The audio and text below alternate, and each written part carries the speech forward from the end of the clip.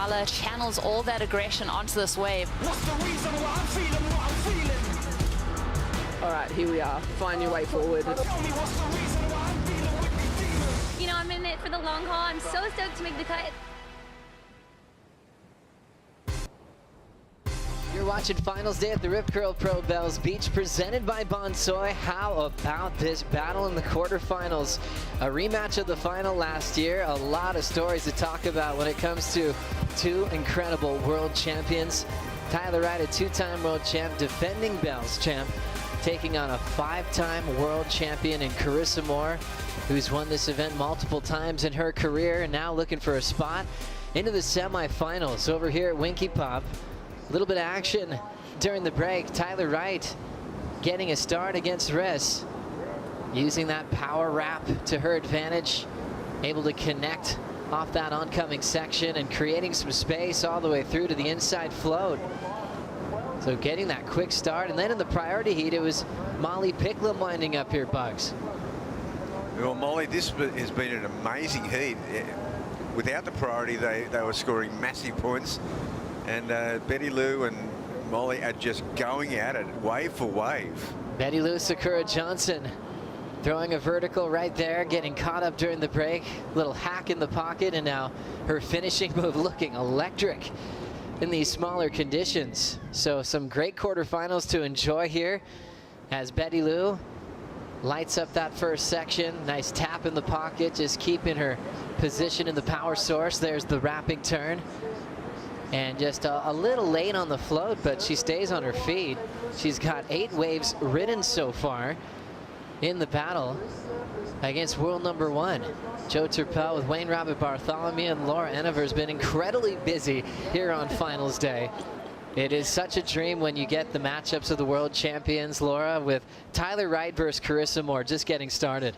What a classic matchup. You know, you can almost call them vintage because they've been around for so long and they've had so many of these head-to-head clashes, and they bring out the best in their surfing for sure. Yeah, really cool to get a couple of final rematches underway, especially from last season. Tyler getting her first bell, and looks like she's on her way to trying to grab a second this season, Bugs. Yeah, Tyler's already come out of the blocks on fire with that 6.83, but this is a real rivalry at the very, very top end of the sport. A lot of respect between both Carissa and Tyler. Also a lot of feeling. They both want to win.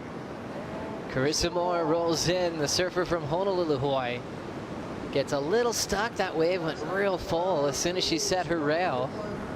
Back to the priority heat, world number 1. Picklum stepping off after the carve. Molly got the 617 and got the 777. As we see that layback, and just riding away from it is Tyler Wright.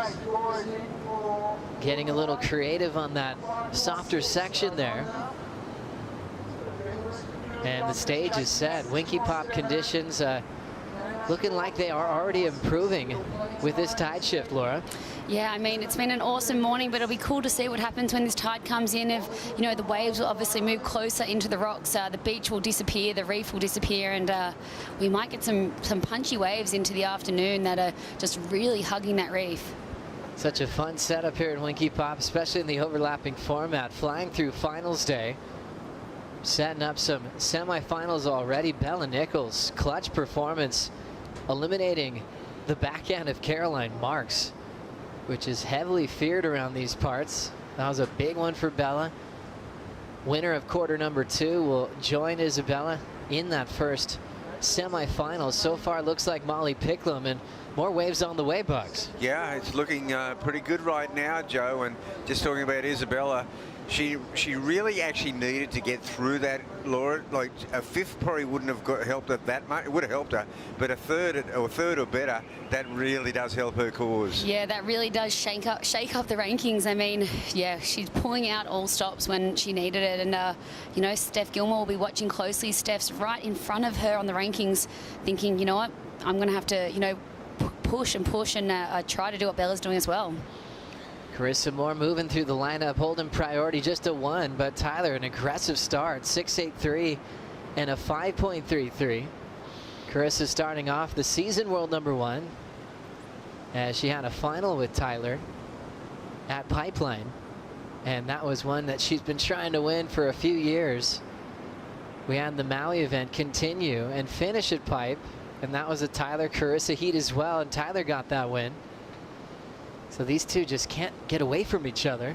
They've had some really great clashes over the years. Yeah, I mean, both of them have always been, you know, they've got so many world titles between them. But with Tyler, you know, coming on and off tour with injuries, she's always kind of ended up in a sort of odd spot on the rankings, and that's why they will always match up in like earlier than expected. So, man, they've had some good matchups, and yeah, a lot of good matchups here at Bells. Let's focus on the Bells history with Tyler Wright and Carissa Moore. 3 championship tour finals in different eras as we flash back to 2013. Look at the different colorways we're seeing, the different board from Carissa Moore. Tyler Wright looking loose and comfortable. She was on different equipment back then as well. Carissa Moore got the win in 2013 and was able to win her 2nd world title at the time. 2014, back-to-back seasons where we saw the same final, Laura.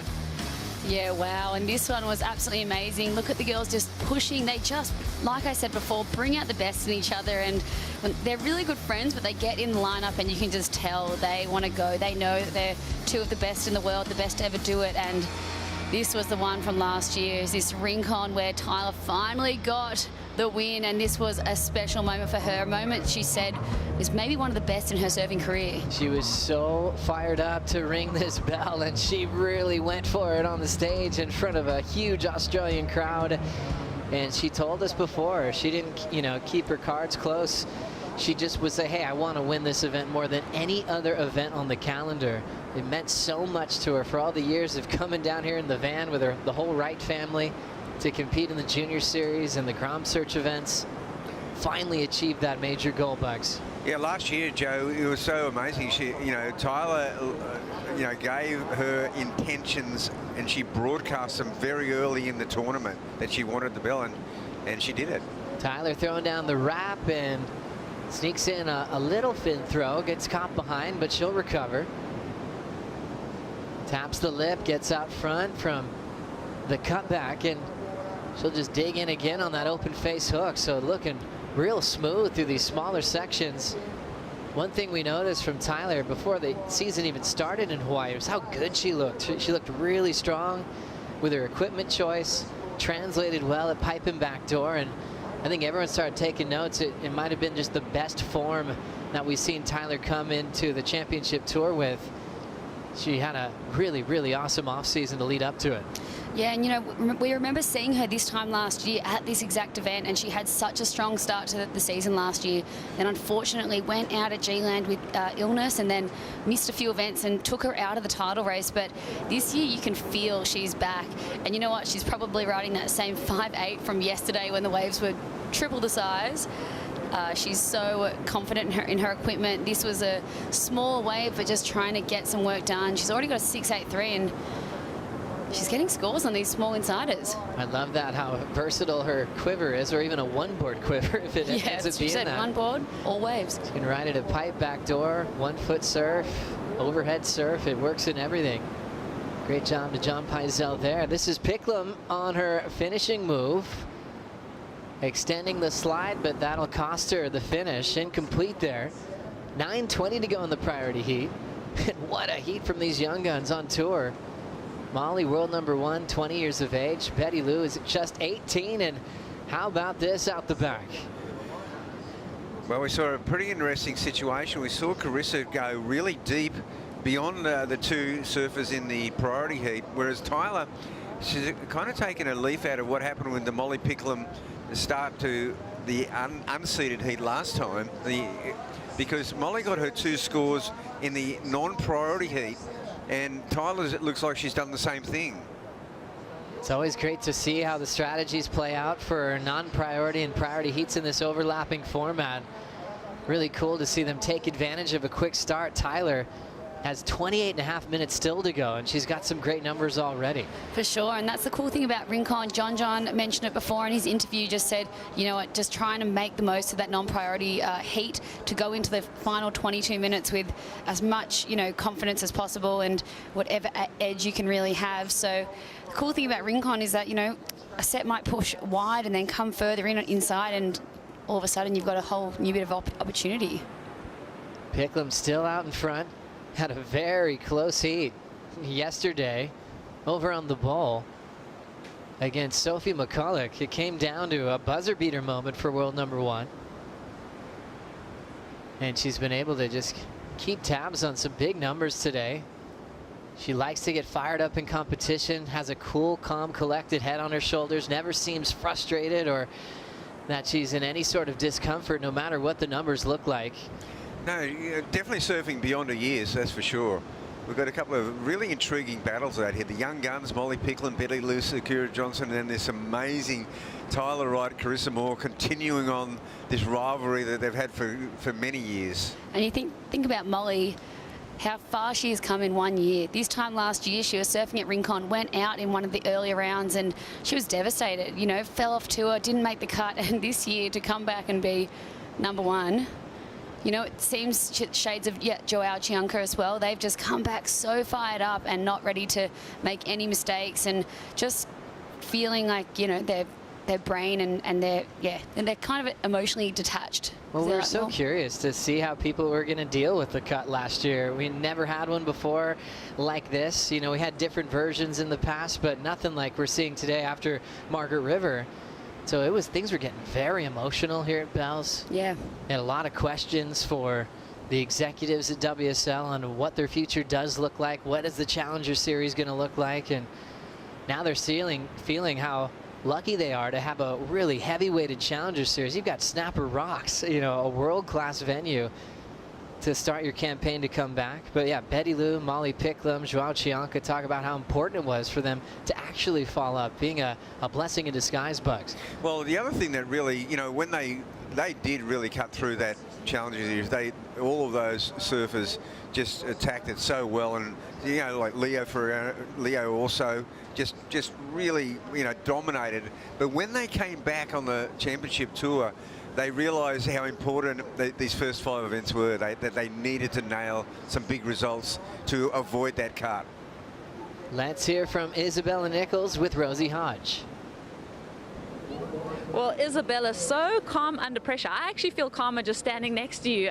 You know, what's going on underneath the facade? Are there any nerves, and how do you handle them and turn them into something positive? I think it's all a facade. No, I'm kidding. I'm kidding. I've been really working on my breathing, and I mean, it may have looked like I was really calm out there, but my heart was pounding, and I swear Caroline could probably hear my heartbeat going 1,000 miles an hour. But yeah, it's quite obvious to see which waves are good and which aren't, and I let a lot of waves go in that heat, and I talked to my coach, Kale, and I mean, I thought I made the right choice on a lot of them, and yeah, that was actually a really nerve-wracking heat, not going to lie. I'm still a little bit frazzled, but so stoked to get through that. And yeah, Caroline's been surfing so well all event, so I knew it was going to be a really hard match-up with her. And yeah, it was hard because Molly and Betty were going back-to-back in that heat with us, and I was hearing like 7s and 6s, and it's hard to not let that throw you a little bit. So I tried to really use my breathing and, I mean, stay composed and try not to panic. And did you have a look after the women's round 3 wrapped up? I mean, there are some significant names that are ahead of you that have dropped out of the mix. Are you aware of the shuffle on the rankings, or what's going on? Everyone's like vaguely aware. I'm vaguely aware of what's going on, but also I still don't think with this result I'll be above the cut line, and I know I have a lot more that I have to achieve, and I know I can, but it's a matter of just catching the right waves and surfing smart and surfing with passion and power, and just believing. So yeah, I mean, trying not to look at the ratings, it's hard not to, but yeah, I'm just having fun. Like, this is one of my favorite waves in the world, and we got some blue skies today, which is bloody amazing, and I've got, yeah, my family down here, my friends, my coaches. So yeah, I mean, whatever happens now, I'm stoked. And 60th edition of the Rip Curl Pro Bells Beach, to win that trophy, to take it home, I mean, that's got to be way up there in the goals for your career. Oh, of course. I mean, winning a contest, when you come into a comp, that's the goal itself. But to have a bell on the mantelpiece, I think every surfer dreams of that. And yeah, I mean, I'm trying not to get too far ahead of myself, but yeah, those bells look mighty fine.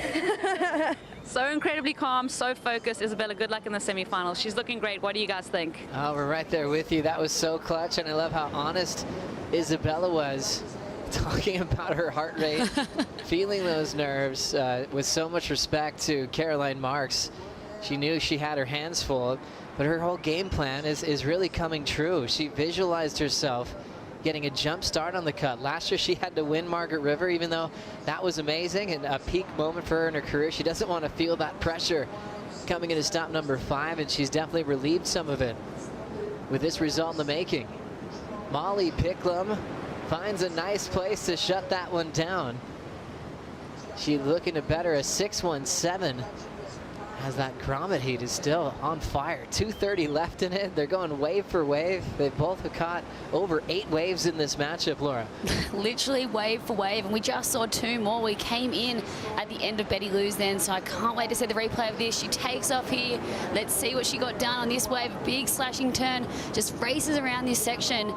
She does need a score on this wave, up into the foam there, and finishes off strong. She loved that, and she's trying to sell it there. Did go a bit foamy this way, but she made the most of all of those sections. But this is what Molly did behind her, Bugs. Yeah, so they're answering each other wave for wave here. What an awesome heat we got on our hands. Molly, look at the speed she maintains, and she just 2 big moves there, but she really knows how to finish off with a bit of panache.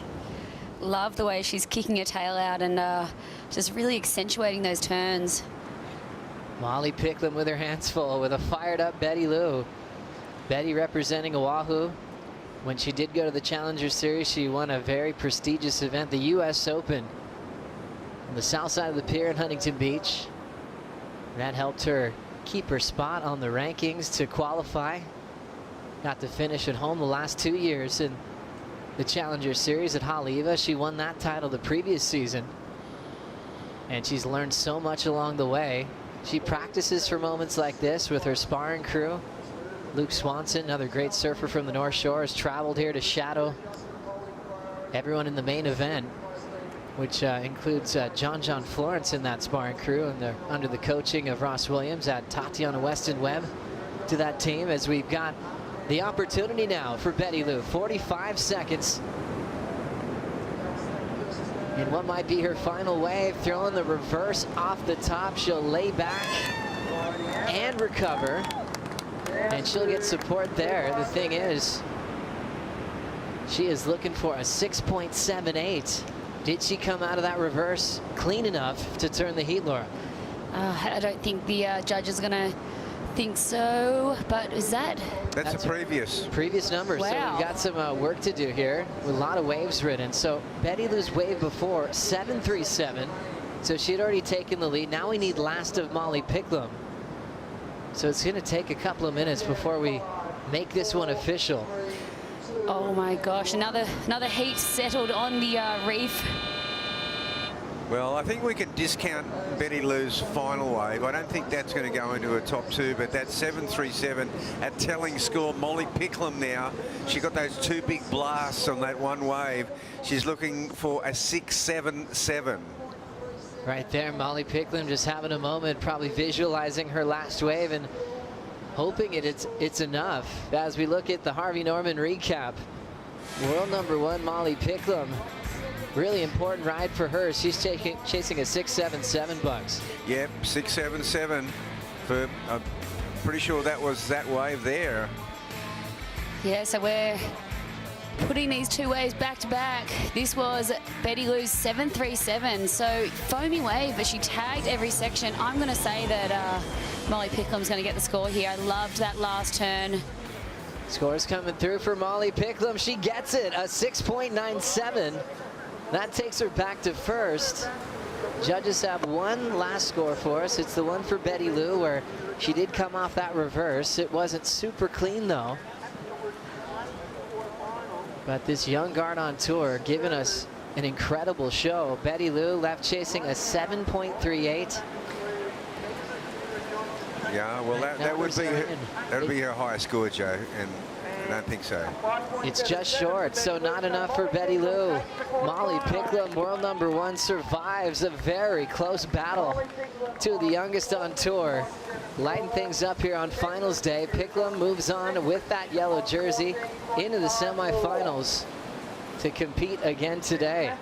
Well done to Picklum, well done to Betty Lou for giving us so much entertainment. Coming up next, we'll continue through some big quarterfinals. A lot of bells in the water in these quarterfinals. We'll be back after this Bonsoy brew break.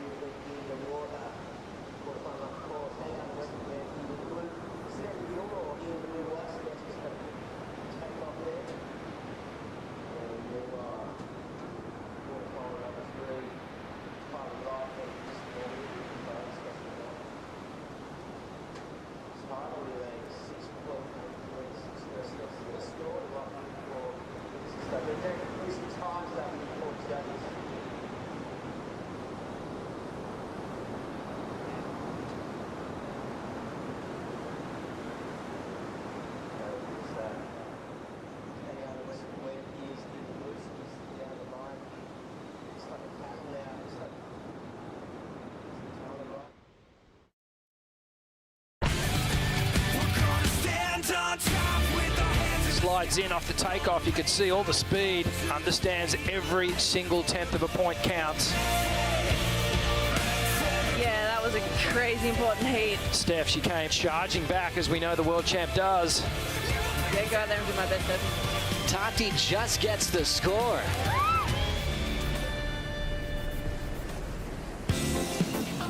You're watching Finals Day here at the Rip Curl Pro Bells Beach, presented by Bonsoy. Steph Gilmore just hit the water to take on Tatiana Weston-Webb, and this is a classic. Tatiana, the higher seed, coming in number 5, and Gilmore knows that she wants to move inside the top 10 before heading to Margaret River, as she is the defending world champion.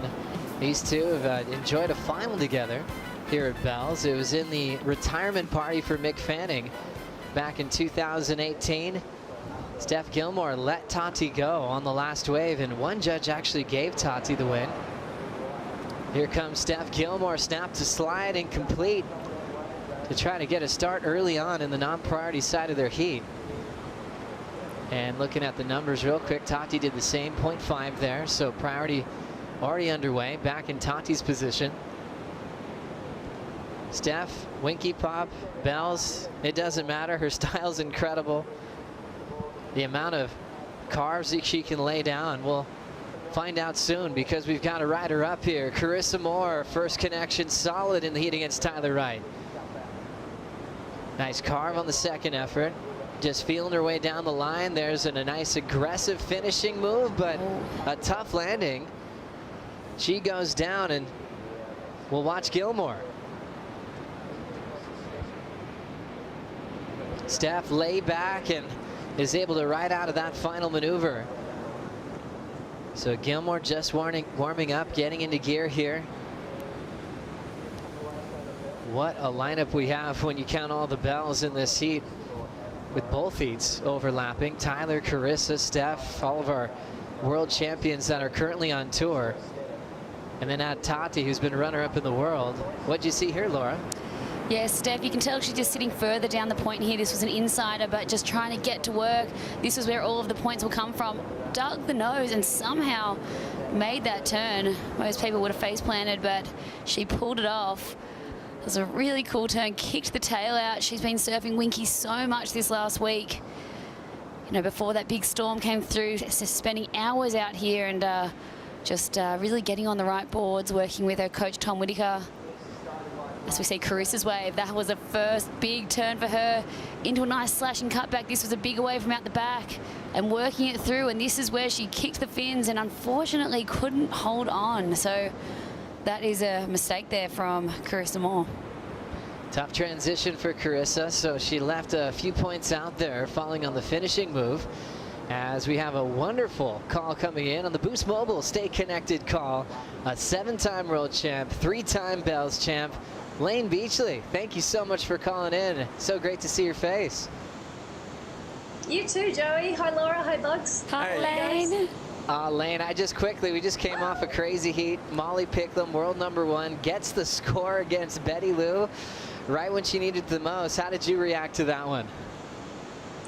I was applauding Molly all the way. That was such an epic battle, a real seesaw battle, a real dogfight actually. And as you said, Joey, it was like the Super Groms heat. I've just been a massive fan of Molly ever since she came through my Talent ID camp through at Surfing Australia. I handed her the Lane Beachley Award. We got her a sponsorship from Rip Curl, and then she's just gone off and blossomed and now wearing that yellow jersey. I want to see an all-Aussie final. There we go. I love it. Thanks for joining us for the call. This is Tatiana, quickly up and out.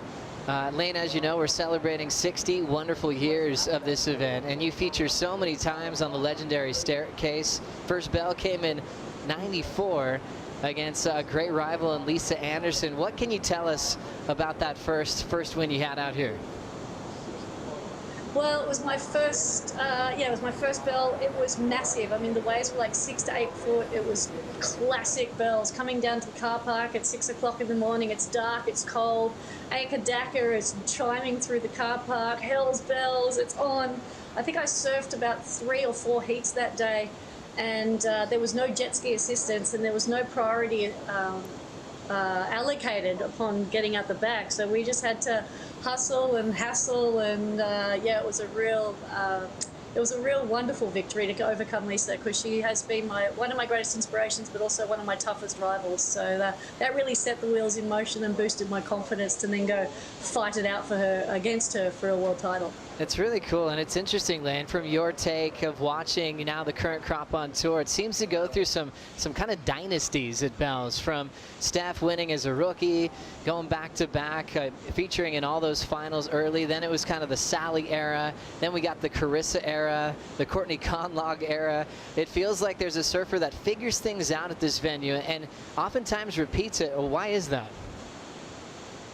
Well, I think Tyler actually summed it up beautifully last year after she won her bell, when she said, this win really took everything from me. Like, it took all of me to claim this win. And that's what Bells does. It's an emotional roller coaster. You don't know what you're going to get. It is a box of chocolates. And then to be able to adapt from the bowl to Rincon to Winky, it takes an enormous amount of dedication and perseverance and resilience to be able to keep picking yourself up. Plus, you don't know when you're going to surf, so you fire yourself up to compete, and then you wake up and then it's howling on shore and super stormy, and then you think they're going to call it off and then they call it on. So you've really just got to be adaptable, and as these girls who are now currently in the quarterfinals have been able to pick the eyes out of it and just get the best waves and surf them beautifully, like Steph is right now. Oops, I jigged her. just going down on that final move for Steph Gilmore, but more waves in this set. Tati in the non-priority heat with Gilmore will try to make something out of this wave. Throws down a snap, hits it off the lip again. Nothing really bowling up for her, and she is still nursing that MCL injury. And we'll see how she does. Go ahead, Bucks. Yeah, Lane, in this year's edition of the Rip Curl Pro Bells, the top half of the women's draw, you've got Isabella Nichols and Molly Picklum have already got through to the semi-finals. But look at this stacked up in the bottom half of the draw. Carissa Moore, Tyler Wright, Tatiana, and Stephanie Gilmore. That's pretty gnarly. It's really gnarly. I wouldn't want to be in any of those heats, even if I was a current competitor. But it's a testament to the fact that the young guns have really sorted it out. You know, they've worked out how to take on the heroes of the sport and take them down. And to see, Steph outside the top 10 at the moment, you could never obviously rule Steph out, but to see it just is indicative of the tenacity and the talent of these young girls coming through. It's sort of interesting, Lane, just relating on your career and still winning when it's in the later stages of the last couple of laps you had on tour. I'm going to get back to that because we've got a speedy looking Tyler Wright in motion. Nice clean roundhouse cutback.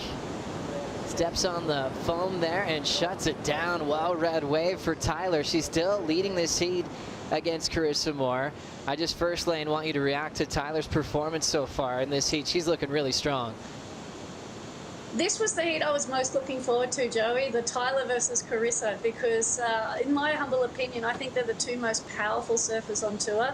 It's a shame we're not seeing them at the bowl, but just to see them going head-to-head at Winky, just is inspiring, and it's a lot of fun to watch. Tyler is just reading the waves really well. She's staying very tight to the pocket. She's not allowing the wave to run too far ahead of her, and she's just positioning herself beautifully. So I'm really liking what I'm seeing from Tyler right now. We'll get another angle of it on this one, Bugs. What'd you see? Yeah, Tyler, as Lane said, she's just looking so solid on her feet, and her wave choice has been great, and she just looks like she's really feeling it out there today. And I mean, Carissa seems like she's had a bit of a nervous start.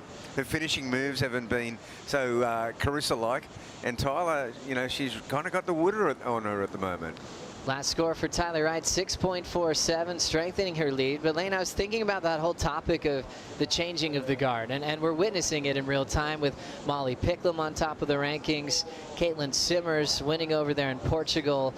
And you're really starting to feel it. You know, I think in your career, you always had so much respect when you saw, you know, Steph Gilmore coming, and then actually identifying that there's going to be a new era just beginning. Do you feel that is happening now with Molly Picklum, and we might see a new world champion this year? Because between Tyler, Chris, and Steph, we haven't seen any new faces hold that big cup at the end of the year for a long time.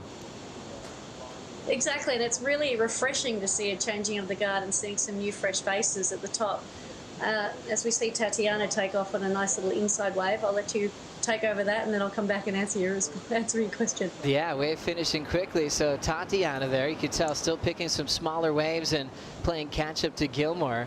But as you were saying, Lane, yeah, change of the guard, it does feel really refreshing right now. It does feel refreshing. I was reflecting back on my 19-year career, and I must admit I saw about 3 changing of the guards. And as a veteran of the sport, you know, there's always this talk and hype of the new generation and the fresh faces on tour. And I used to sit there and go, yeah, well, they're chasing down what I have, so I'm just going to stand firm and keep a stranglehold on this for as long as I possibly can. But what we're seeing today through the preparation, the training, the support network that we have around these athletes is that we're seeing a change happen a lot more rapidly.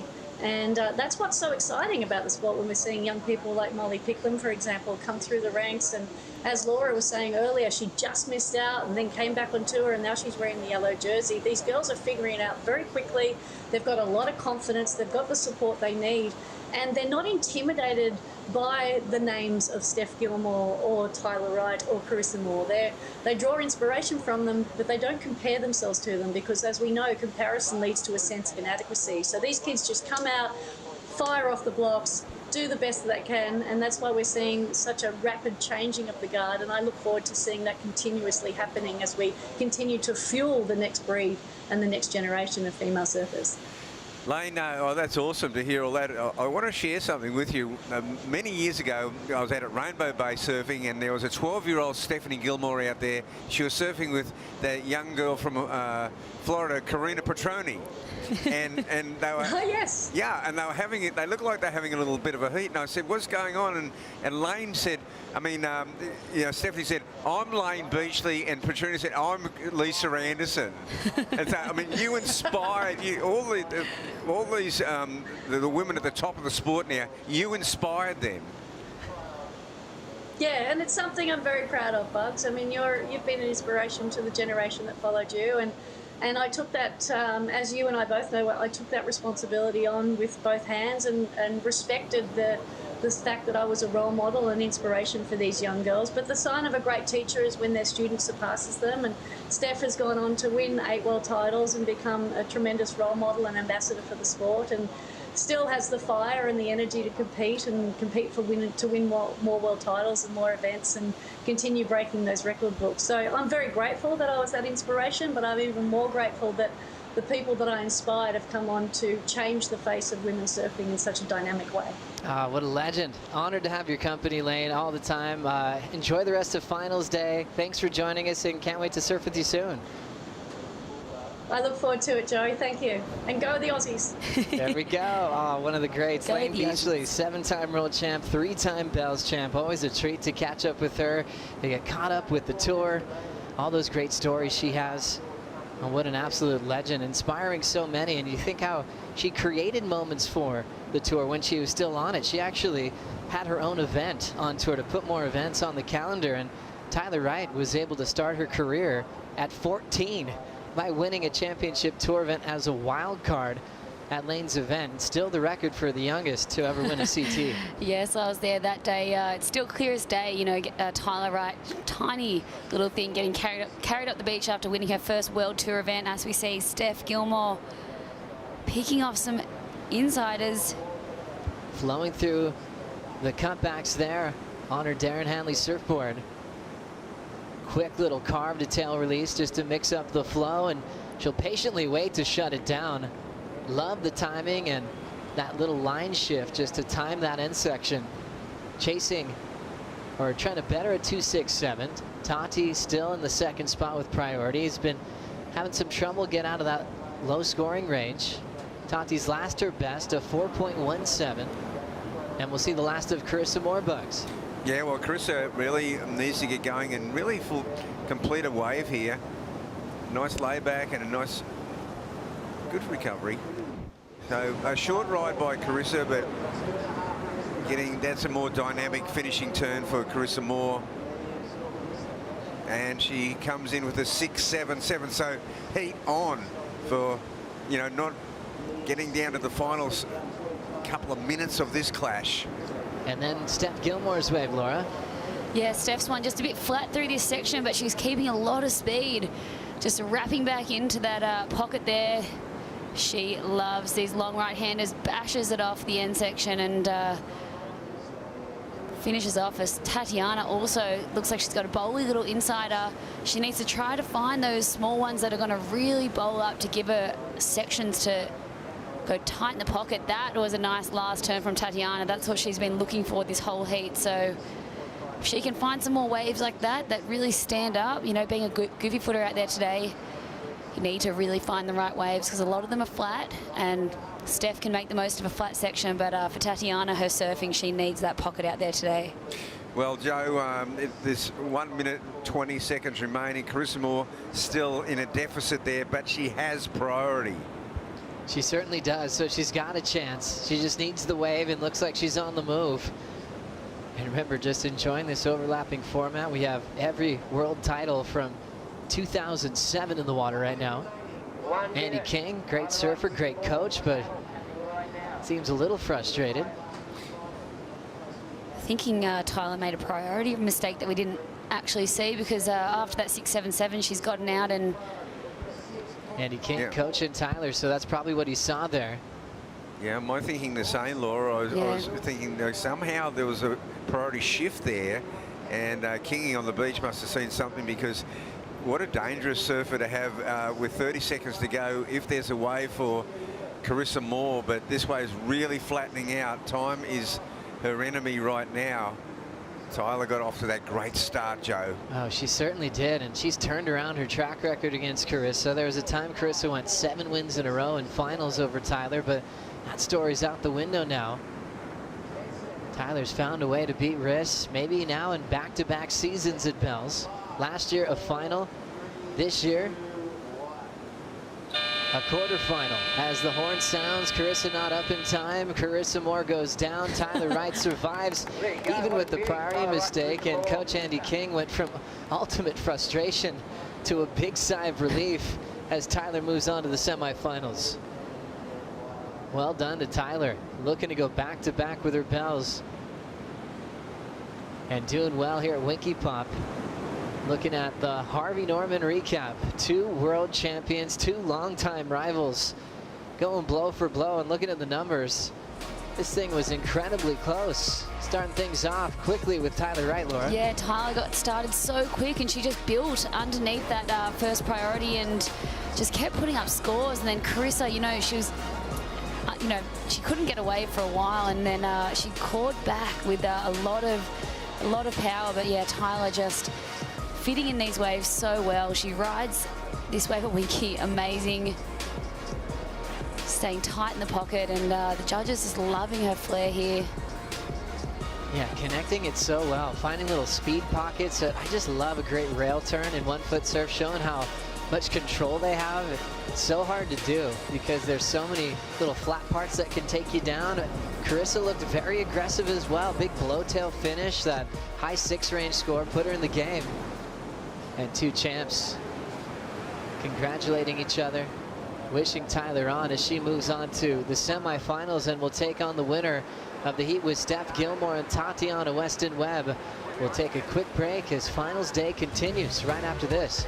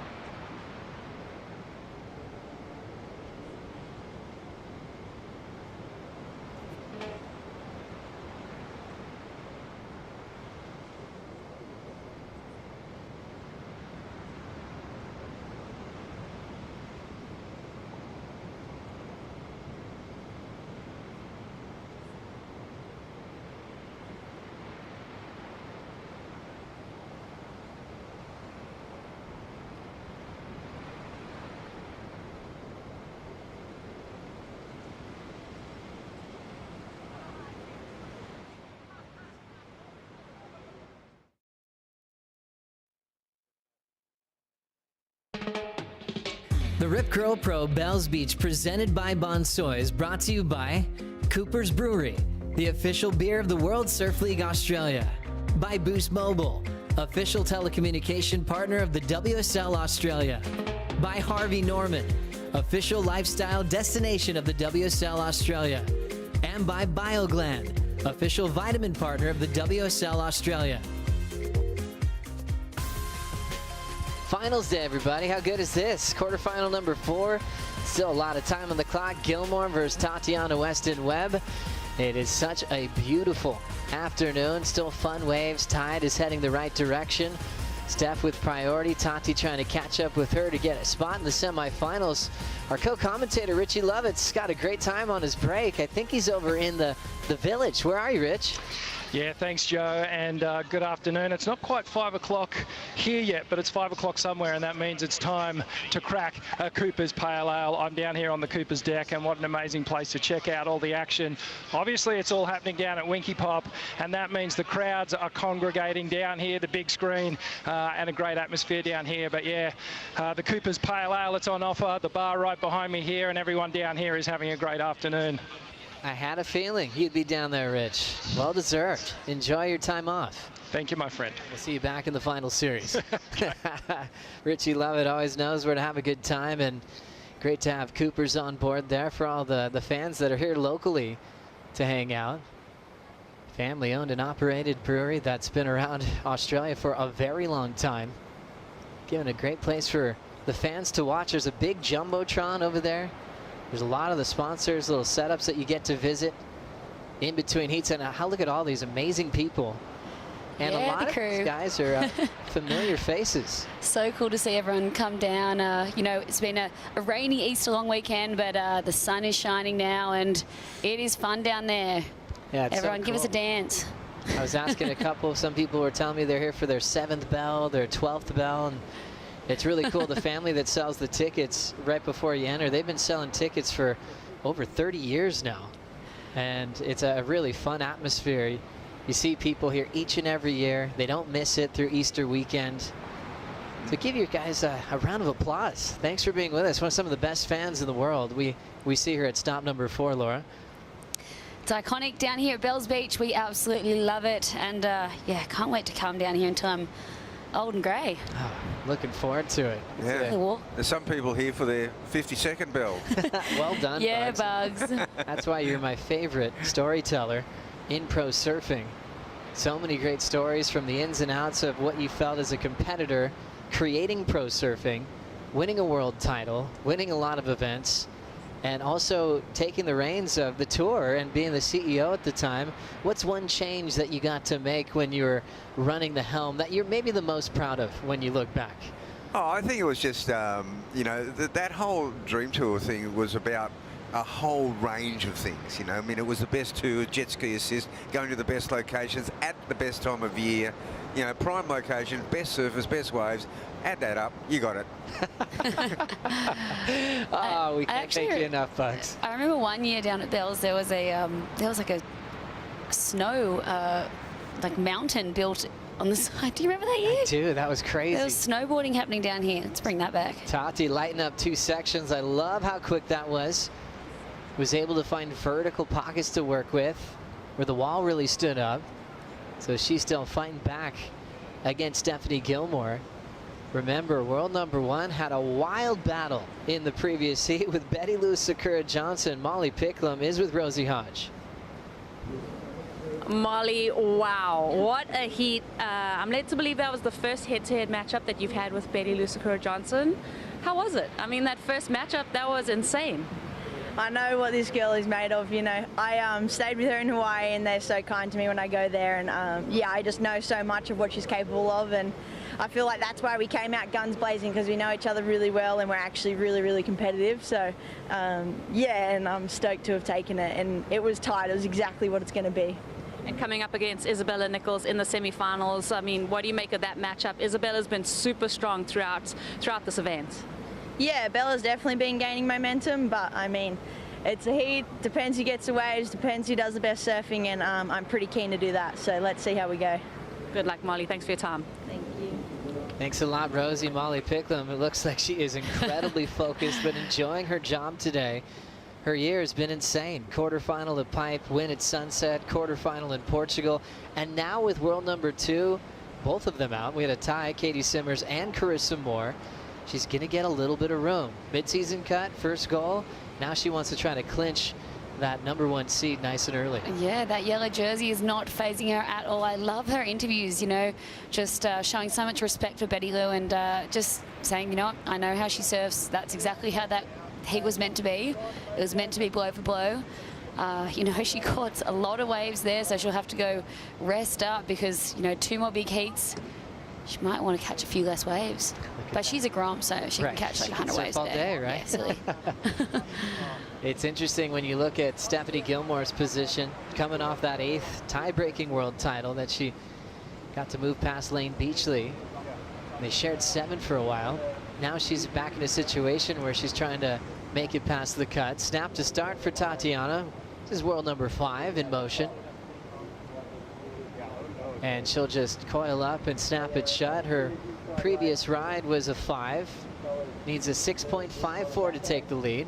How'd she do there, Bugs? Well, where Tatiana showed her where she's most dangerous was on that 5.73, where she got a wave and she just had those pockets where on the back end she could go vertical time and time again. This wave a little flatter, a little bit more of a linear approach to this one. I don't know if this is really going to go too high up there. It was a good ride, but if she can get a wave, a set wave where she can just do those deep bottom turns, snapping under the lip, going vertical, I mean, she could get a big score. Let's check out the Bailey Ladders bracket here for finals day. Bella Nichols versus Molly Picklum. Story of requalification for Bella, and the story for really holding on to that yellow jersey in a serious way for Molly Picklum. Tyler Wright just got past Carissa Moore in back-to-back years at Bells, and she'll either meet Steph Gilmore or Tatiana Weston-Webb. Tyler is already number 4 in the world. Tati's number 5, but Gilmore, as we know, is in this must-win situation. And Laura, for you, on tour there wasn't this mid-season cut in the past, but you know what it's like to be on bubble watch. Requalifying at the end of the season, oftentimes in Maui, you'd finish in 10th. That was the last spot. Next year in 10th. Yeah. You had so many close calls when it came down to pressure, and you often performed. We'll get back to that because we got the roundhouse into the snap. Messy section, but Gilmore's still riding through. And then she'll shut it down. Nice, easy, comfortable pace for Steph. But you got to be able to feel what they're going through. You were doing it at the end of the year in Maui, and then producing and keeping your spot on tour, and now they're dealing with that pressure halfway through the season. Yeah, well, when I was on tour, it was, you know, starting off the year and competing in the Challenger Series or the WQS at the same time as you're on tour. So basically trying to back up yourself. And because I was so good at coming 10th, I think I was 10th about 5 years in a row. I was, had to go back myself up and always sort of double qualified at the end of the year. But after doing about 20 events a year at the end of it, so, you know, Steph's not in she's in the same situation as last year. She's found herself here 2 years in a row. So I think she must be pulling from that. I know she was very nervous yesterday. When I saw her in the jacuzzi, she seemed relieved, but actually a bit maybe peed off, because she's just, you know, can't believe that she's here, but also she's climbing her way and clawing her way out of this. Oh, it's so true. Last year, she definitely felt the nerves against Carissa Moore. She fell in the quarters. That put all that pressure on her heading into Margaret River. This time, I feel like she does look more comfortable, but you know, she's got a lot of heats to make to be on tour for the entire season as she's trying to fit in a 9th world title this year. Well, we saw one of our co-commentators, Richie Lovin, enjoying a nice break. Let's find Kaipo. Where are you? All right, it's frothing with Kaipo. I'm in the Bonsoy Froth Bar. 40 years of frothing here at the Bonsoy Froth Bar, and I got a guest right here. Callum Robson's here. How you going, man? I'm going super good. Cal, can you sign my? Sure. Yeah, please, to Kaipo. Yeah, help me spell that. It's K, and then A, and then I, then P, and then O, because I'm frothing.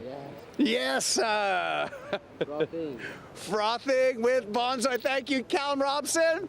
We're in the Froth Bar, and the froth continues. How many times can we say froth in 1 minute? Gosh, just send it to Let's Kaipo. go. What a place to be. Hanging out with Cal Robson, runner-up in the event last year. Bonsoy presenting the event this year and giving us a lot of reasons to smile. Froth is a great surf term. It is. I mean, It I is. think you got to say it every time you're excited. You've got adrenaline to go surf. I mean, when do you say it, Bugs? Do you use it in your vocabulary? Well, I don't have to. I'm just around so much froth. I mean, you know, when I first thought about it, the name comes to me, it would be Tom Carroll. Oh, there we go. Yes.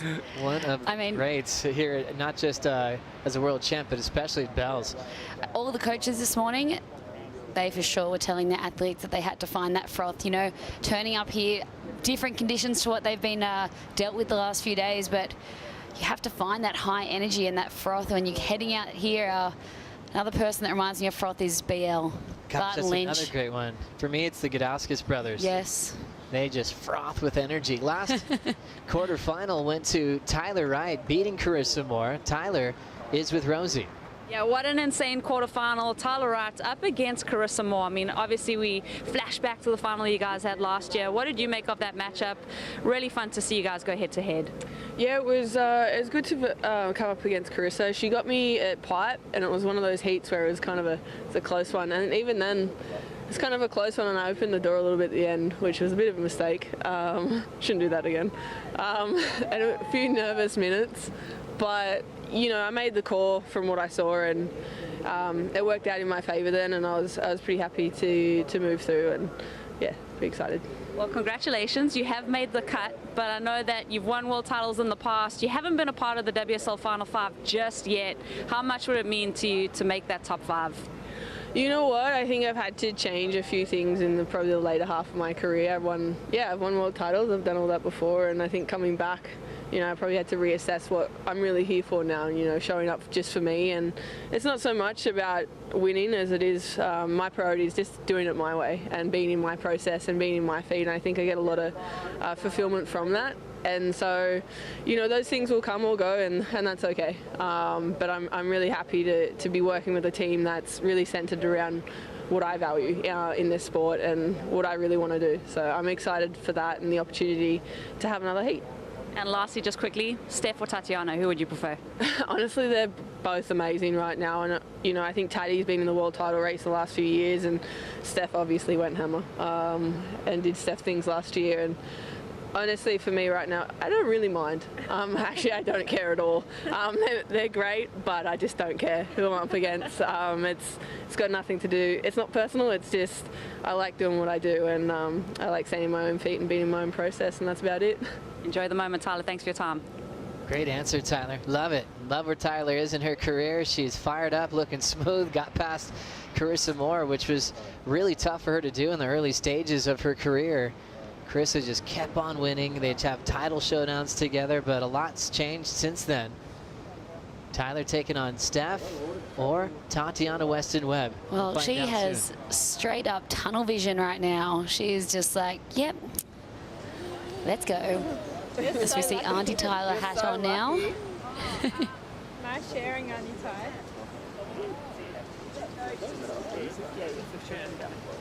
3.5 minutes remaining. One of the best surfing families ever. Owen Wright celebrating his retirement here at Bell's. Went down to Ethan Ewing the other day. We've seen a lot of Mikey Wright on tour as well.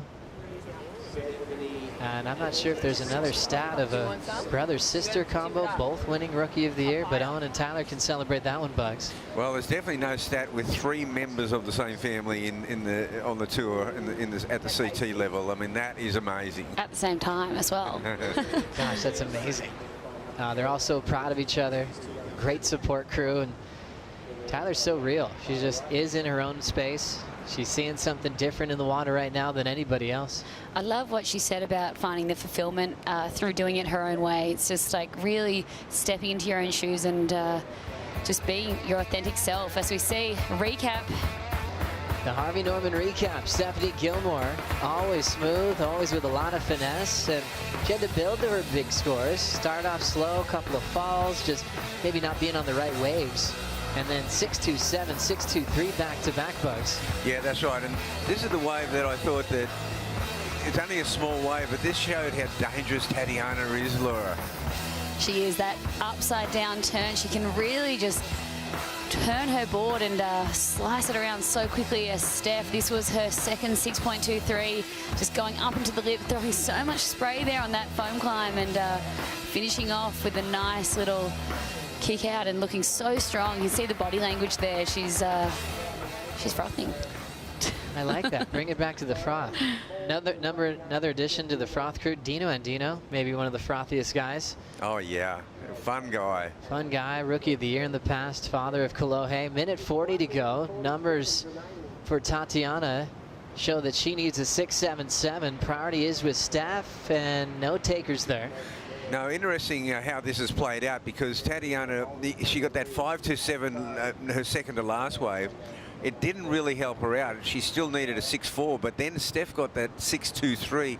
That upped the ante to the point where Tatiana now needs a 6.77. I think that's in the second half of the heat, that's been really the only big play. And then you think about it, 6.77 will have to be the best wave of the heat, and not having priority, that seems like a tough thing to do right now unless Tatiana can do a miraculous sell in this next minute.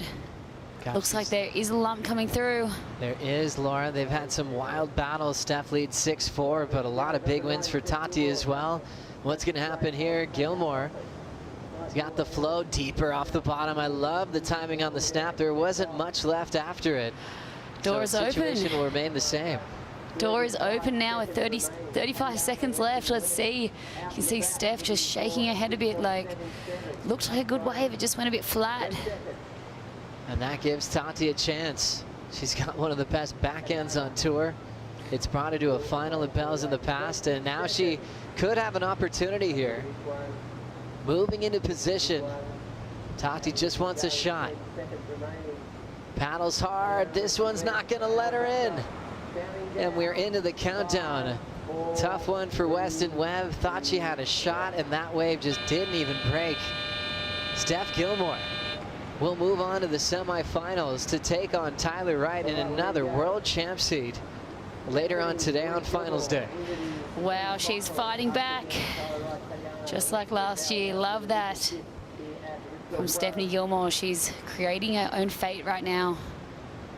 Job well done, and Gilmore wanting to move inside the top 10, wants to feel safe before getting to Western Australia with the mid-season cut approaching rapidly. But why not get the big bell again? It would be her 5th bell if she can go all the way today. As she will glide in 6.27, 6.23. Moving on to that All-Australian semifinal with Tyler Wright. Time for the semifinals for the men, a rematch from last year. Ethan Ewing taking on Felipe Toledo.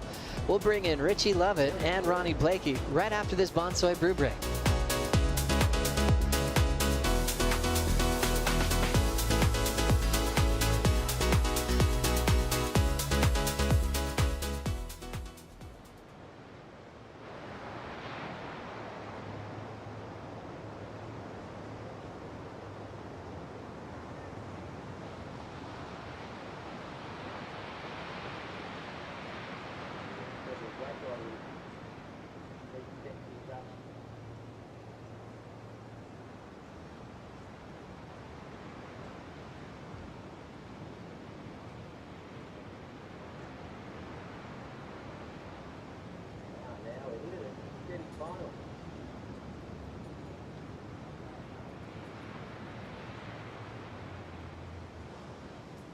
Service control, get ready to start. 35-minute heat. The blue.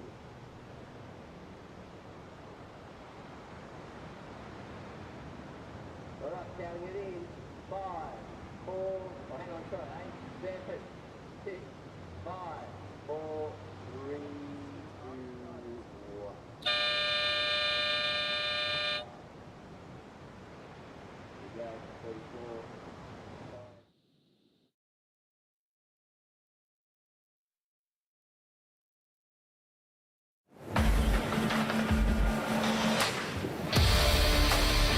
Toledo up against Ewing. He's looking inspired this morning to go back-to-back here at the Rip Curl Pro Bells Beach. Looks to size up this end section and seizes the opportunity to ride out of a tidy little rotation there. Ewing right behind him, driving down the line, whips that tail again, just picks the perfect spot to hammer it. Ethan just looks completely unfazed. We're closing in on our uncovering our event champions as we move into the semi-finals now. Ethan Ewing will take on Felipe Toledo. It's a replay of the same semi-final clash last year. Felipe Toledo obviously getting the win over Ethan in that semi-final clash and going on to ring the bell.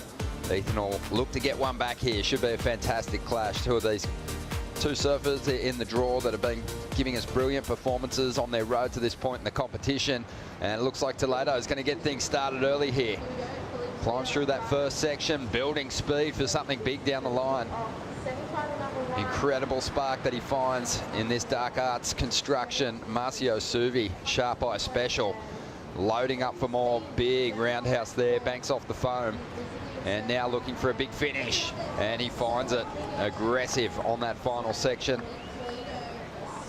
And things are going to get started early here. Ronnie Blakey sitting alongside Richie Lovett. Rich, what did you make of that ride? Well, it was a pretty decent start. And here we go, the fight back from Ethan Ewing. Yeah, nice little kick on the tail there. Climbs up over that foam. This wave's starting to flatten out. Ethan opts for priority. Yeah, smart move. Ethan, at this point, knows that wave wasn't going to produce anything decent. Best to just quickly get back out, conserve some energy. It's going to be an intense semi-final, but a good way to start for Felipe. He got multiple turns done. You can see the conditions have changed a little bit now. The water's starting to fill up over that reef, and now that's going to hold the waves up a little bit longer as well. Replay last here. Year's champ looking to go back to back. Yeah, I know. Well, Philippe's going to hope this semi goes the same way as last year, but Ethan obviously will be looking for the win. But here's when Philippe starts to really wind up, streaking down the line.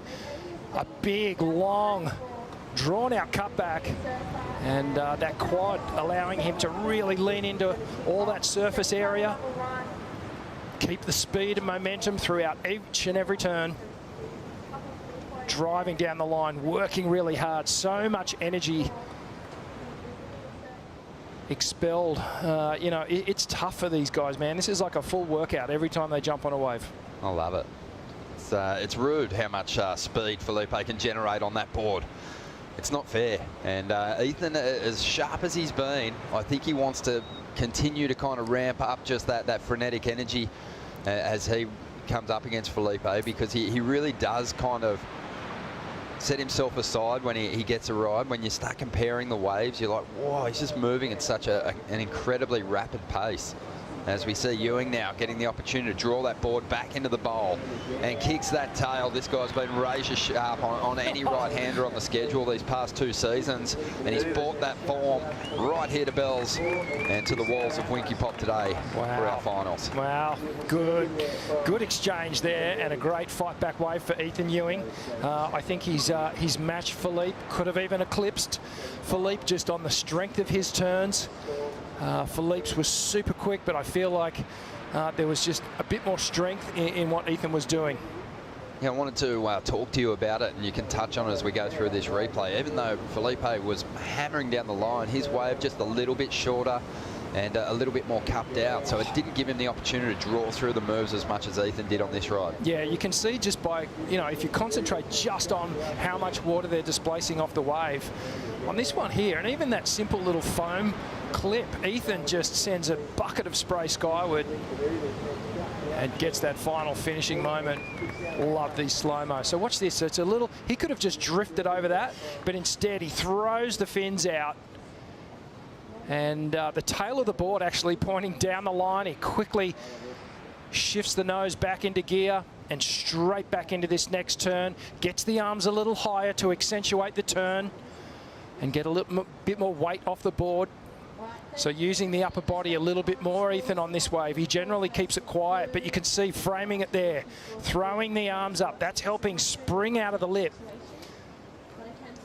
Great compression as he rides out. It's a, well, we've got a heat on our hand run. He's a grom, Ethan Ewing, Rich. Very young, 24 years of age, but kind of already in that conversation. Joel Parkinson, Tom Curran, those classic styles. This guy's, you know, massively celebrated amongst his peers. Yeah, he is. And, you know, every once in a while, every generation, you get someone coming through with that unique power style. And it was Parko, and then it was Curran before him. And I feel like Ethan's sort of taken the baton and he's going to run with it.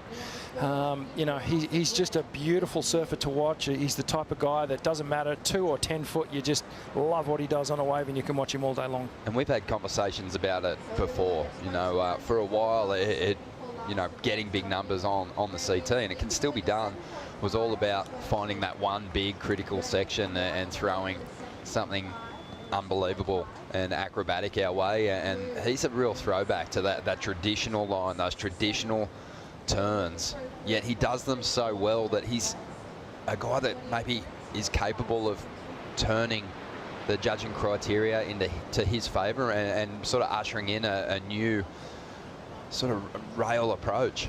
In my mind, that style of surfing will never go out of vogue, out of fashion. It's the foundation of a great surfer. Here we go, Philippe.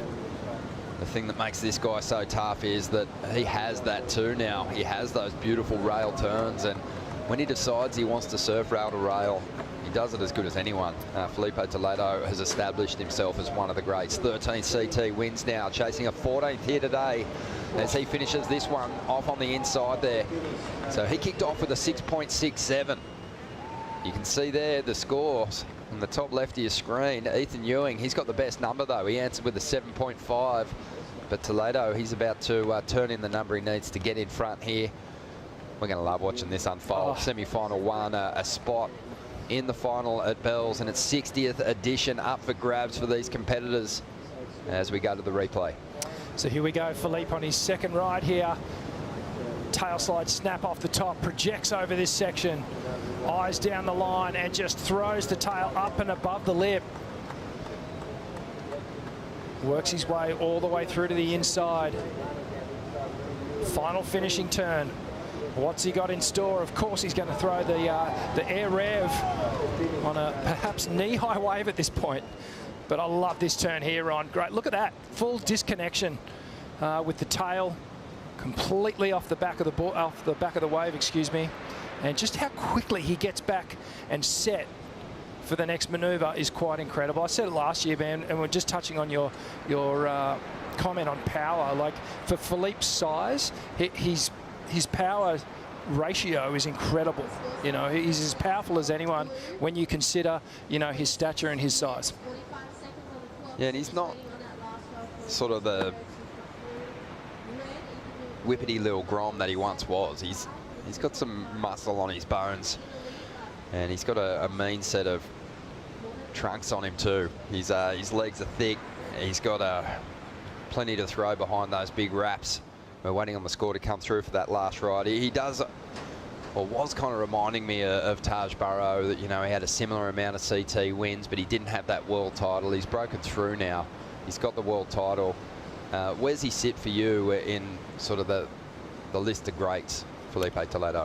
He's knocking on the door for sure. You know, I feel like Philippe's got at least a few more world titles in him, as long as he stays motivated, and he seems almost more motivated this year now that he has the title. You know, we've seen the intent in the post-heat interviews. You know, he's fired up. So that tells me that he's lost none of his drive, none of his passion, and none of the desire to get more world titles. And he's just turned in a 7.17 to get himself the lead. Ethan Ewing now needs a 6.34. Yeah, for me, he's already up there. You know, he's got that world title now. It's in the performances for me. He's done stuff in heats and in competition that, you know, sometimes people work on a lifetime of chasing clips to turn in some of the stuff he's done in a 30-minute window. It's just ridiculous. And yeah, his performances at J-Bay in particular for me have just been next level. Incredible, and we saw shades of that out here at the bowl last year in those bigger, cleaner conditions. He was just, you know, laying down some of the most epic carves we've seen on the bowl ever. Yeah, he's incredible. He's even got the greatest of all time, Kelly Slater, saying that, you know, he's possibly the best surfer in the world ever. Yeah, and the scary thing is he's got areas of his surfing that he can improve on. So yeah, that's, you know, something we can look forward to in the coming years. But I just get so much joy out of watching him surf. He's so aggressive. You know, he really does always surf with his foot flat to the floor, as fast as you can go, as hard as you can go, and yeah, as high as you can go as well. He's worked hard over the years. You know, he's made the commitment to moving to Southern California, moving the whole family out here and putting the time in, really making it his home there, and you know, concentrating all his efforts at Lower Trestles. Great training ground, really. Let's reflect, Rich, on his performance here last season. So deserving of that Bells title. You go back to 2019, he was runner-up in the event, so, you know, potentially going 3 finals in a row here. Oh, incredible. And this is those, you know, Bells carves in the bowl that I was talking about, just, you know, hanging on for dear life, just in 6th gear going Mach 10. And he gets that rap that Philippe does it, John does it. There's only a couple do it. They hold on the gas all the way through that turn. It's not just a flick, full engagement of the rail, power surfing at its best. And again, coming back to it, that for me is the foundations of a true surfer who has the ingredients of being a great. And the reason he's so dangerous here is in a Bells event window, you're often going to see a variety of conditions. And last year we had it all. Extreme offshore wind in smaller conditions at Rincon in the final. We had some big days on the bowl. We had onshore conditions too. And Felipe just able to adapt to all of it and put together a complete performance from the opening round right through to that final to get himself a Bells title, and looking for a second here today. But he's got a tough customer in Ethan Ewing, a surfer who's sort of warming toward that top end of the ratings, made the Rip Curl WSL finals last season, and, you know, has been celebrated as one of the best surfers on the tour, but now starting to kind of come on as one of the best competitors as well. Yeah, he's really tidied up his game. When he first came on the tour, obviously, you know, he was green, and the confidence wasn't there. I don't think the competitive knowledge wasn't there, and he's come back bigger, better, sorted it all out. You know, you can see just in today's performances the strategy he's brought. He's after the best waves, and when he gets on them, he's not holding back. He's going to bring that foundational surfing to the fore, and it's worked for him, you know. And I think the judges have actually got it spot on in terms of the spread in this heat so far. I do believe Ethan's wave is the highest scoring wave of the heat so far, just on the strength of the turns and the height of the wave. Philippe's have been a little bit smaller. It's a different tactic. Philippe's is being a bit more acrobatic in his approach. He's up again. Yeah, just a well-timed float to get started. This wave flattening out a little bit. Most people would kick out, but this guy knows that he has big turns that he can call on at the end of these rides to convert these average rides into pretty decent numbers. So trying to better a 6.67. Savage. Ridiculous what he's able to do through those flatter sections, isn't it? Yeah, it's incredible, and it really is. It's courtesy of not only the freakish talent of this guy, but his equipment just so in tune. That board holding the speed as he just leans into the turn and grinds through it, keeps the accelerator on the whole time. Check the water angle. Up and over this foamy little section here. Doesn't really get things going until this point. Bang, just grinds that, and then the second part of it, just put even a little bit more into it, and then hits that final section for the air rev, just tidy as you like. Yeah, just found the turbo button somewhere on that ride. But yeah, that's just sort of stock standard stuff on the finish there from Toledo. But, you know, it's the fact that he's able to do it on a wave that's not really giving much back to him is what makes it so remarkable. So he's got another score on the way here. Ethan Ewing being patient on the outside. And that was the game he played in the semi-finals last year. And it kind of really cruelled him. But I think he's doing well at the moment to forget those demons and playing a pretty smart game here, because if he can get the bigger waves, as he did in the quarterfinals, I think he'll improve his chances at overcoming Toledo here. Well, if Ethan is just casting an eye and watching the back of the wave as Philippe rides it, and seeing the seeing the spray going everywhere, seeing the bottom of his board as he's flying around above the lip, he can still sit there with the confidence that I've still got the best wave in the heat, and it's because I got the better wave. Well, Toledo's not wasting any waves out here at the moment, and he has a dig at this one, throws the rotation really swift in recovery, back onto the toe side rail and straight up into the pocket for a couple of carves. 19.5 minutes to go. Kaipo watching on from the outside. It must be awesome to see just how high the tail of the board goes, Kipes, on some of those first turn options. I'm telling you, Toledo, he's in a different gear right now. I talked about the guys that were looking sharp, the guys that were looking really fast out here. Felipe Toledo is that guy, and he continues that. I mean, you look at the wave size right now, he finds little speed pockets. That previous wave, facey start, found the little speed pocket, got over a crease into the double up section, and then he was able to really turn it on. That last wave, straight from the get-go, that one went wide. Ethan couldn't get it.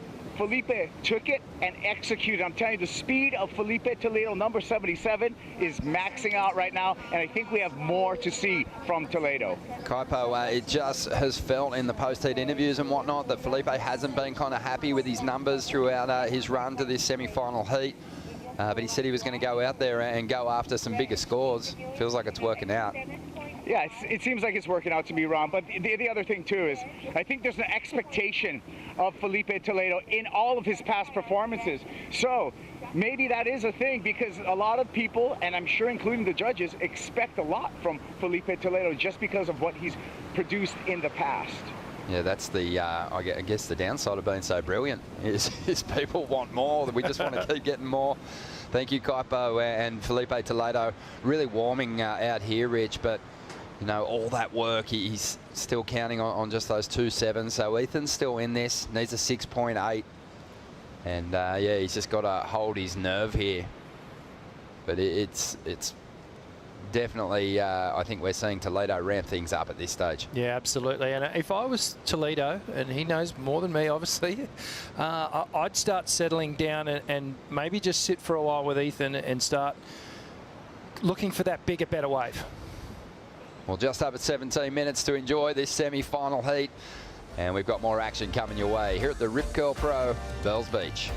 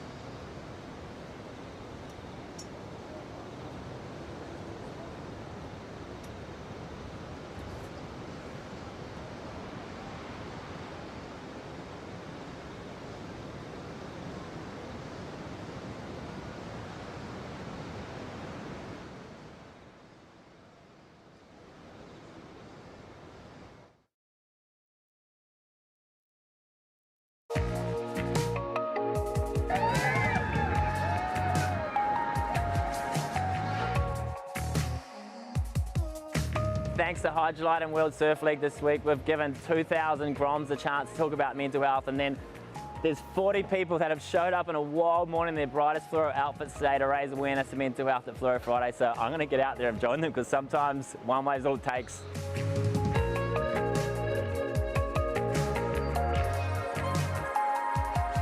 What does One Wave do? It makes that invisible issue of mental health visible. We've got some that are standing up, some that are on their knees. They're all supporting, they're all hooting, they're all cheering each other, and that's what it's about.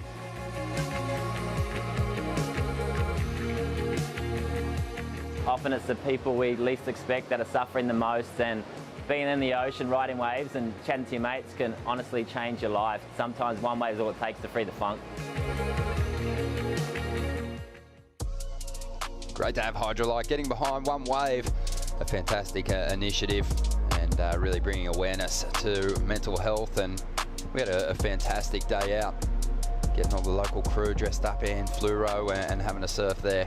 It was great to see out there in the lineup at the moment. Semi-final number 1 unfolding. Felipe Toledo holds the lead, a couple of 7-point rides to his name, and we've just been celebrating his brilliance. But Ethan Ewing, he's a youngster who's on the rise and sort of really warming toward a big finish again on the CT. Made the Rip Curl WSL finals last year, Rich. It was a lot to process. Obviously, Toledo had been there the year before, so he was looking pretty comfortable as the number 1 seed. But I think Ethan's keen to have another shot at it. Oh, yeah. He got a little taste last year, and you know, I don't think he'd be upset with me saying that, you know, his performance wasn't up to his own standards, and I feel like if he has his time again, which I'm sure he will, time and time again, that he's going to approach it a little differently, and yeah, he'll be itching to get another crack at it this year, and well, let's see how it all pans out. A bit of head-to-head history between these two. This is their 4th exchange. Ethan's got the jump on Felipe 2-1, but it was their last heat here in the semi-finals last year, where Felipe got one back on Ethan and went on to win the contest. But Ethan Ewing, his mum Helen Lambert won the event in 1983. Super talented surfer. She won the trials, went on to beat Jodie Cooper in the final that year. But she was a really accomplished surfer. 83 was a great year for her. She got 3rd in the Stubbies that season. Had a victory in the Queensland titles and a couple of runner-ups there as well. Before she had a break from competing for about a decade. Had her 3 boys. And then sort of dove into helping progress women's surfing, working with the Australian Surf Riding Association of Queensland. She was the president of the Point Lookout Board Riders Club, and yeah, just really did, you know, was kind of really responsible for pushing women's surfing forward in a big way. Amazing though, she came back after a big hiatus from competition and won herself another Queensland title after her kids, and then also won a WQS event in Nia. So she was a great surfer. She had an incredible rail turn herself. She was a really strong regular footer, and Ethan's looking to create a little bit of history today by, you know, obviously he's already representing his family so beautifully on the CT, but it'd just be so special for him to break through at this venue in particular and get a second CT victory. Yeah, it would obviously mean a lot to him, and you know, that talent seems to be coming down the bloodline strong. Because Ethan, you know, he's got the hallmarks of a brilliant surfer who's going to have a really distinguished career, and really, you know, a lot of the hopes of Australian surfing is riding on this kid's shoulders. Looks like John Florence has just found a little quiet space here to get himself set for that next semi-final heat. He'll be up against Ryan Callanan. So Rich, early on in the event, we were making some predictions. Your thoughts were we were going to see a new winner stand up there on the podium at the end of it all and ring the bell. I had a feeling we were going to get a repeat winner. And we've got a couple of head-to-head matchups here that are just playing out perfectly for you and I. I know where you're going with this, mate. Yeah, at this stage, obviously Felipe's in front, but you know, the surfing that we're seeing from John and Felipe, and the fact that they're getting themselves out of heats when their backs are against the wall, has me thinking that they've they've still got that edge. Ethan, though, is poised right now to make a strike for the lead. Yeah, no, he is. He's. I'm just starting to see a little bit of deja vu creep into the picture here. You know, Ethan's been sitting for a long time. That in itself can be a little bit frustrating when you start, you know, go, come on, I've already had 20 minutes in the water and I've only got one decent score. What's going on here? And you start to maybe question, you know, the rhythm of the set. Should I have maybe jumped on some of the waves that Felipe has been able to manage scores out of? So, you know, Ethan will know what he's thinking when he eventually gets a wave here. Certainly will have time. 10 minutes to go. Still got the best ride on the heat so far. That's 7.5. And strategy-wise, for him, getting himself on the biggest wave has paid off at this stage, because Felipe's been on rides that have been considerably smaller, but it's just his brilliance that's been able to convert it into comparable numbers. 100%, and that's one of the strengths that Felipe has. And you know, if Ethan was on some of those waves, I honestly don't know whether he would have been able to squeeze as much out of them as Felipe has been able to do, just with the sheer brilliance and the air game that he's been tapping into. So Ethan is looking for a special kind of wave for sure, but this is far from over. Absolute dream matchup on a right-hand point break. Yep. Having these two out here. These are the two of the best surfers that are on the CT when you think about long-running right-handers. Yeah, for sure. And Felipe's proven that time and time again with the wins at J-Bay and out here at Bell. So, you know, he's already got the accolades to back that up. Ethan, on the other hand, he's looking for those, and, you know, he's got the J-Bay. He's got the J-Bay. Big opportunity here, though, to add another amazing title to his resume. Yeah, I think when you think about the events on the schedule, obviously we've seen some big changes to the schedule over the past couple of seasons. But there's a couple of events that, you know, have become iconic. They have that prestige. There's a lot of history at them. Their honour rolls are, you know, something to celebrate.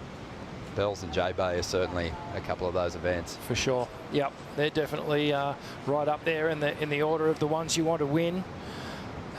Both these guys super strong at Margaret River as well. So the next event, you know, Margaret River main break right-handers, both equally as capable of nailing a big result there. And for them, of course, it's all really about the top 5 making that final world title challenge come September. So rolling on down toward the 7.5-minute mark here. John Florence, Ryan Callanan getting set to hit the lineup for that second semi-final clash before we move into the women's semis. And it's going to be an all-Australian affair on the women's side. Isabella Nichols up against Molly Picklum, the current world #1 in that first semi-final. So we will have a surfer chasing their first Bells victory in the final. But on the bottom side of the draw is where all the experience is, all the world titles, multiple event wins. Steph Gilmore looking to stand alone as the most winning surfer ever here at Bells Beach today with a victory. Tyler Wright looking to go back-to-back. Yeah, exciting matchups there on the women's side, and they'll be happening in about 45-odd minutes' time. This one's ticking down, Ron, so you know, semi-nervous times for Ethan Ewing, and it's going to come down in a couple more minutes where he's only going to get one crack at this. Well, let's reflect on what happened in the semi-finals last year, Rich. We know we were over at the Bowl, so a completely different lineup that we were playing with, and it was a dying swell and also a rising tide, and it just took away some of the opportunities for Ethan Ewing. He went out there with a game plan, I think, to get himself on the best rides. Toledo, same story as in this exchange in 2023. He got started early. He sure did, and you can see the commitment to a degree of difficulty on his opening ride. Starting with the air, backing up with the air, and this is what Felipe did. He got 2 quick rides, quick scoring rides under his belt, and you can see there, this is the Bells Bowl, and it was starting to fill up. And then the ocean just going quiet. But Felipe did really well to actually get in tune with the ocean here and just go identify, you know, things are starting to slow up. I need to get busy. Ethan waited a long time, and in the end, just didn't really find any opportunities. He had this. I think this wave was sort of in the 4-point range, and it was a pretty low-scoring semi-final clash, and there was a lot of frustration because prior to that semi-final clash, Ethan was looking like the surfer to beat. Felipe was just being himself, typically brilliant, but Ethan was on a special kind of run. Yeah, he definitely was, and that's, you know, you don't often see an outpouring of emotion like that coming from Ethan, and you could tell that he was really bummed. You know, didn't get the win obviously, but also not the opportunity, and that can be frustrating for a competitor. Just give me a chance and I'll give me a crack at it, and he never got the opportunity. So how much is that situation sort of playing into the mind of Ethan now? Yeah, he you know, he wants to get a wriggle on. He looks like he's actually sighted a bit of a set coming into the zone. It's looking like a good wave. One wave set. So Ethan, he's going to use his priority here. He's after a 6.8, just loading up that speed at this stage. Great kick on the fence to get started. Rips that board through a nice pocket carve, and again goes to the rail, lining it up. And he hits that foam, really flowing nicely on this ride. What kind of finish will he get at the end here? Well, he's just working it over now, just trying to add any extras he can. The requirement is a 6.8, grabs that rail, slides the tail, and rides on out. 4 minutes to go here.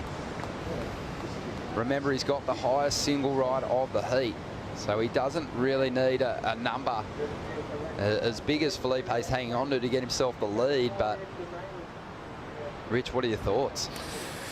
I'm trying to think of it in the way of comparison. So what Ethan did on that wave, was it as good as what Philippe did on that 7.13 where he bagged the air at the end section?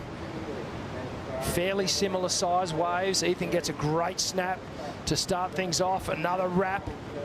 So already there's some variety in it.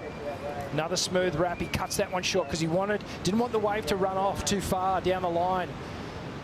Gets a little sleepy here, so he does a bit of rail work, bit of S turning. All the way through to the inside, and then a little tail slide to finish. So, you know, a series of great turns, all strung together with speed and flow. Well, those first few turns, Kaipo, were clinical, so well placed and really beautiful in the flow.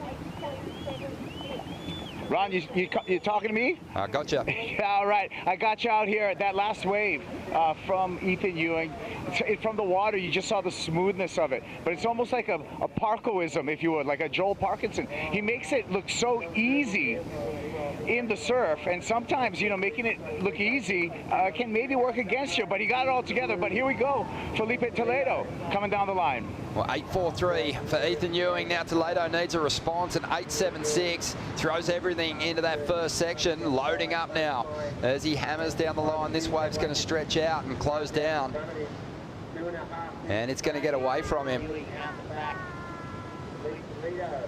So advantage there to Ethan Ewing. Waited a long time for that ride. That's kind of been his strategy throughout the event, is just to remain patient, get those bigger waves. And he was razor sharp through that ride.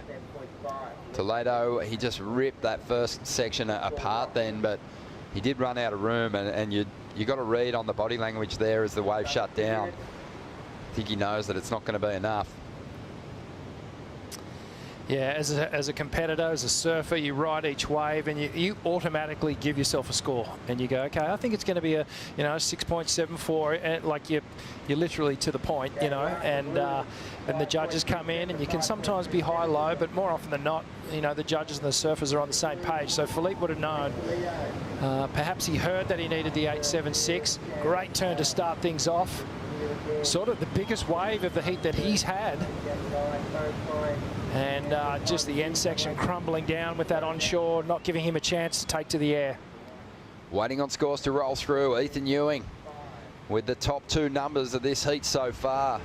But Felipe Toledo, if he can turn in an 8.76, then he can get himself back out in front. Looks like that score's come through at a 5.37. No, so it wasn't enough. Some set wave action rolling our way on the outside. Ethan back out there and with priority. Felipe's there too, so Ethan will want to watch himself here. Doesn't want to give Toledo too much room to move. This one's going to pass underneath them. Well, he also doesn't want to get too far down the line, because if Philippe Toledo takes off, the hooter goes, 30 seconds. then Ethan Ewing cannot go near that wave. That's right, yeah, priority's void once the heat comes to a close, but he finds some room on the inside here. He's got to surf out of his skin here. Well, he has waved the white flag, giving Ethan Ewing the thumbs up. He still works the crowd, though. Oh, have a go. Yeah, this guy is just an entertainer, no doubt. And what a magic run. I mean, he was on his way to having a shot at a second Bells final, but it's Ethan Ewing who's going to return serve and get Felipe Toledo back on that semi-final loss last year. And what a heat score total it was, Rich. Incredible stuff, and the patience that Ethan showed just to hold that steely resolve and wait for that wave that was going to give him that big score. Precision and power, just overcoming progression in that one. He's going to get his shot at a Bells title here in 2023. What a performance as we get set to kick off semi-final number 2. John Florence will be taking on Ryan Callanan. And we cannot wait for that thing to unfold. A big shout out to everyone watching on down there in the car park. We're going to take a Bonsoy brew break. Back with Semi 2 in just a moment.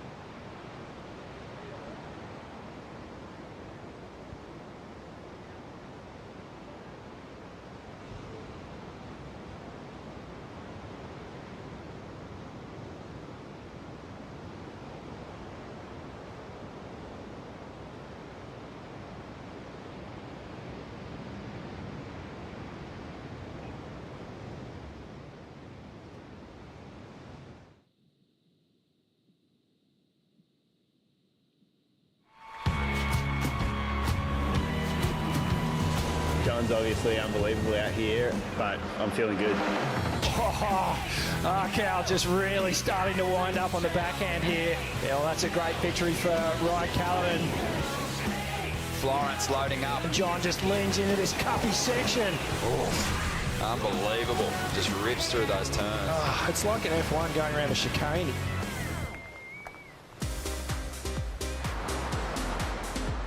We are getting set for a big show here. John Florence, the 2019 Bells champ, up against Ryan Callanan as we take in some vision from the Melbourne flight cam. And it has been a really fun day of competition. The matchups have been exceptional, and this is a beauty. John Florence coming into this event in 10th position on the ratings, obviously wanting to get himself right up into that final 5 picture. And Ryan Callanan kind of hovering just inside the cut line. Well, in the mid-pack, I should say. But he's gone a long way to just guaranteeing his spot on the CT for the back half of the season, and of course into 2024. So we've had just a throwaway score logged for John Florence here, 2.83. Ryan Callanan's out there with priority. Rich, what do you think of this matchup? Who's got the edge? Who's going to take it out? I love the fact that it's a natural versus goofy footer. We've got Australia versus America, or Hawaii versus America. Hawaii versus Australia. And Arkal, you know, he's been putting in some amazing backhand surfing through the entire week, one of the strongest goofy footers. But John, he's been sizzling through his heats and bringing some of those carves, even on these smaller waves. Pretty similar to Ethan Ewing, just banking on that power hack, and it's served him well so far. Well, here we go. Ryan Callanan using his priority. driving up into the first section. Great start on this ride. Just keeps a bit more of a down-the-line approach to that second move to maintain some speed for what's coming down the line. Whips that tail and just pushes it a little bit too hard. But likely Ryan's already climbed up into the top 10 with this semi-final result at worst. He doesn't want to take his foot off the gas now. It's been a long time since he was in a CT final. He was the runner-up to Julian Wilson in the CT event in France back in 2018. Yeah, I like those two-turn combos on the backhand and a third on the inside. Just overcooks it a little bit for that final turn. But I think Ryan thinking, yep, I'm building up here. I've probably got about a 6 by the time, a 5 or a 6 right here, and then I need to put some more points on it. And just thinking, I'm going to need some big scores if I want to take down John Florence. Yeah, well, he's going to well and truly outscore John on the opening exchange. 6.17 for that first ride. So the judges liked that sequence of turns at the start of that wave. But Rich, you've got one surfer chasing a Bell's title for the first time in the final already. Yep. So you know, you've still got that dream. That prediction of a new Bell's champ is alive for you. And for me, I'm going to need John Florence to progress through, because it's a must-win situation for you here, Ron. it is. But you know what? It's interesting to think too about this event, and also just the fact that it's been a hard one for goofy footers to wrestle away wins. But have a look at some of the greats that have been victorious here on the back end. Yeah, Tommy Carroll, Damien Hardman, the Iceman, and then one of my mentors and heroes, Barton Lynch. Then the Iceman backed it up again, and then for mine, the greatest goofy footer of all time to surf bells, Mark Occhilupo, and then the modern day Matty Wilco, and then more recently, Isolo Ferreira got that amazing victory in Mick Fanning's retirement year. So some incredible backhand attacks there, and I think most of those were on the Bell's Bowl too. Yeah, that's right, and in some of them in pretty sizey conditions as well. But Kaipo, just 3 surfers remaining in contention on the men's side. What's your prediction for what's about to unfold here today? Well, we went through that great list of goofy footers. So in the Goofy Union, I love Ryan Callanan. But in the Hawaii Union, I love John Florence. And in the Emotional Union, I like Ethan Ewing with a chance to win a title that his mom once won. So I actually can't take a pick right now. I think they're all good, and I think we're going to celebrate a winner. I look forward to it. So no pick for me right now, Ronnie. I like them all. Sitting on the fence. John Florence then. Yeah, it is. It's difficult. It's a difficult pick, and Kaipo's spot on. There's a couple of big ones here. Obviously, the story of Ethan Ewing trying to get a Bell's trophy like his mum is a big one. But John Florence wanting to go back-to-back, get himself a second Bell's title, that's huge. And Ryan Callanan wanting to break through for his first CT victory. I can see it. I really felt like the form, the true form was in that top half of the draw. But I think you're pretty right too, Rich, and what you said about John Florence. He's kind of warming towards something sort of special. I mean, he's just looked so on. He's another one of those guys who hasn't gotten flustered when decent numbers have been put up against him. He's held his nerve and really thrown down some great surfing. Yeah, I feel like the other thing that John's bringing to the table here is possibly some new equipment, some new small wave boards that he's been working on with John Pizell. Seems to be working incredibly well. He's got a little bit of vision there. It's becoming a bit of a trademark yellow and red spray. As we can see Coach Ross Williams there. Interesting to note too, Ross Williams, 85, the year that John Shamuka and Sonny Garcia battled in the final. Ross Williams made the semis that year. Down there at Winky Pop, yeah. So, yeah, he's got that on his side, John. Mm-hmm. That little Winky inside. We'll see how Ton that of works out for experience. him. Yeah, absolutely. And interesting to note, Ron, that the wind's just puffing up a little bit more from round at the north there, which is a great air wind. So we know that Arkau can throw some of the most corked out airs on his backhand. If he gets the opportunity, he may need to tap into that against John. Well, John Florence had a memorable victory here in 2019. Let's catch up. More on that. Yeah, John Florence, this was solid Bell's bowl here. And, you know, this is what John does. He just lays into those massive rail turns. Watch this big layback snap. It's really becoming an integral part of his repertoire. Oh, and honestly, this guy just surfs 6 to 8 foot waves like it's a 2 to 4 foot wave. He's got this ability to just, you know, manhandle these big ocean open swells. Solid, powerful turns. Yeah, you can harness everything the ocean throws at him and just convert it into some of the biggest, most unbelievably drawn-out carves you've ever seen in your life. Kaipo, he's looking really sharp again. This has been a big return to form from him, and he needs a big result at the moment. John, yeah, I mean, and he's got everything together, right? But I think as a whole, our surfers, they're going to have to do a little bit of adaptation. They're going to have to adapt to this wind, this easterly wind as forecasted, has shown up, and the ruffle on the water is evident right now. So that may be affecting the wave faces. It may be affecting the choice of lines. What do you think, Ron? Yeah, well, has it changed even since Ryan Callanan banked his 617? Because that score could be an absolute gift to have in the account already. Yeah, this is true. So ever-changing conditions. We're at at a really full tide. The adaptability for our surfers in the semifinals and the finals are going to come into play. Yeah, it's going to be interesting to watch it unfold, Kipes, but it's certainly going to bring maybe a different approach from these competitors. John Florence obviously has some big airs he can call on, but I think he can still lean into that power at this stage, Rich. Well, we saw Ethan do it. The wind hasn't come up too much since they've semi-final finished, or their quarterfinal finished just minutes ago. So it's, you know, it's still there. The faces are still relatively smooth, but the option to take to the air is definitely there. And well, for John and Ryan, it doesn't really matter. These guys are so big and powerful. They've got so much leverage that you know, they can just cut through it. These little bumps and chops. 23 minutes to go here, and Felipe Toledo. Oh, that'll fix everything. Having the family out here to welcome you back to the steps.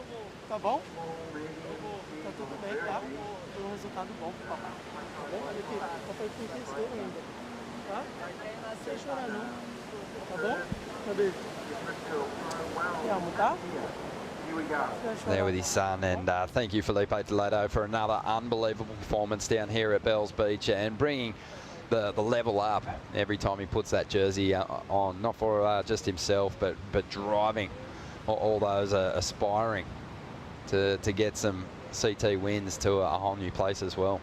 Yeah, there's no doubt that professional surfers look to their fellow competitors for inspiration and motivation to get better and perform different maneuvers and try new things. John, up and riding.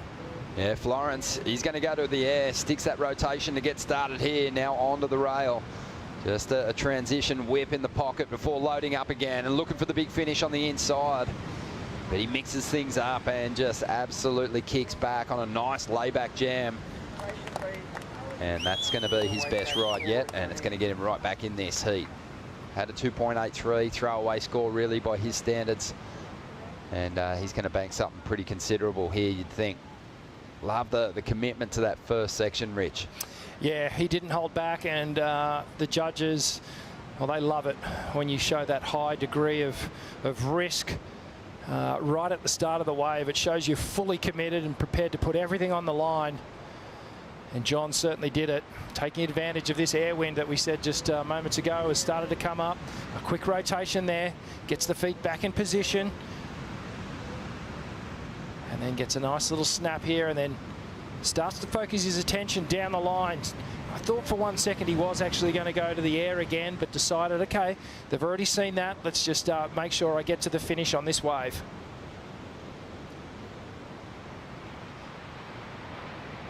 So it's just a perfect sort of learning educational piece for grommets watching that, just how to do that air rev, just widening that stance.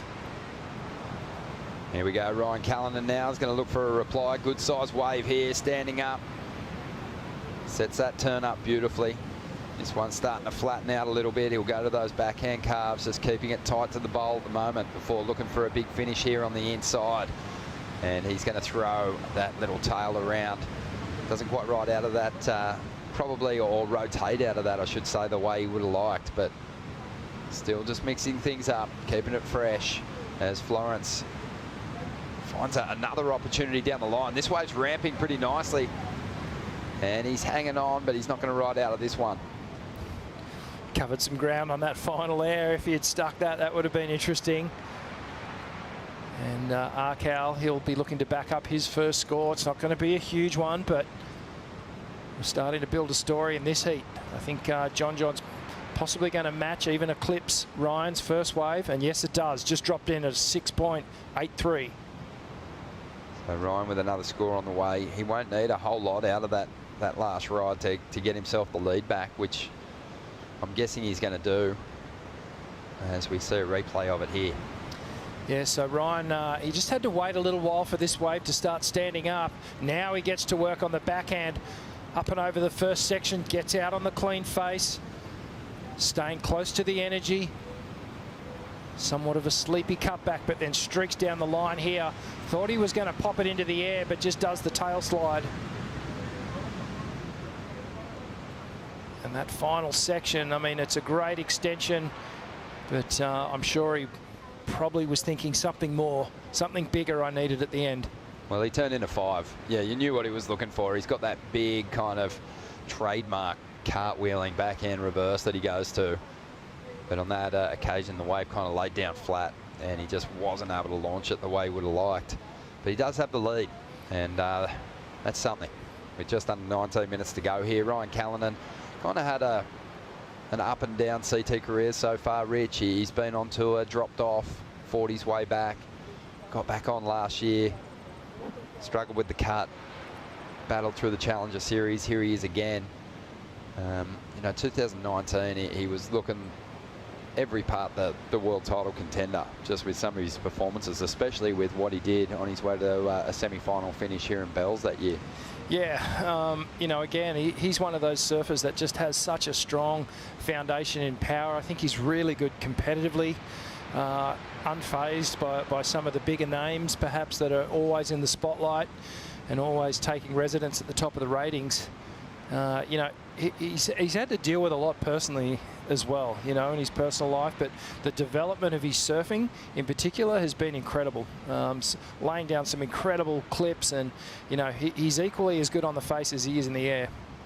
For me, he's one of those guys, though, that his best surfing for me is still done outside of competition, and that's kind of where he's going to have to make the big change. He's had some amazing moments, but they're just a bit too few and far between if he wants to get himself toward that final 5 picture.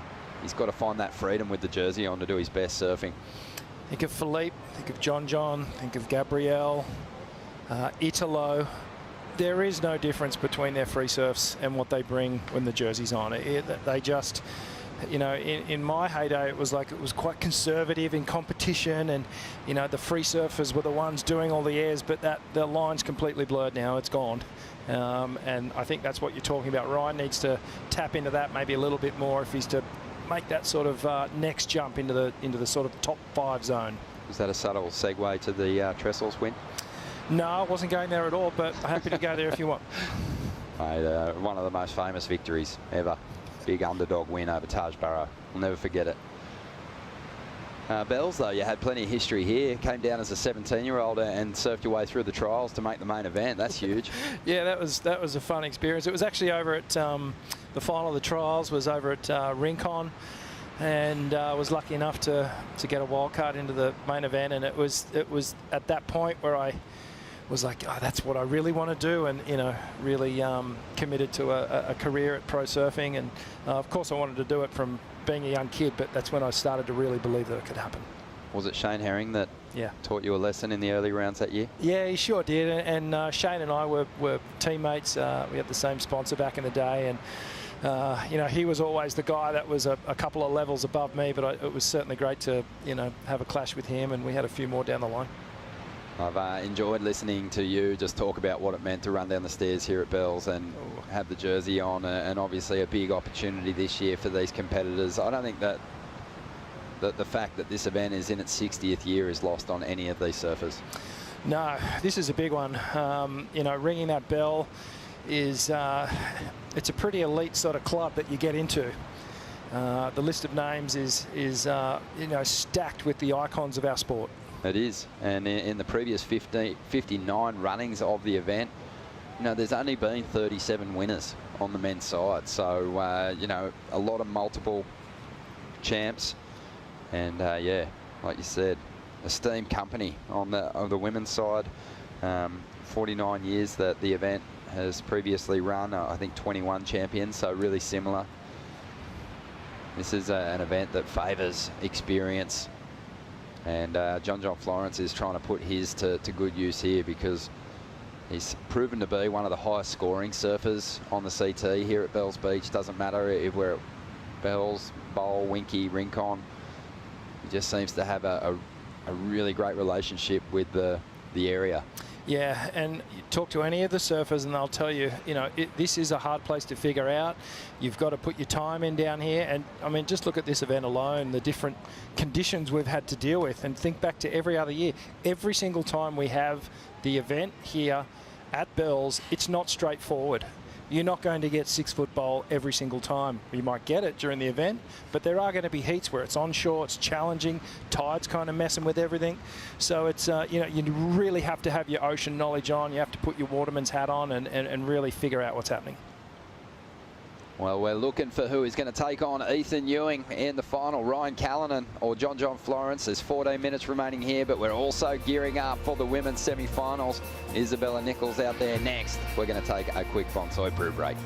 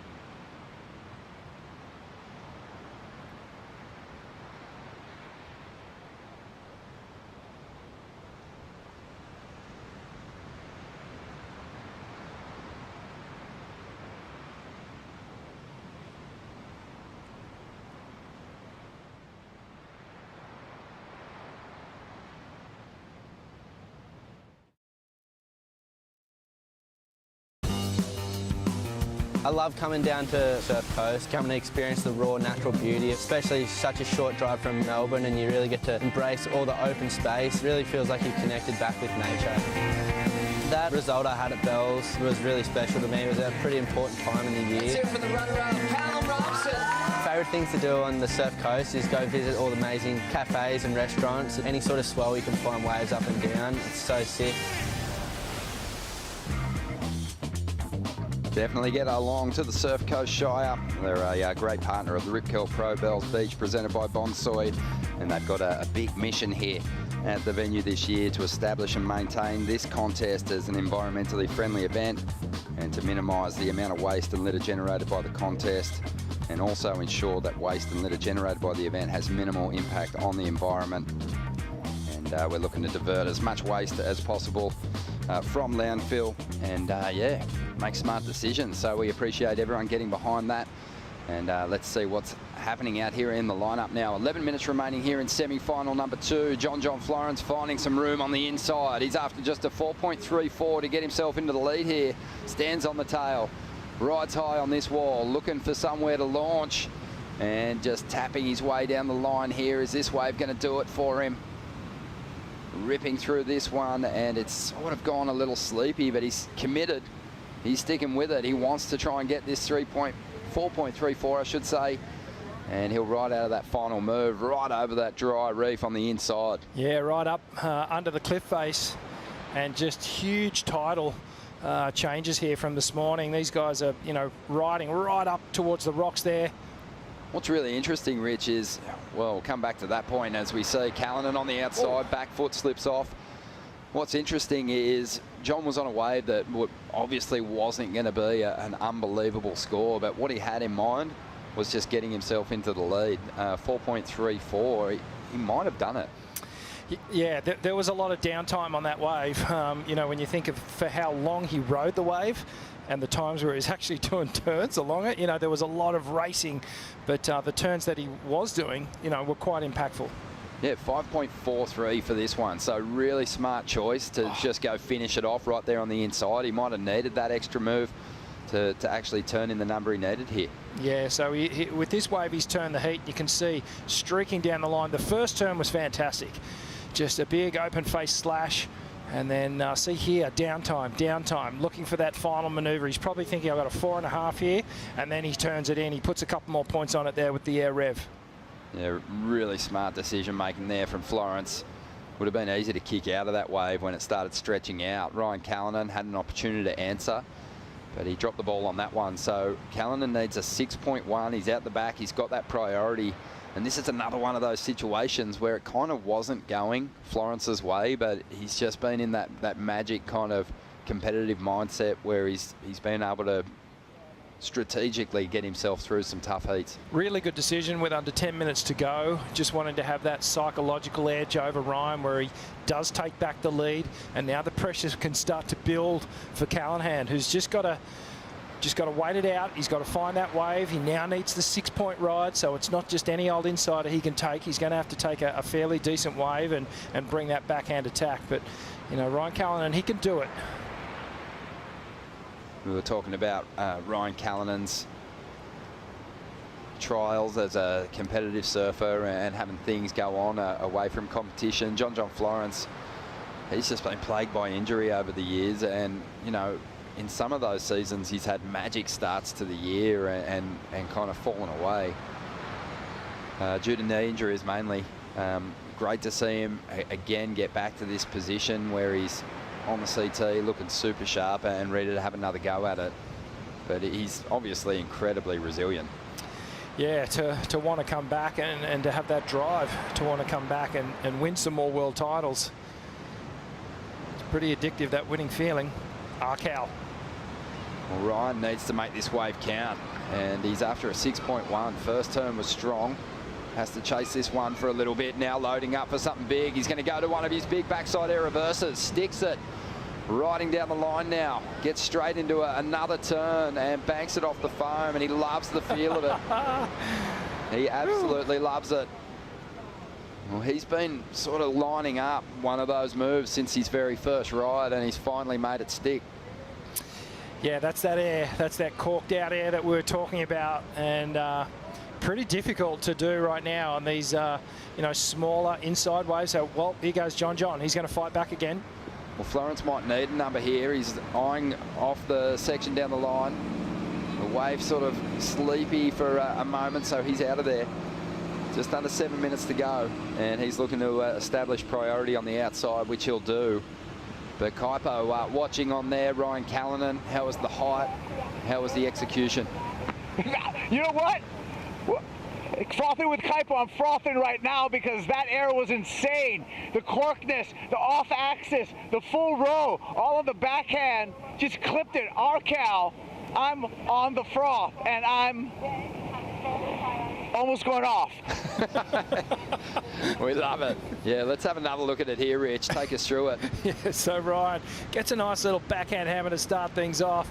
And then right here he went, okay, it's time to take to the air. Eyes off the section, gets the rotation, almost completely rotates by the time he lands back on the lip. You know, the nose of the board was almost pointing back to shore. And, well, almost ballet-like, you know, real athletic, up nice and high. And I just love how his feet were basically in the perfect position to continue on down the line. And he bookends it with a nice big finishing turn. And you can see there the emotion start. That's the semi-claim kind of just stoked out vibes that Arkell's bringing. Unbelievable. Ryan Callanan looked better from front on. The judge's perspective, it was even more impressive. Really did, just as Kaipo said, get off axis there. And 8.5 is the reward. So John Florence with some work to do. Needs a 7.85. Ryan Callanan, he's been working with Richard Dogmarsh for a long time. And you know, we often talk about Nicky Wood, youngest ever winner of a CT event. 16 years of age when he went on to win, but Richard Dogmarsh was only a little bit older. He got second that year, 17 years of age. And he would love to see Ryan get an opportunity to ring the bell. As we see Ryan up again, trying to get rid of a 6.17 here, and looking really confident now as he's taken that lead back. And really hammering this wave on the inside. That board just looking so loose. Yeah, the JS looking sweet under his feet. It looks like he can just put it anywhere he wants. Total control. He's got the JS fins in as well, so matching the shaper fin up with the actual shaper. And geez, he looks good. What do you think? You think that one's going into the top two? It's right on it. If he does make a couple extra points, it's not going to be much. Let's have a look at it again. This is the replay here. Streaking down the line, up and over the foam. Sort of coming from behind on that one. That one's more out on the face. Finishing turn, had a little bit of a slide, radicalness to it. Just over 3.5 minutes remaining now. John Florence. He's going to be waiting out the back patiently for a decent-sized set wave, you'd think. After a 7.85, might need just a little bit more than that. Waiting on that last score to come through for Callanan. Yeah, I was thinking, Ryan, just back to the 6.17, the start of the heat when Ryan did those three, you know, back-to-back turns, linked them all together, sort of out the back. It wasn't quite as big of a wave, whereas this one had a better finish down the line. Well, 3 minutes to go. Let's reflect on what we've watched unfold here and what has been a magic semi-final clash. The winner of this one will take on Ethan Ewing. Ryan Callanan got things started early with a 6.17. Yeah, so this was that wave I was just referring to. And then John, he came bouncing back here, flying through the air, and really started to build a healthy tally. 6.83. And John doing freakish things. Just hammers off that section, the layback trademark snap. But then our Arkell found this special little wave here and took to the air, got completely corked out, and the judges absolutely loving it, rewarding it with an 8.5. Just magic stuff on the backhand. Just so swift in transition through that rotation, and he has upped the ante again, dropping a 6.8 on his last ride. So John Florence needs a big number, an 8.48 to seize the lead here and get an opportunity at taking a second Bell's title. 2 minutes remaining. Yeah, 2 minutes remaining, Ron, and you're about 2 minutes from owing me about 10 push-ups, so... Yeah, well, what anything was it, can happen though. We've got 2 minutes. Exactly, and I'm not writing off John Florence yet. He's going to get that opportunity hopefully in the final stages here. But what was it that had you thinking that this would be a year for a breakthrough Bell's win? I don't know. I just felt like the level of performance that the other crew who hadn't had the win, they just looked sharp from the word go. I don't know. It was just a feeling I had. You got to go with those. And yeah, we'll see. We'll see if John Florence can turn it around here in the final stages. But starting to look forward to the women's semi-finals. Isabella Nichols on a mission to get above that cut line well and truly as she heads over to the Margaret River Pro, where she was victorious last year. She's up against Molly Picklum, the current #1 on the rankings, who's just looked ultra confident in that yellow jersey. And then we can look forward to seeing two of the greats of the sport, Stephanie Gilmore and Tyler Wright, battle it out in that second semi-final for the women. Just on 55 seconds remaining here. John Florence moving around the lineup, looking for opportunities now. Oh, we love to see a showdown, and hopefully John gets another chance here. You know, we don't like to see these ones where the heat just gets the surfers just sitting it out, waiting for a wave to turn up. We want to see John get another crack at it. Ryan Callanan has certainly done a fantastic job of putting pressure on him. 1997, Matt Hoy, Newcastle, won the contest. I bet you Matt Hoy's watching this right now. And just cheering Ryan on here in these final 10 seconds. And this one is over, Rich. I can't see any opportunity coming John's way. Ryan Callanan's caused a big upset here, taking out the defending champ. We will have a new Bells champ this year. Yeah, this is huge. You know, I've also got to say it's an all-Australian final on the men's side, which is pretty special. The crowd down here will be getting right behind these two surfers. But what an amazing performance from John Florence through this entire event. He continues to perform at a level that's just remarkable. And yep, tip of the cap. Thank you, John. Yeah, John Florence, his best result this season. He's charging up the leaderboard. Emotional moment here for Ryan Callanan into his second final, and it means a lot. And I know that both Ryan and Ethan Ewing will have their mums in their hearts when they take to the water to battle it out for the victory here in the 60th edition of the Rip Curl Pro Bells Beach, presented by Bonsoy. But that is a big win, and he's overcome two of the toughest customers in the draw. We've got the women's semi-finals just around the corner. Isabella Nichols will take on Molly Picklum. Stick around for it. It's going to be fun.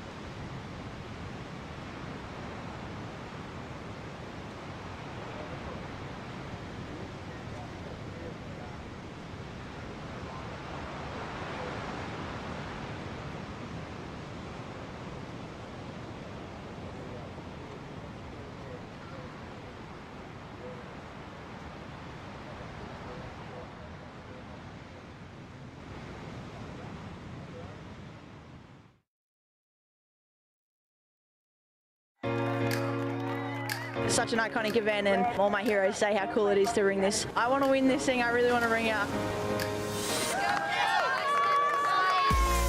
Molly has just got a lot of strength. She's been doing a lot of training. Never out of the picture. It's exciting. Anything's possible.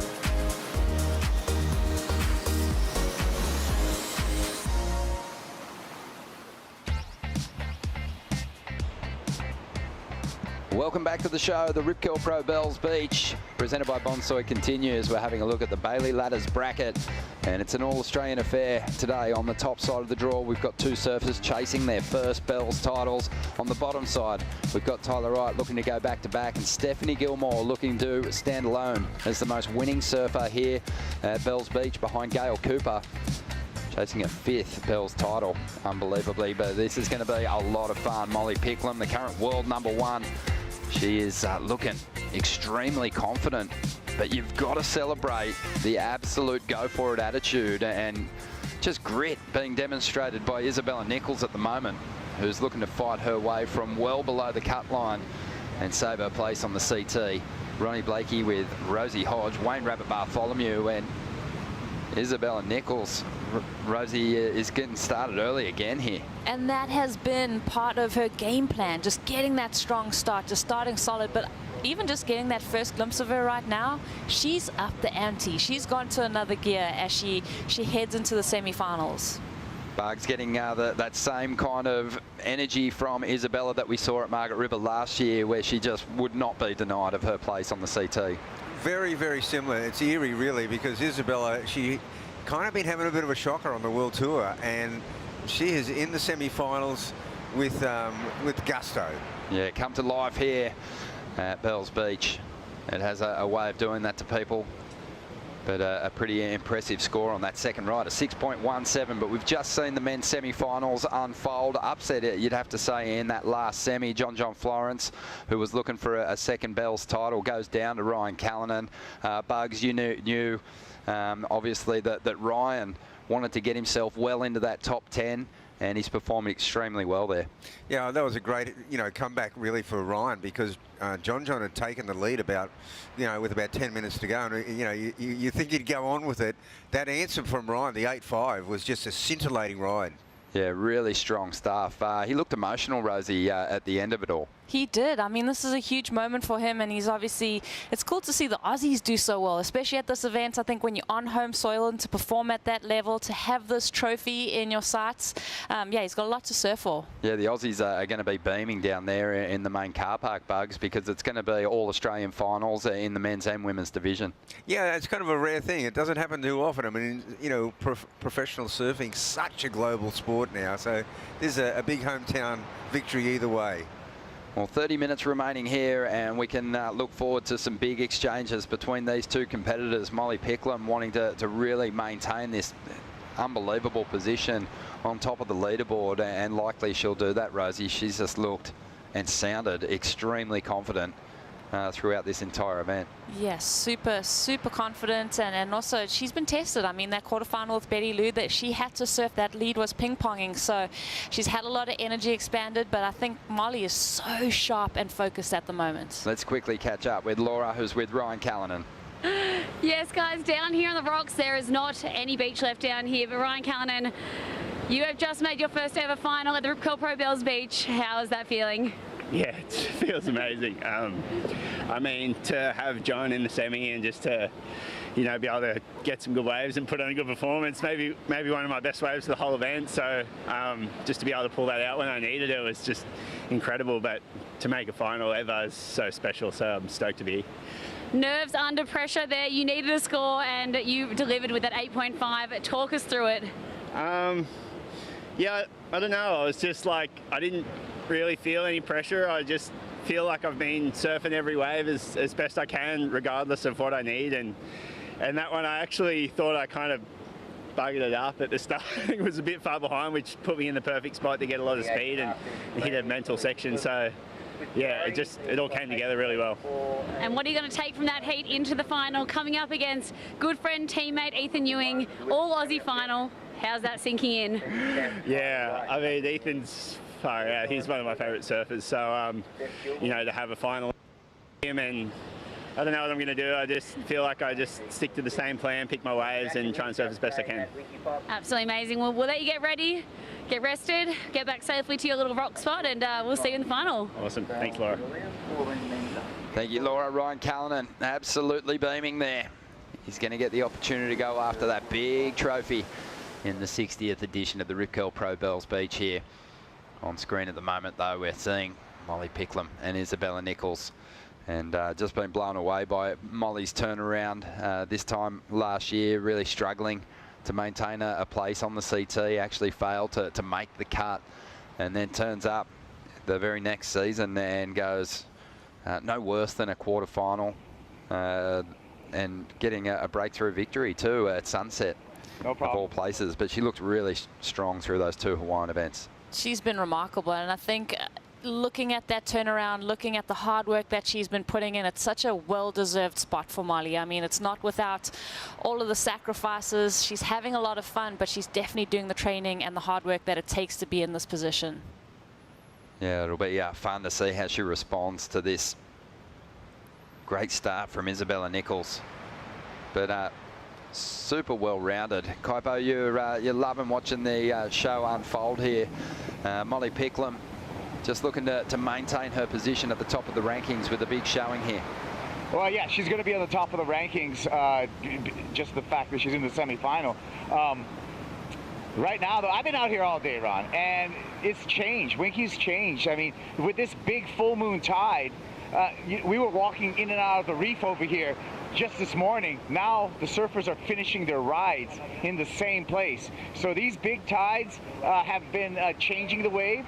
They come into play for all the backup squad and support squad. They're right up against the bluff right now because there's no space. No space. What's it do to the waves, Kaipo, and how's it going to affect the strategy of the competitors on the waves here? I feel it slows down the wave a little bit, and it allows you more opportunity for a paced approach and a wave. We're going to see it right here, the paced approach of Molly Picklum.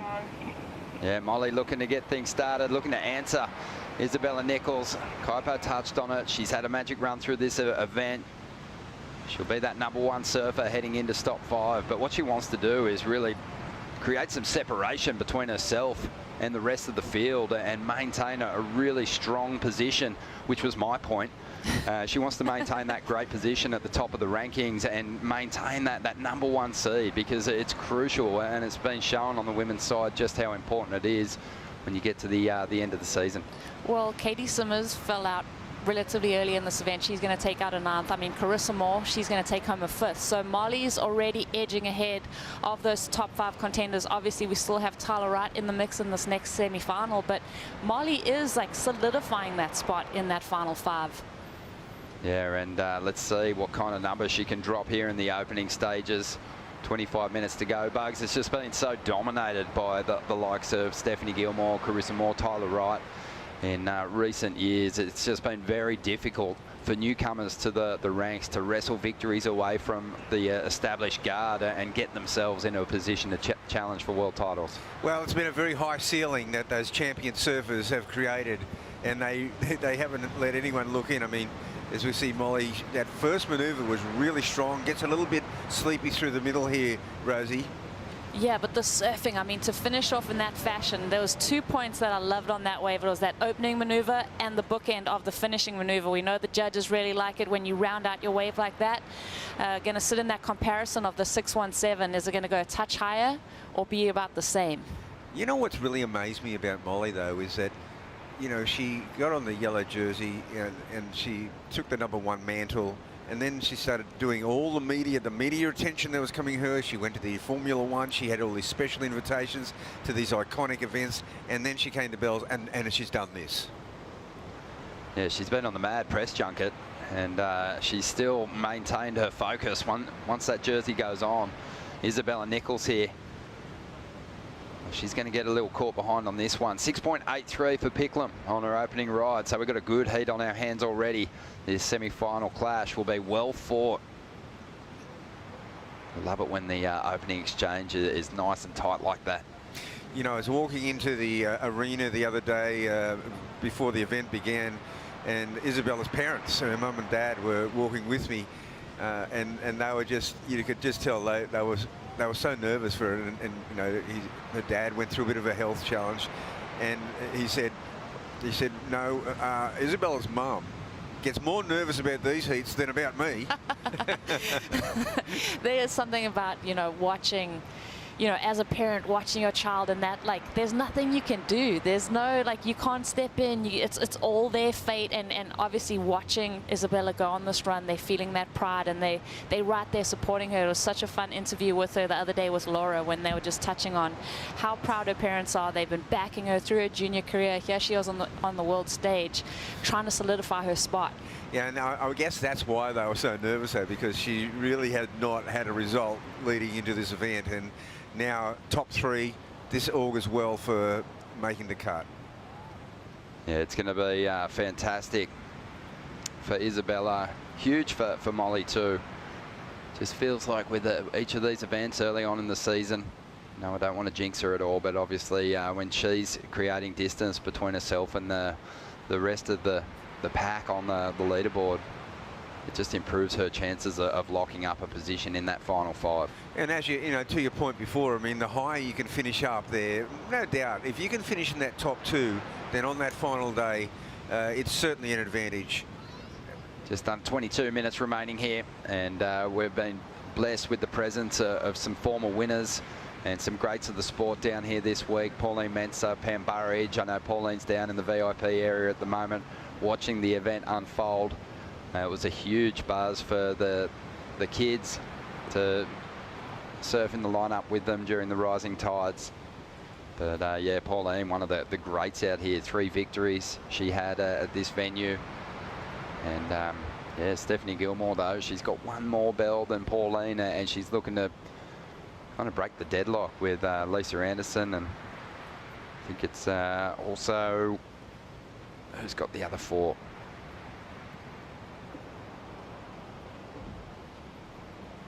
Yeah, well, it's just those 2 looking to break the deadlock. Yeah. There's a lot of multiple champs though on the women's side with the Bells Trophy. We always celebrate Gail Cooper when we're down here at Easter time. What a winner she is, Bugs. Oh yeah, absolutely. I mean, an incredible record. Yeah, 10 Bells victories. Ridiculous.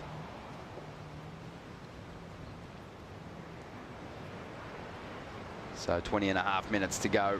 We had a quick chat with Ryan Callanan, but Laura, where's Ethan Ewing getting set? Yes, guys. Well, Ethan Ewing came down here bright and early in the morning. He was first heat, so he set up way down the beach. Well, the beach is that has totally disappeared now on this full moon high tide.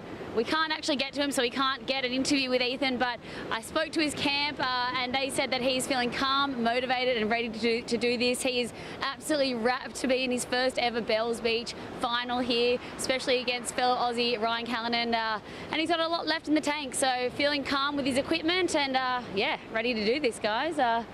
But yeah, it should be a great Arvo here. I'll throw it back to you guys before I get washed away and have one of those viral YouTube videos. We love it, Laura. Thanks for the update. Yeah, that's interesting to note. Ethan Ewing, he would have a lot left in the tank. He's been so patient, probably the most patient competitor in the draw here, Rosie. And yeah, there's been a real conservation of energy for him for this final heat. He has had that game plan. I mean, I think if he caught maybe 5, how many waves did he catch against Felipe? Because I would say that that's the most waves that he's caught in a heat. I mean, he's been catching 2 waves, making them count 3 waves, and building on every score. So the guy has barely had to break a sweat to make it into the final. Maybe in that semi with Felipe, he was challenged, but now he's got lots left. He's conserved that energy. Also, Bugs, just the fact that he's kind of been cut off by this high tide has helped him conserve even more energy than his rivals. Well, you know, plus the fact, Ronnie, that really down at Winky Pop now, it is just the pit crews. You know, the general public is in the car park, you know, enjoying the show but the pit crew is down there. Really, it's quite private. Yeah, he's been able to isolate himself and get prepared and get focused again. 18.5 minutes remaining here. And it's been a little quiet out there for this first semi-final clash, but Molly Picklum's going to bring it back to life now with her second ride. Loading up, plenty of speed. Has some big progressive turns that she can go to, but instead just opts for power and digs into that final closeout section. So this will help get Molly into the lead here. It won't be a huge score, but she only needs a 1.84 at this stage.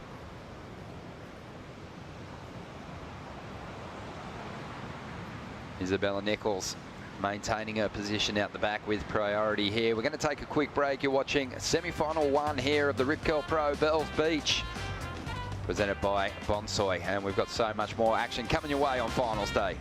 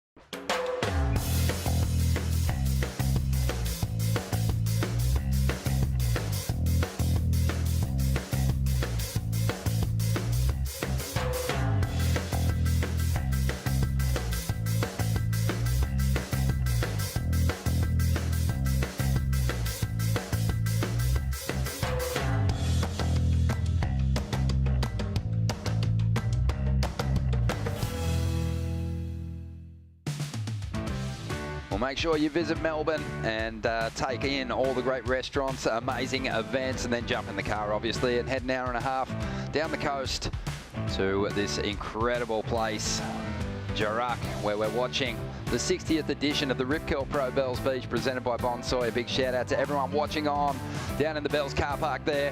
Hope you're enjoying the show. We've got an All-Australian final set for the men, and it looks like it's going to be the same story on the women's side of the draw. 15 minutes remaining here, and Isabella Nichols looking to fight back here against Molly Picklum.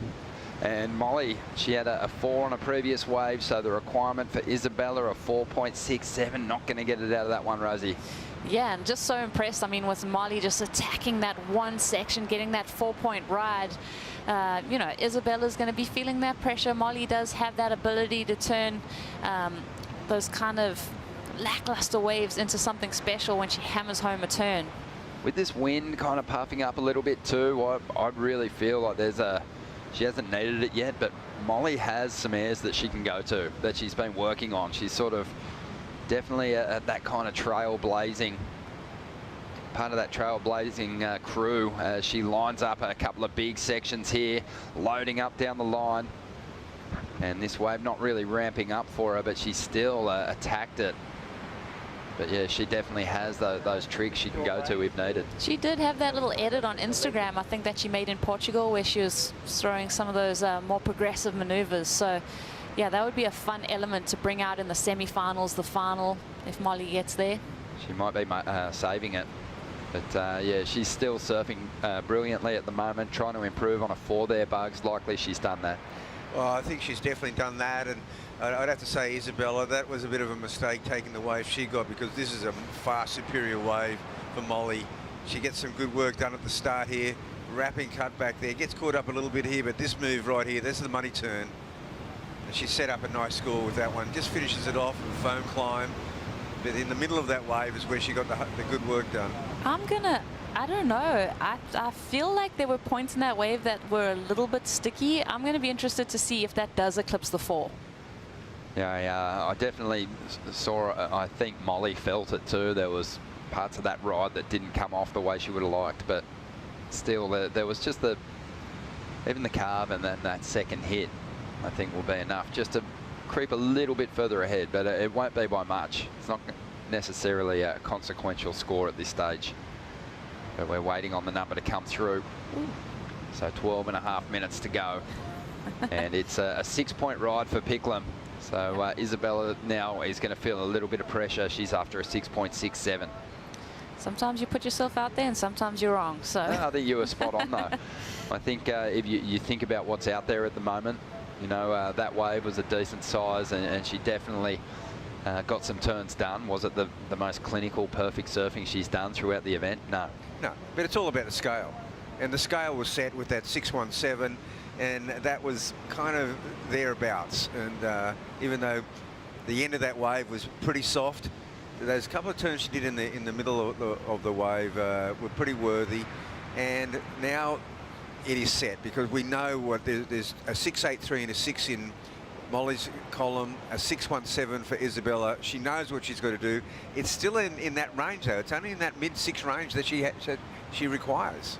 It seems like a heftier number than it maybe is, and she might be able to track it down pretty easily if she finds a decent ride here. A couple of reasonable turns on that one for Isabella. Molly down the line though finds a bit more room to move, and this way might go again for Molly, and she is going to try to throw the reverse. She almost had it, but it got away from her. Her coach, Glenn Hall, watching on. He's been working with Molly for a long time and done a fantastic job of getting her to this position. Obviously a very talented, driven individual, but he's provided fantastic counsel.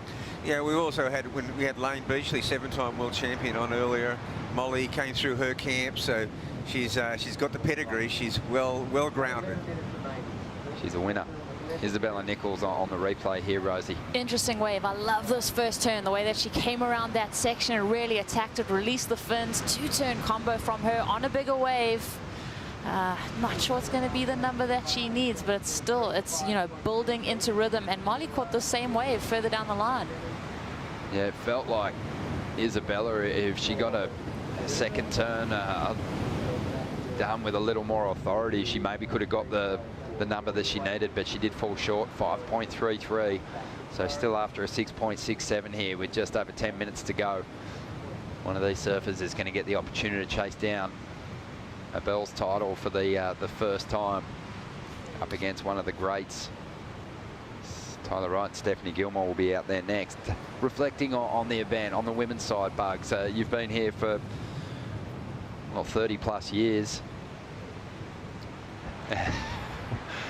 And you've obviously seen some amazing things go down, but what stands out on the women's side for you? What's a big highlight moment? Gosh, it's actually been a bit longer than 30, but... it's been respectful. I thank you. Well, a couple of decades longer. But, I mean, gosh, it's just, you know, through the ages, it's been amazing. You know, when we saw that lane, Beachley, Lisa Anderson rivalry, that was amazing. But they inspired this entire generation. And the great thing about women's sport is when you get these multiple rivalries at the top. You know, you could see it in women's tennis, and you know, when we've got, you know, Sally and Courtney and, you know, Stephanie, Tyler, Carissa, you know, the rivalries just make it. It doesn't matter where they meet in the event. We've seen them meet because of seeding in quarterfinals, semi-finals and finals. Every match is special. Yeah, it's awesome. I love to watch it unfold. We're going to see more magic here this year, no doubt. We've got a clash of a couple of the absolute icons in the next semi-final heat. Looking forward to watching that one unfold. But right now we're focusing on what Isabella Nichols has to do to keep this magic roll alive, just powering through the rounds to keep her dream of staying on the CT alive. You know, already she would have made up a whole lot of ground and jumped a bunch of people to get inside the top 10, but she wants to really make sure of it because there'll be a lot of shuffling at stop 5. This event has played into Isabella's hands because I don't think, you know, she's done the work, she's had her destiny, but then also seeing the likes of Sally, Brisa, like all of those women just above her in the rankings fall out of the mix. That's going to be so helpful for her campaign. Yeah, it's going to be intense once again over there at stop number 5, Margaret River. 8 minutes to go, and the run's not over for Isabella yet. This is a very attainable score, a 6.67. But you're right, the bracket is going to be compounded because we've got surfers that were well down that have now got a major result. It's all on at Margs. Some promising signs out there. Looks like maybe some waves rolling our way at the moment. Surfers just eyeing up their opportunities, positioning, Bugs. We know it's crucial in setting up all the scoring opportunity on that outside section.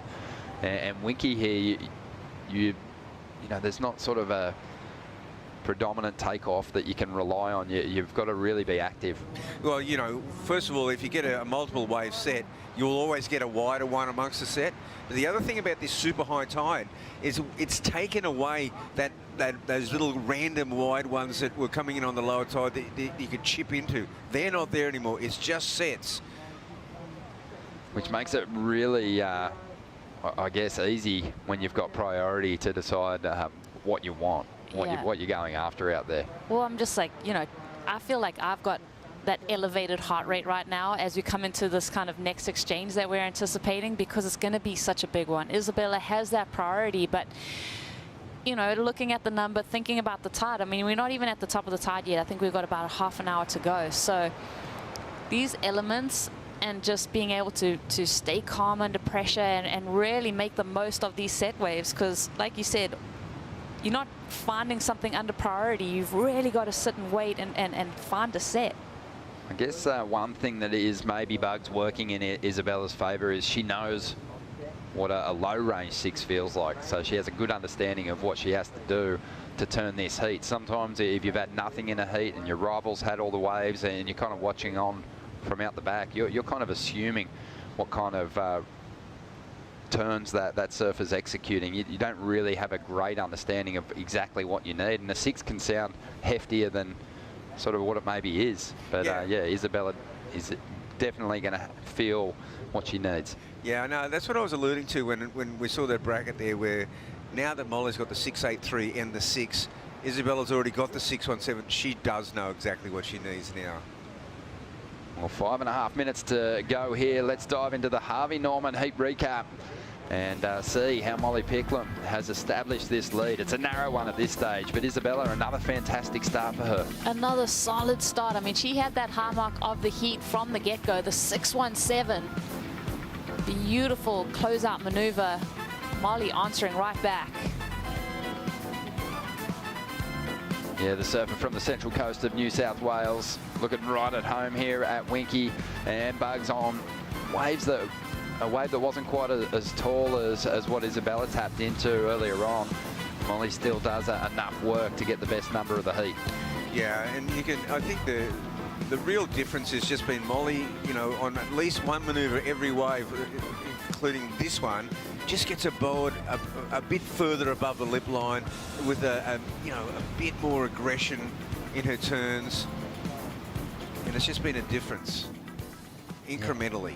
Yeah. Isabella, I felt like on her 5.33 had a real opportunity. She started the wave off so strong, but it did kind of lay back on her a little bit on the final section. If she got something to really swing into, I think she probably gets the score that she needs to get back in front here. But 4 minutes to go, she's still got time. Yeah, it's such a good observation, because that first hit was really nice. That wave had a bit of steepness and a lot of wall to it, but then that whitewater just seemed to take up a lot of space and really hold her back on that final maneuver.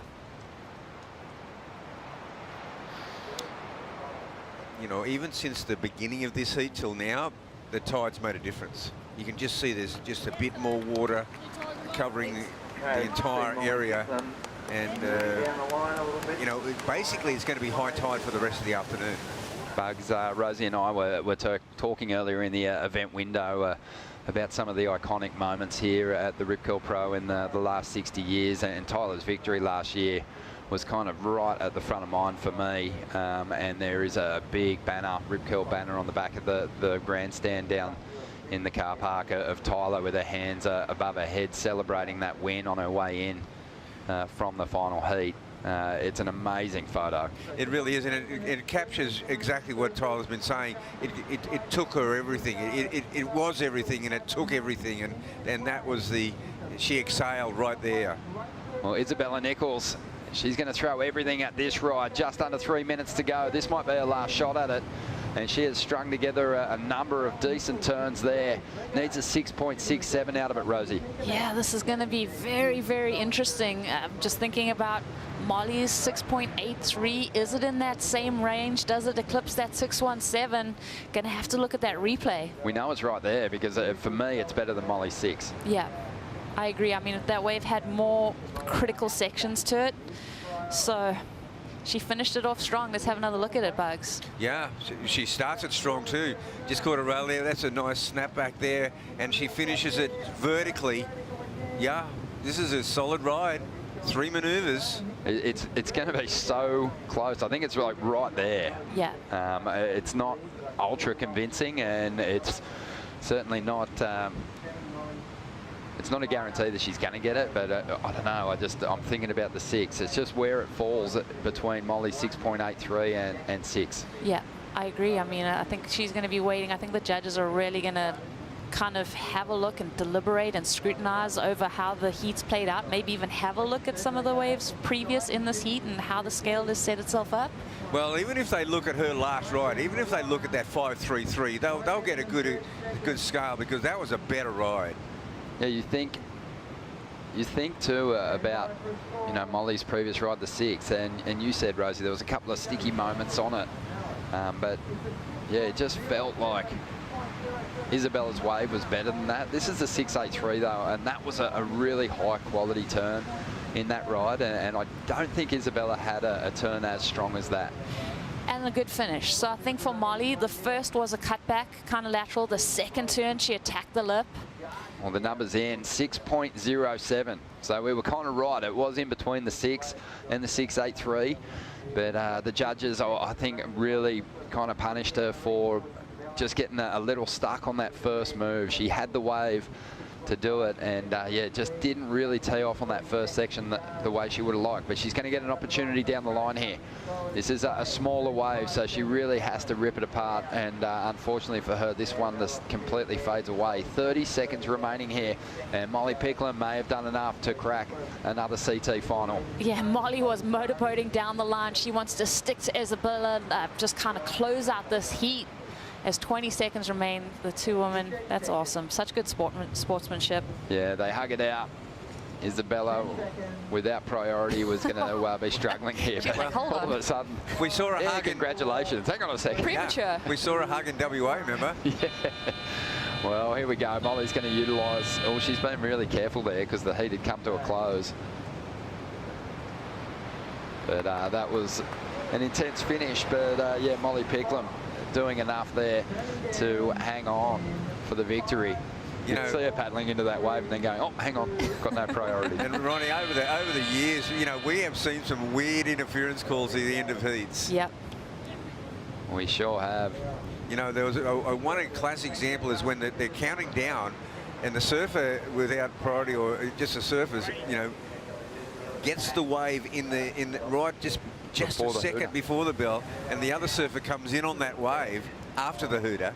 Interference call. So intense.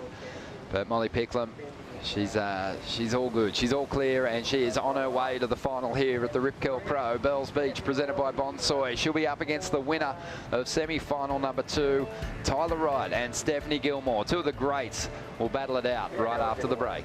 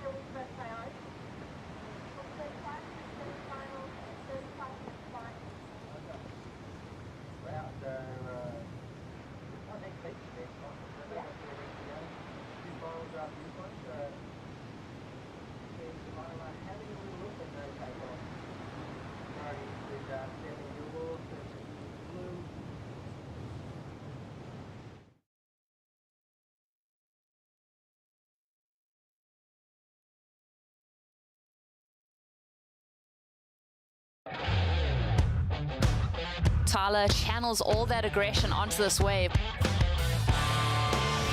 All right, here we are. Find your way forward. Steph, she came charging back, as we know the world champ does. Yeah, go out there and do my best surfing.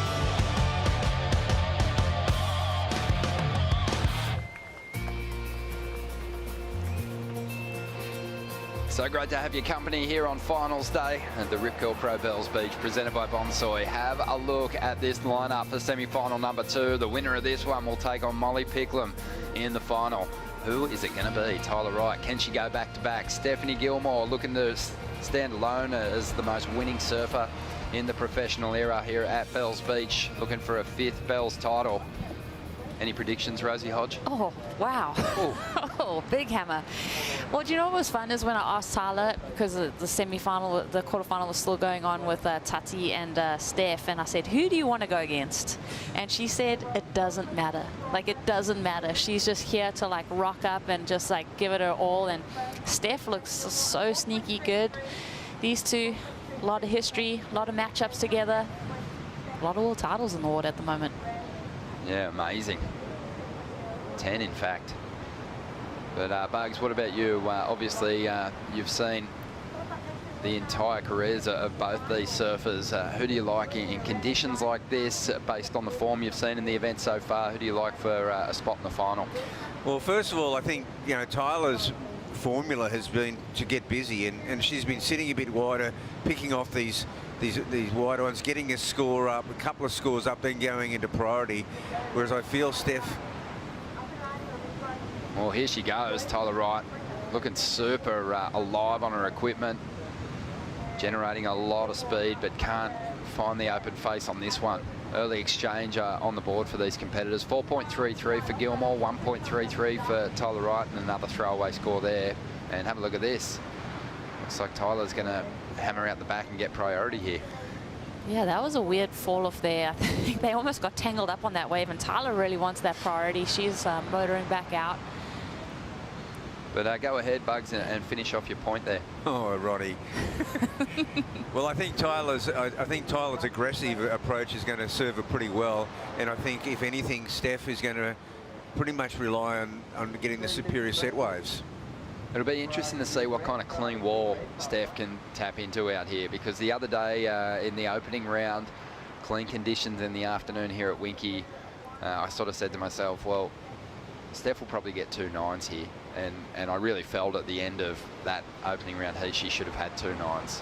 She did have one excellent score, but she has dropped so many big numbers here at this event over the years. But I feel like her chances over customers like Tyler Wright are definitely improved in glassy conditions. She likes to keep those rails really clean. Yeah, that's a good point. And when we think about the women's event, they have had every kind of conditions. The clean conditions at Winky Pop that we started with the opening round, the Bells Bowl. Here we go. Steph. This is a replay of that opening ride. This was the 4.33. Well, I mean, talking about how alive and active Tyler was looking, I mean, similar to Steph. I think that's what you said about Tyler on this wave. She goes down over there on that bottom turn, but they both... They're surfing for a lot right now. We mentioned that the winner's going to be taking on Molly Picklum. She is with Laura Enover at the moment. Yes, I am. I'm here with Molly Picklum. Molly, this time last year, you were walking up those stairs with the 17th place last. Here you are now making your first ever final here at Bells Beach Rip Curl Pro, your second final ever this year. What the heck? I know. I look back at that 17th and I'm just like, wow, what a different person I am, and what a evolved surfer. But it's tricky out there. I feel like there's a handful of waves that do score, but also there's a bunch that don't. And yeah, it was slow and hard, but yeah, I'm super excited to be in the final, of course. Still got a lot left in the tank? Yeah, I really want to ring this thing. I really, really do. So I'm going to give it absolutely everything, and I probably will need a lift back up these stairs after this next heat. Well, if you win, you know you do get a lift, so that could help. Yeah, there you go. Whoever's going to cheer me up, they're going to die on these stairs. Let's go, though. Let's ring it. I want to make someone cheer me up. You seem so cool, calm and composed, wise beyond your years. We know there's a little frothing grommet under there, but what are you going to do now between, now and the final? Yeah, there's not much time, but just have some water, apple, cruising. But yeah, I feel really relaxed. So just ready to rip. Most important question, Tyler or Steph? Oh, you would put me on the spot. I think Steph, because I don't know how many more times she's going to go around, and that would be pretty cool. But then also Tyler's one of my heroes as well. So either or, but let's see. I mean, Steph would be pretty sick though. Either way, first Aussie Girls final in many years, so can't wait to see it. Up the Aussies, let's go. Thank you, Laura. Molly Picklum, just confident as always, and she mentioned it, how evolved she is. So I think, mentally, especially as a competitor, she's evolved in a big way, just so comfortable in the jersey, so comfortable in the position that she's holding at the moment, #1 on the rankings. And yeah, I don't think it's going to matter who she's up against. She's going to be really hard to overcome today, as we see Tyler just floating down the line here and comes undone. So, no one's really landed the killer blow just yet in this heat, Bugs. It's kind of anyone's still. It's like there's, they've only just paddled out and no one's really kind of taken control. No, well, I mean, Tyler's aggressive approach is, I think, dangerous. she is throwing caution to the wind. I wouldn't say it's been a nervous start, but just the fact that she's just going for it.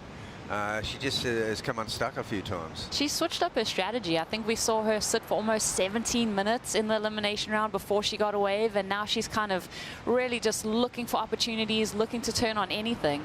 I was going to say the same about Stephanie, because, you know, she just came straight out of the gates and got that 4.33. You know, usually she's happy to sit there and wait for a nice one. So they know that there's so much respect for each other. Yeah. Steph hasn't had an easy run through this event. I mean, thinking back to that heat that she had with Lakey Peterson and how she narrowly escaped that round of 16. Oh, well, Lakey Peterson was looking unbelievably good out there. You know, Lakey could have gone all the way. That was a critical heat for both those surfers.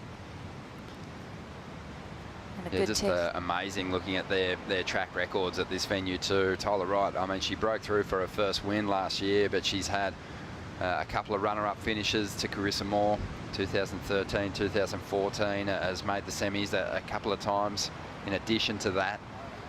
So yeah, she's one of the best out here. And then you've got Stephanie Gilmore, 14 previous runs at the Bells title for 4 victories, and you know, has never done worse than a quarterfinal finish here. So generally she's right up there contending at the top end, and she's up at the moment trying to just get rid of a 1-point ride. She's already done that to extend this lead over Tyler Wright in these earlier stages, and she is looking on at the moment. The 8-time world champion taking this one right through to the inside.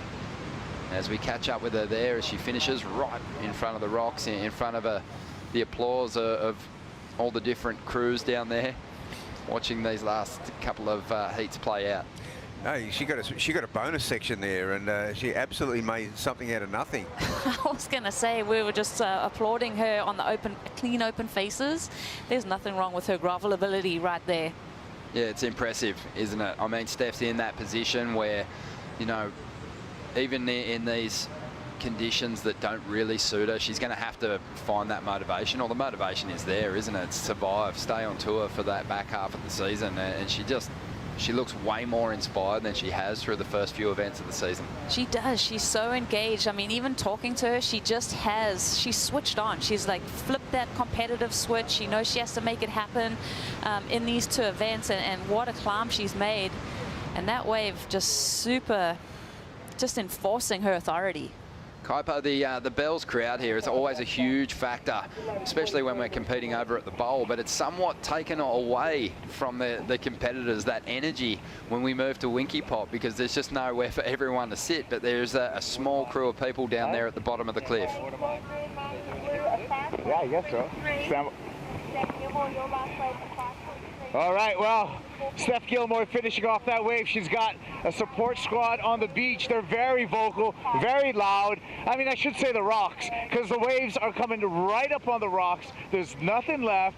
They're hugging the cliff line here, the bluff, and the applause and support for Stephanie Gilmore. It was very audible here out in the water. Actually, we're pretty close ourselves. Oh, that's awesome. There's still some tide to roll in. Are these people going to have anywhere to stand shortly? I don't know. We're pretty far in, and so they're finishing up right on the boulders. So a little more water on it. Yeah, let's have it. Kaibo, we've been talking about the motivation for Stephanie Gilmore. Obviously, when you've done as many laps on the CT as she has, and you're coming off the back of a record-breaking 8th world title, you know, you got to kind of find motivation wherever you can, and it seems like the cart has kind of given Steph just that kick to really put together a magic performance here at Bells. Yeah, we saw her put it into turbo to overdrive last year. Here we go, Tyler Wright on the comeback. Yeah, well, Tyler's going to need to respond here, because Steph just dropped a 5.33, and Tyler doesn't really have a decent score to speak of, but this one's lining up pretty nicely as she goes to the rail a number of times, and now starts to build some speed towards an end section hit. This wave's starting to get a little tricky down the line, but she does hang on to the finish. And again, we hear the applause of those crew members cheering on the competitors down there at Winky Pop. That was a good wave. Really, really solid answer back. You like that one, Rosie? I did. Yeah, just found a bit of clean face to work with, didn't she? It's funny how it kind of cleans, that wave kind of had that cleaner face to it too. We've seen a lot of ribs up the face, especially on Steph's 5.3, but this one almost seemed to have that double up feel. She came around that section to meet that little cupped out section. That was an important maneuver, that first one. Yeah, that set up this ride really well, Rosie. And you can tell they're just eking every decimal point out of every single ride, milking it. She nearly lost it there, but just held on to, not a spectacular finish, but she got the finish in. It's just going to help her cause. I mean, she doesn't have anything of consequence in that scoreline. I think it's going to be a good score. Waiting on it to roll through now. 20.5 minutes to go. Tyler Wright, two-time world champion. And yeah, won her world titles the same year as John Florence, and then both of them actually didn't get that opportunity to chase their third. But Tyler's had a rough road to get back to sort of title-winning form. I think the victory here last year was a big step on the road back to sort of full Tyler Wright potential. And she's just dropped a 6.17, the highest number of this semi-final clash. So she's well and truly in reach of the lead now. Only needs a 3.49, but yeah, it was a long road back from post-viral syndrome bugs for Tyler Wright. And yeah, that was well documented in the first season of Make or Break. And yeah, it was radical. It was really radical, and you know, she was just fatigued, constant fatigue. It's such a debilitating condition. And then when she came back at Honolulu Bay, and you know, she wasn't really on tour, but she came back and had that spectacular day at the end of that tour. You said, okay, here we go. And even then she said, no, I'm not back yet. Yeah, and that proved to be the case, because she still battled through the next season, Rosie, but at Pipe at the start of this year, for me, it was like, okay, she's starting to look again like a true title threat. Yeah, and that's you know, Tyler's ability to overcome those huge peaks and valleys in her career. I mean, even when she won her first world title, she had that knee injury in Portugal. She went to France and she had this huge comeback and won that title. So, you know, all of these things that she's been through has really she's got an ironclad character, and when she wants something, she's going to go after it like 110%. It's super inspiring, and it's fun to watch her now, healthy, in a happy place. I mean, she's got a lot of support, family, friends. She's feeling just so comfortable and confident in her life and where she is. Has her wife Lily down here as well, and yeah, looking for that back-to-back Bells title, but Stephanie Gilmore's going to try and make it difficult for her with this ride as she floats into this first section. Has a lot of speed to lay into this move. This wave stretching out. Steph just a little caught behind, and she's going to go down here. Still plenty of time, 18 minutes remaining, and Gilmore probably not going to better a situation with that one. And Tyler Wright's going to get that priority. Laura Enover has been all over this event site like you wouldn't believe. To the bottom of the steps, back to the top. Let's find out where she's standing right now.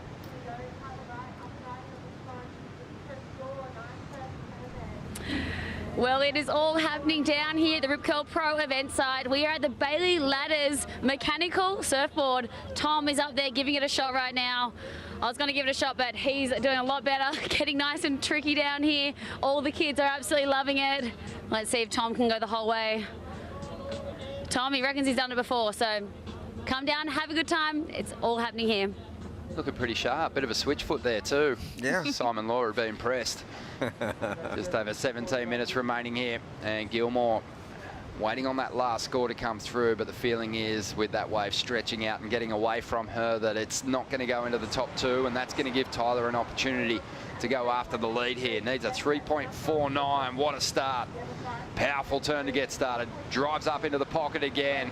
Just the two turns, but she loves the feel of it. She knows it was good that first turn. Oh, she sunk her teeth into that first maneuver. Well, the wave itself was so much smoother than Stephanie's wave. Just had so much bump and chop, and it was really always going to be a wrestle, but Tyler's wave really superb.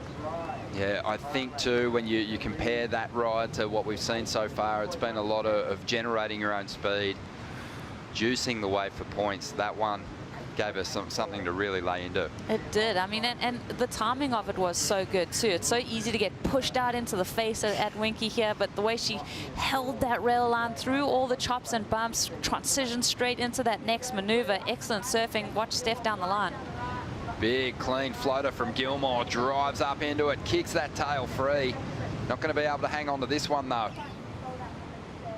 But the numbers dropping for Tyler Wright, and the judges are celebrating the commitment to that first section, and the combination, it was seamless. An 8-point ride. Oh, what a turning point. That was a major turning point in this semi-final. Stephanie Gilmore going that first wave, only getting a 3.83. Tyler having priority, and then absolutely, we talked about it with Molly Picklum, you know, fortune favours a brave. Absolutely just hammered that wave.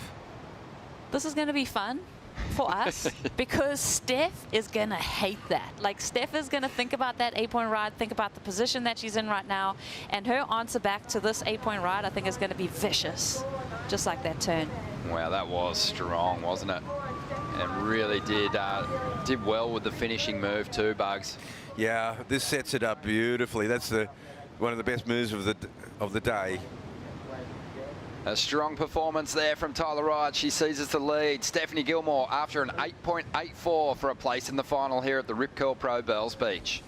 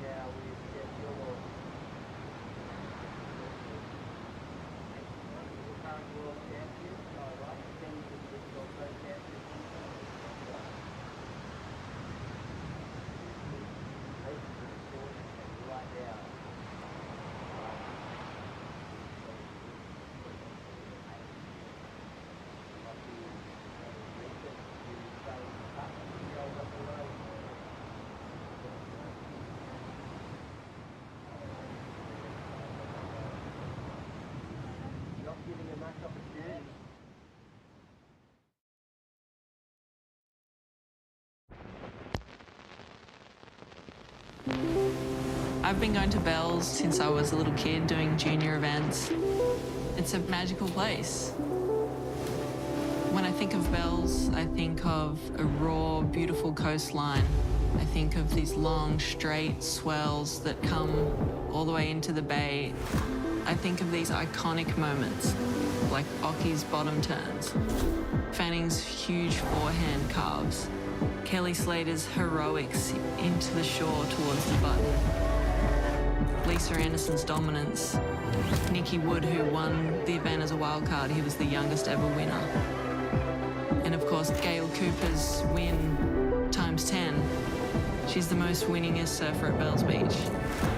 Bells is ingrained in the history of Australian surf culture. To hold that trophy up and to ring the bell is one of the greatest feelings as a competitive surfer.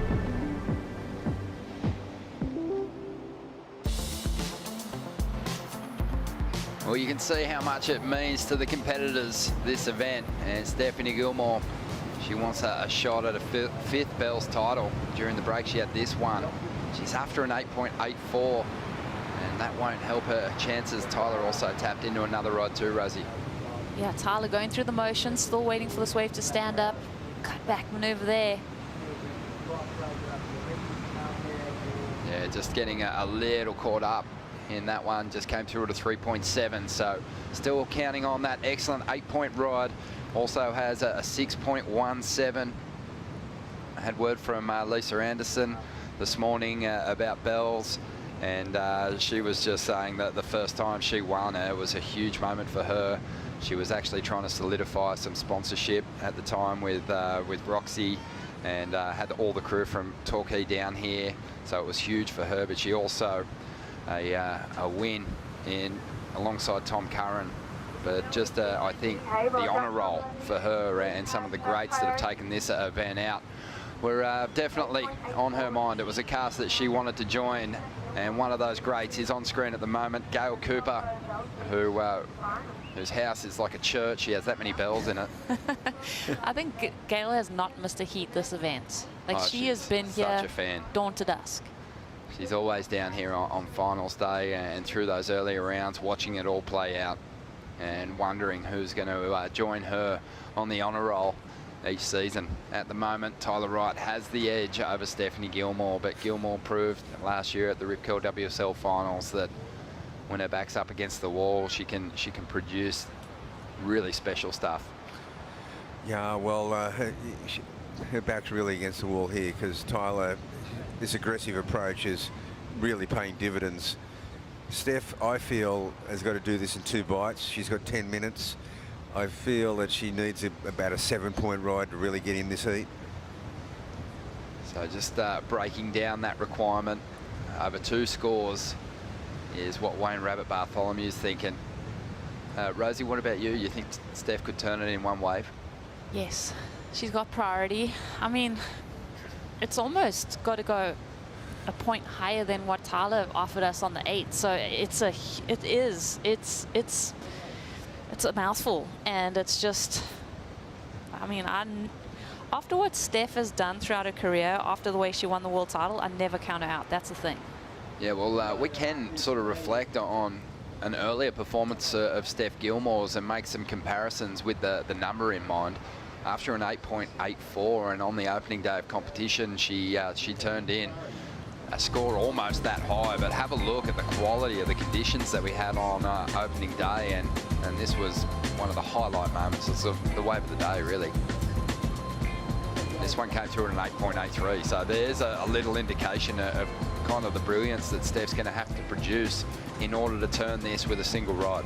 Yeah, different day, different set of circumstances, but I mean, that's like, you know, I think watching what Tyler did, like not going full throttle at those turns, like that's what Steph's going to have to do, and I think that's what she's got in her repertoire. So let's just see if she can find that wave that offers that same opportunity. I think that's what it is. It's just the wave is so key at the moment. She's got the performance within her, but she needs that opportunity on a set wave, because, you know, Tyler only took her 2 turns to get an 8-point ride. So Steph, I feel, with, you know, something similar, maybe the opportunity for a 3rd turn can get it done here. But, you know, time's a factor, and the more time that winds down, Bugs, that strategy of turning this heat with 2 rides kind of starts to dry up. Well, that's right. The other factor here is that the longer it goes in a lull, the more chop gathers in that takeoff zone and right along the line here. And that was really what cruelled Stephanie on her last wave. It was just all the chop on the face. She just couldn't go into her repertoire.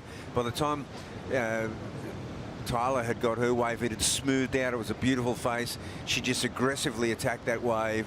Her strategy's been perfect, really. Well, something's standing up on the outside here, and Gilmore does have the priority. Let's see if she can turn this into a magic number, or at least chip away at the requirement. She's going to let this one go by. Yeah, it's gone a bit deep. Yeah, that so often happens out at Winky, even when you're in a free surf. You see set lines rolling your way, and they're just allergic to you. They don't come anywhere near you. It's funny though, watching, because we're at that cliff top and watching that overhead, like you're like, wow, it's like fool's gold. Like you just like watching those lines, you're like, here comes something, and it just like, oh, it just rolls underneath. So yeah, you've really got to be on it. Well, the locals here are masters of reading a line up from that elevated position, because a lot of the surf spots in this region you do look down on. And I'm often fooled by it. I had a surf at 13th Beach the other day. It's hands down the worst surf I've had this year. And it looked pretty fun from up the top of the stairs. Jan Jack has cooked me 4 times now.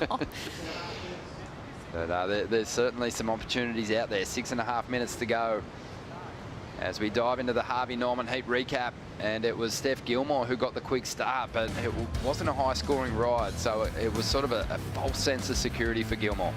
Yeah, that mid-range wave, that 5.33 in her scoreline, and still also holding on to the 4.33 for Steph. So she's been chipping away, looking to surf into rhythm, but it's been Tyler who's been on the better waves and really attacked the sections. This one for a 6.17.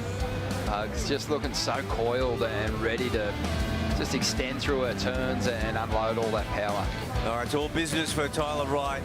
This wave here, probably one of the best combinations of the day, Ronnie. Really solid, and she knew it was, you know,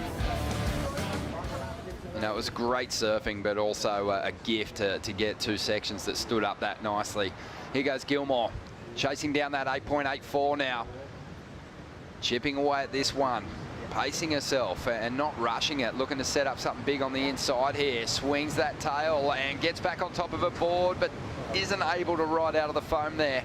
5 minutes to go and another opportunity lost there for Gilmore to turn in a decent score.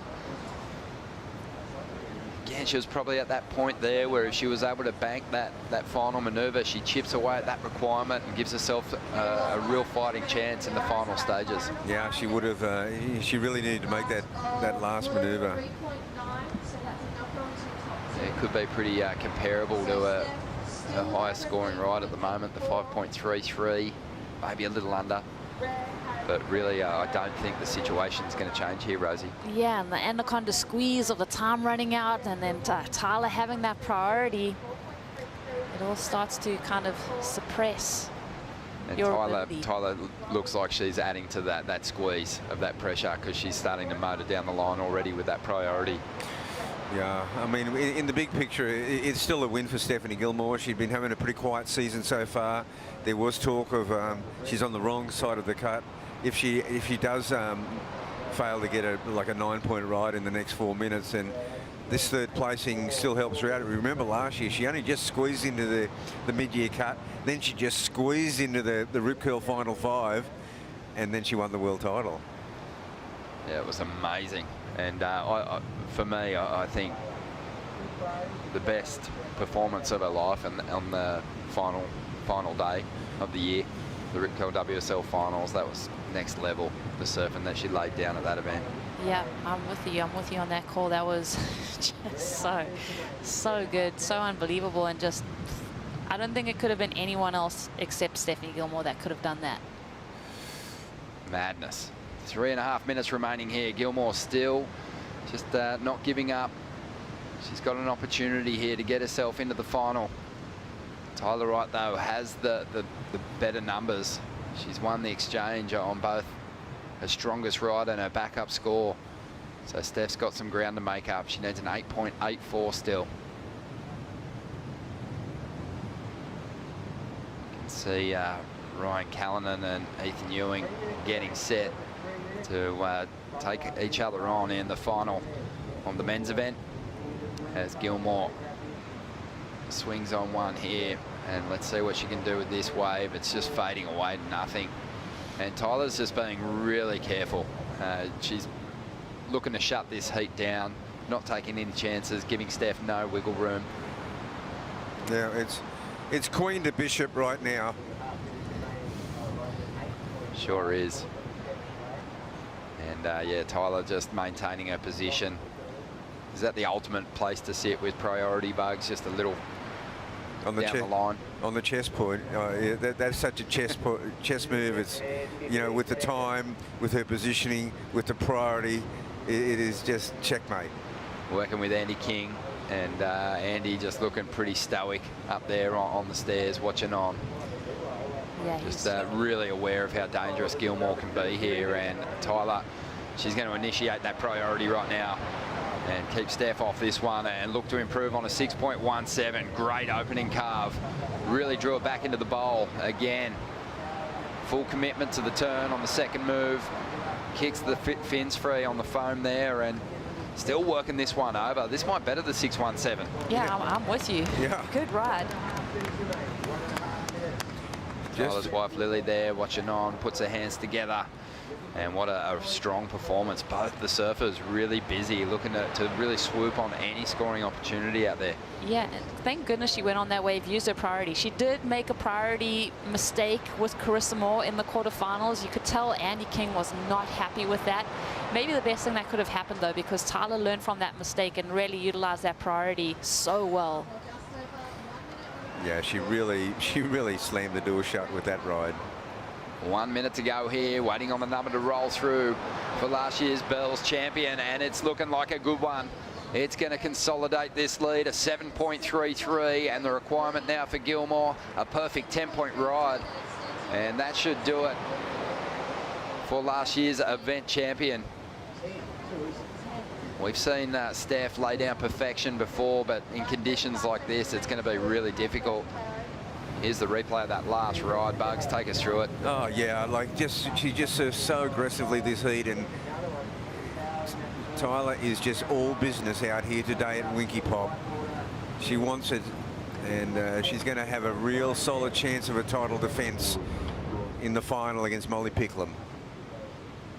Well, she really does love this area. First one down there on the opening ceremony, acknowledging the Wadawurrung people here at Jurak, and Tyler fully throwing herself into that connection to this country and the waterways.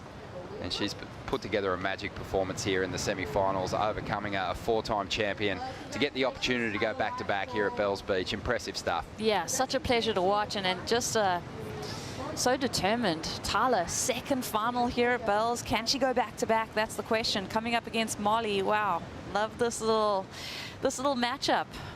Well, these two have spent plenty of time surfing heat drills together before Molly graduated to the championship tour. Now they're going to get the opportunity to battle it out in the final of the 60th edition of the Rip Curl Pro here at Bells Beach.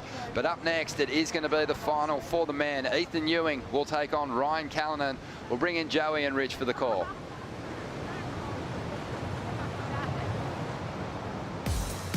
The Rip Curl Pro Bells Beach, presented by Bonsoy, is brought to you by Rip Curl, the ultimate surfing company. By Visit Melbourne, official event partner. Plan your trip to Melbourne. By Bonsoy, official milk of the WSL Australia. And by Surf Coast Shire, strategic partner of the Rip Curl Pro Bells Beach, presented by Bonsoy.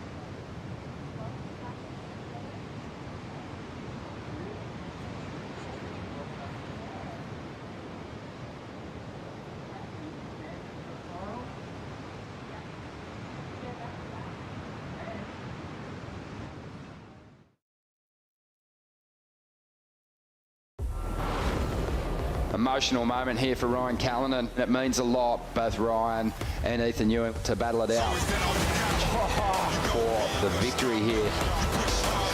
Cal's just really starting to wind up on the backhand here.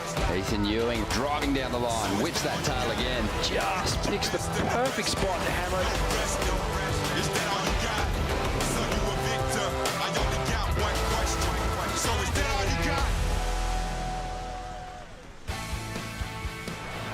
Welcome to the finals here for the Rip Curl Pro Bells Beach, presented by Bonsoy here at Winky Pop. And It is all Australians from here on out. Ethan Ewing taking on Ryan Callanan.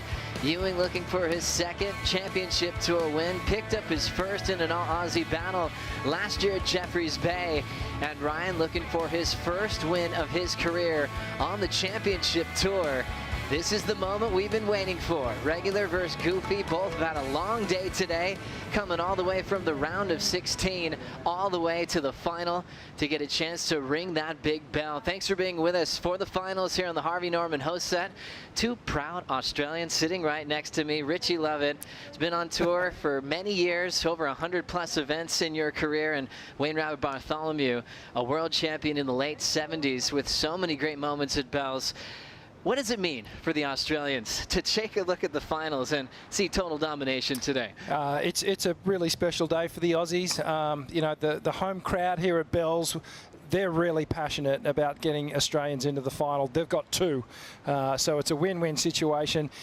And to see a first-time winner on the men's side in the 60th anniversary, this is gigantic for either one of these guys to win this. Yeah, look, it doesnn't happen all the time. I mean, it's kind of rare these days in an all-Australian final. I mean, you know, you think about the Brazilian Storm, you think about John and all those years with Kelly, and this is a pretty special moment. Getting things started in the final, Ethan Ewing just tracking down the line.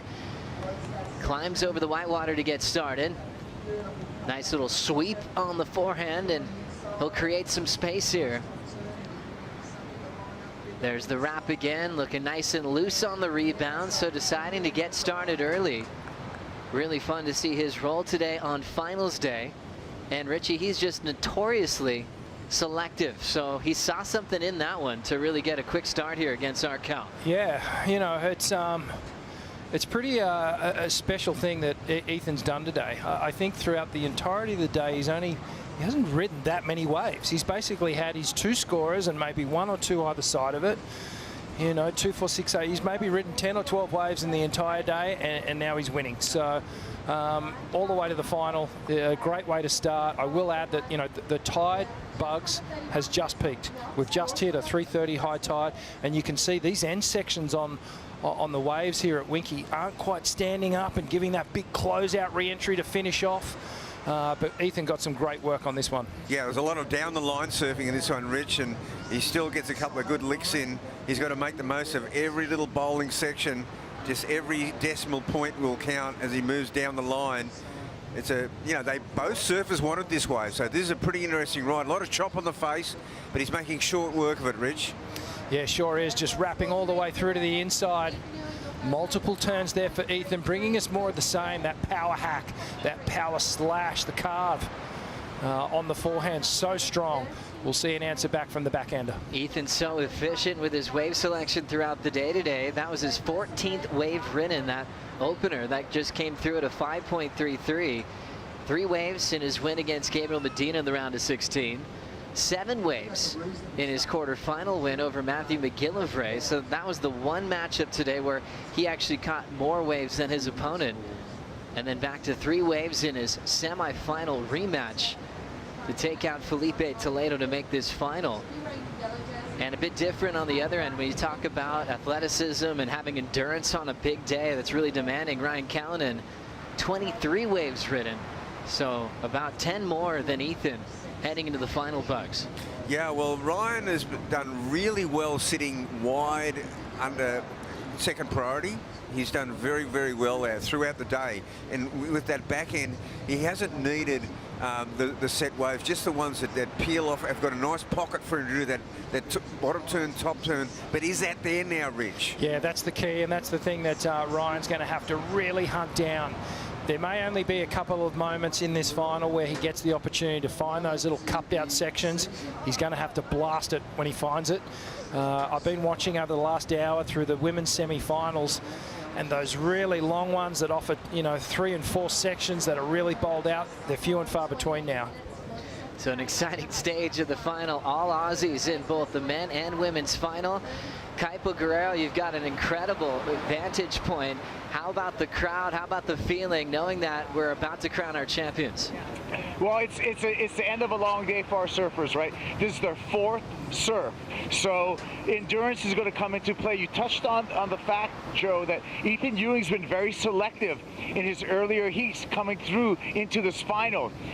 That means to me that Ethan's going to have a little bit more gas in the tank at this moment, you know, just being more selective, not riding a bunch of waves. He already has that quick strike, so he's got a score in the bank as well.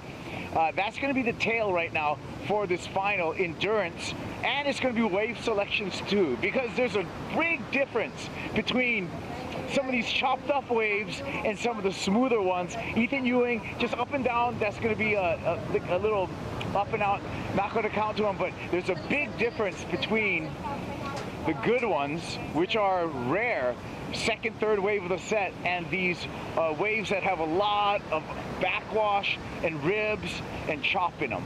Such a great call, just wave selection being so important with all the changes in pro surfing. I'll never forget an article I read that was written by Wayne Rabbit Bartholomew. He just wanted to sum up, okay, with all these changes, one thing that will remain the same: whoever gets the best wave wins. And I remember that quote from you, Bugs, and it's so true.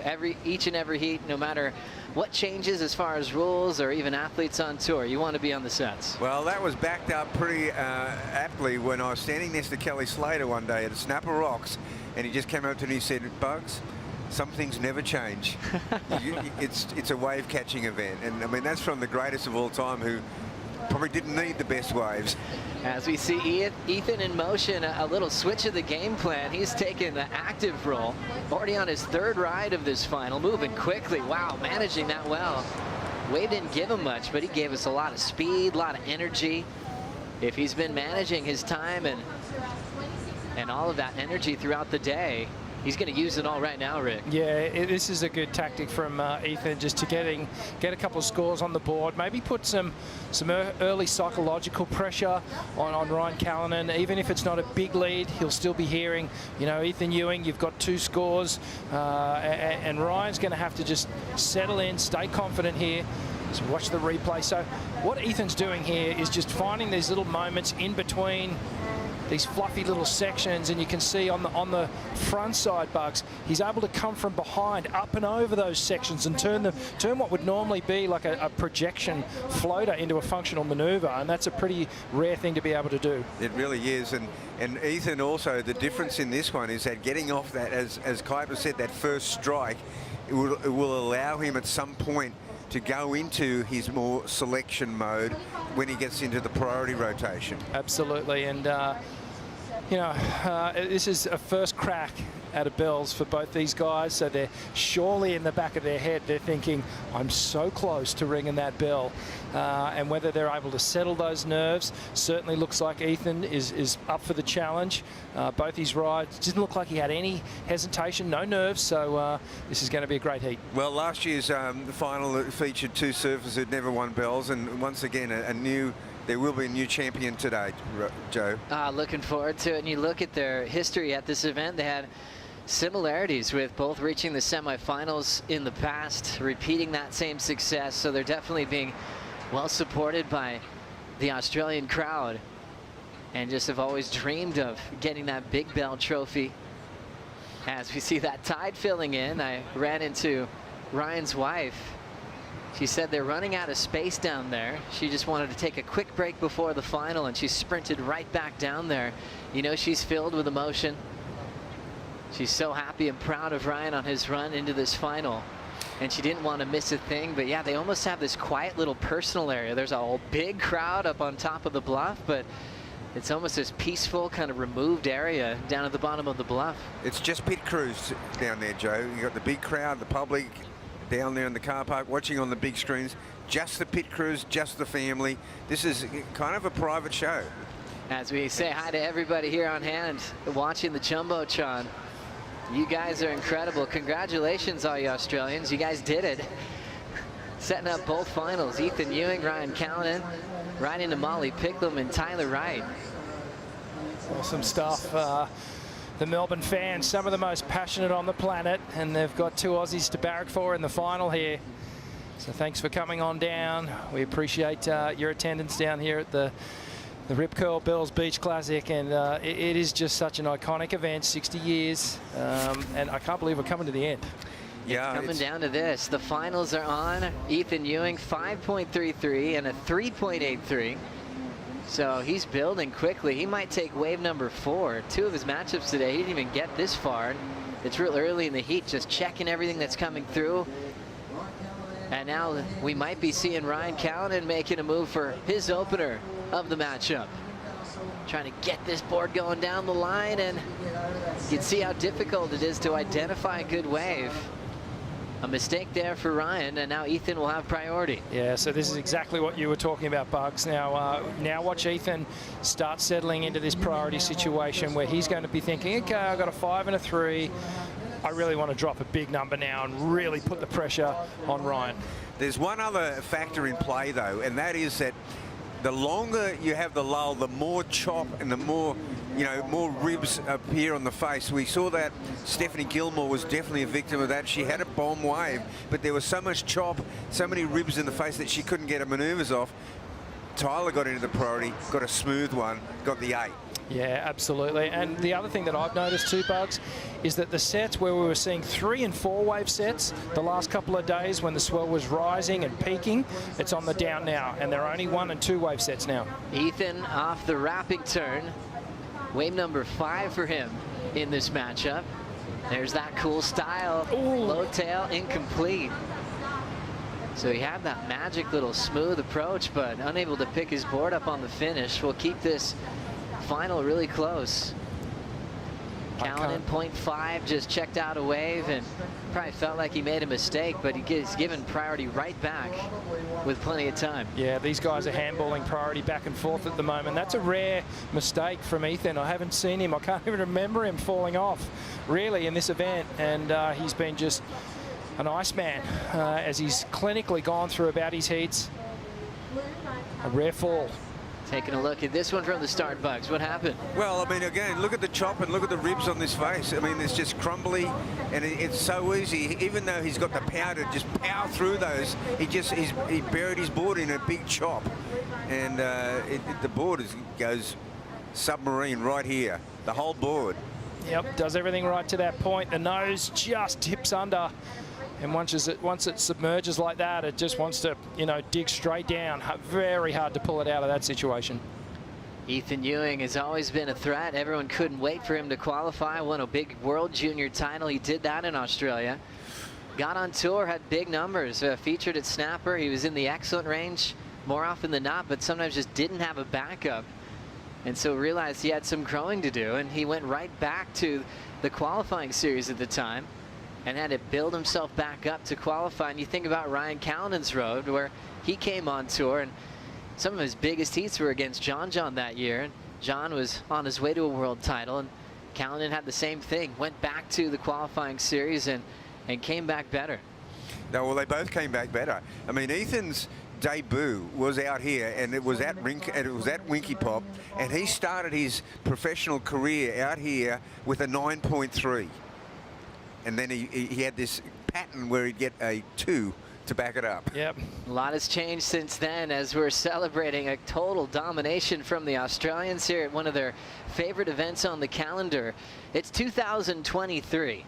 And going through all the great years we've had here at Bells Beach, we've got to rewind it to 1991 when we had all Australians in both finals. That was when Barton Lynch was able to take the win over Damien Hardman, and Pauline Menser got past Michelle Donahue. It's been a very long time. 2023, finally seeing another Australian sweep here at Bells. Yeah, 32 years ago. Look at the total. That's not correct. Look at the total points. Total points from Pauline, 90.4. You know what, 90.8. You know, back in those days, it was best 4 waves. That's why we're seeing those big numbers. Here we go. Ethan Ewing on the move. Nice little punch off the lip. Cracks it again, more extended slide. It was real creative because the section wasn't doing much for him, but he's so talented. He made it really exciting. So I'm interested to see how this roll goes for him. He hasn't really had this approach. He's been dropping anchor in most of his heats, but he's probably just identifying how much the conditions have changed, so might as well keep on swinging. Yeah, top of the tide, weird things happen. The ocean tends to go a little sleepy at times, but have a look at the speed and the spray flying off the lip, and just, oh man, he's been doing this all day. The way he wraps those turns off the top and gets that board positioned directly back under him, transitions out of the turn, watch this, kicks the tail out, gets the flare, tucks the back foot in, and then gets straight on that toe side rail again. And this was a special turn, Bugs. Oh yeah, both those turns were, and we've seen big scores coming for 2 manoeuvres. The scale has been set with that 5.33. Where do you think this one could go? Oh, man, on the strength of that final turn, I definitely see this one going above a 6. Well, and it's just dropped a 6.67, so I think the judges are right on point for this one. Good call, Rich, and the thing is that really puts the pressure on Ryan now, because we've seen him go for a few waves. They sort of backed off, they were too walled. You know he's looking for those waves where he can come cleanly off the bottom and go 12 o'clock. Yep. What a final. Two great Aussies, two incredible human beings. Ryan Callanan, such an exciting talent, now 30 years of age. 6'1", stands really tall. He's just getting stronger and stronger each and every year. His rookie season back in 2016, so he's had a few more laps around the world than Ethan Ewing. Ethan Ewing still just 24, and now moving up the point a bit. Callanan will have a decision to make here. Remember, 0.5 on his start when he just kicked out. Let's see if he can get that backhand moving. Ryan's first turn, a little fin chuck, he sinks. Ethan Ewing now paddling quickly to the wide angle. He might get a chip in here. He's thinking about it, decides to hold back. Yeah, maybe out of the corner of his eye, he saw that Ryan didn't go anywhere on that wave. And look at this now. We've got a situation for the paddle battle, but priority will go straight back to Ethan. And you know what? He kind of looked at that wave without really committing to it. But, you know, Joe, I want to give you another quotable quote. I love this. By another champion surfer from Bells Beach, and he was there. He had the whole press. They've asked him all these questions, and his answer was, the best surfer gets the best waves. Simon Anderson? You got it. Yes. Just the delivery got me there. That was perfect, Bugs. I love it. Simon Anderson introducing the thruster back in 1981. And everything changed in surfing. Ethan and Ryan on that 3-fin setup today in this final. 6.67 and a 5.33. Callanan, under priority, is actually going to try to get his first turn out of the way. Finally getting a completion right there. Backside carves will send him down the line. 2-turn combination. Just to get a wave to feel out his board, settle the nerves a bit. JS is Schaefer here on hand, watching this final go down. Extending his trip to Torquay. He was meant to leave way before this, but didn't want to miss any of the action. And now a 2.10 heads towards Ryan, now chasing a 9.9 to go straight into the lead. But watch him reposition now. Got some space off Ethan Ewing, and he's going to take this one on the inside section. Ryan trying to hustle on the backhand, and only good for a backhand float. It's got to get down to there. Yeah, just you can see him. He's just trying to make something happen, trying to will some sort of rhythm come into this final. I do like the fact that he stood up and banged off a couple of turns, because the first 2 rides he actually just came straight off, you know, first attempt at a turn, so at least he's starting to get into that feeling. Really for him it's just about picking the right wave now. Plenty of time in this final. 14:30 on the clock. Ethan Ewing leads with priority with a big 6.67. Let's see how Ryan's going to make his comeback right after this Bonsoy brew break.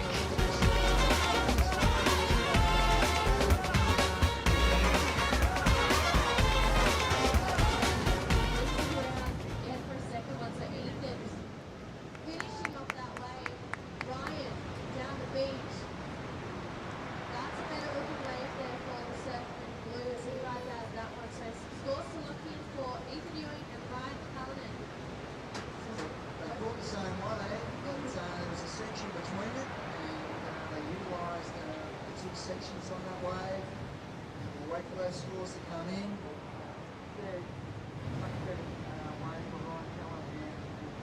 Get his final underway. Beachley, the returns there. Has to be a chance he's going to increase his scoreline as well. So, interesting exchange on the same way. Plenty for the judges to think about there.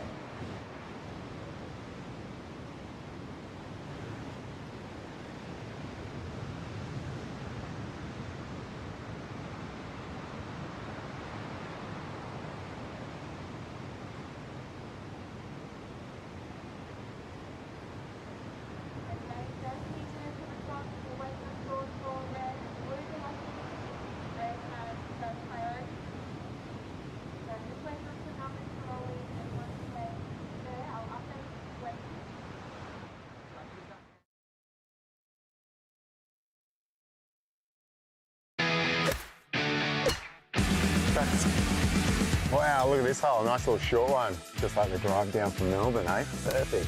Show me what retirement's like, mate. Oh. Always a lot of fun things to do around here. Great surfing, great golfing. I love a trip down the Great Ocean Road to the 12 Apostles and some really cool communities all the way down to Lorne, where Gail Cooper comes from, the most successful competitor here at Bells Beach with 10 titles. It's such an easy place to cruise around. And for myself, what I've noticed about coming to this region in Melbourne and Torquay, you feel good being a tourist. You feel really welcomed. You're not afraid to show up in a rental car and ask questions. I really love how the community wants to help you out, show you a good time, and I really appreciate that, Rich. Yeah, it's good vibes down here, Joe, and we love it when you visit, so keep coming back time and time again, please, mate. No, there's lots to do, and it's such a beautiful part of the coast. Bugs. Yeah, well, here we go. Smoother looking wave, Rich. And Ethan Ewing just cleans that one up. He's looking to best that 5.33, Rich. See, this is actually one of those little pockety ones that if you had put in Ryan on this wave, he could have started winding up on the backhand. And you see here just Ethan swooping, using the rail, really working these turns, gets the finish up high, up and over the section. So much control. And here we go, Arkau got one out the back. He's starting to wind up on this one. Gets the little vertical hit to finish off.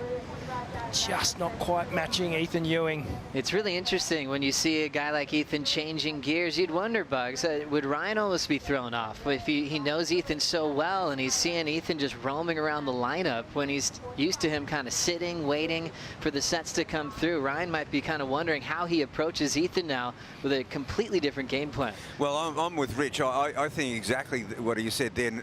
I think Ryan's best chance was to sit a bit wider and get one of those ones that go into the valley and just peel along the shelf and really allow him to go that top to bottom vertical, because what he's getting these crumbly little waves with the flat faces, and on the back end that's just not going to do it.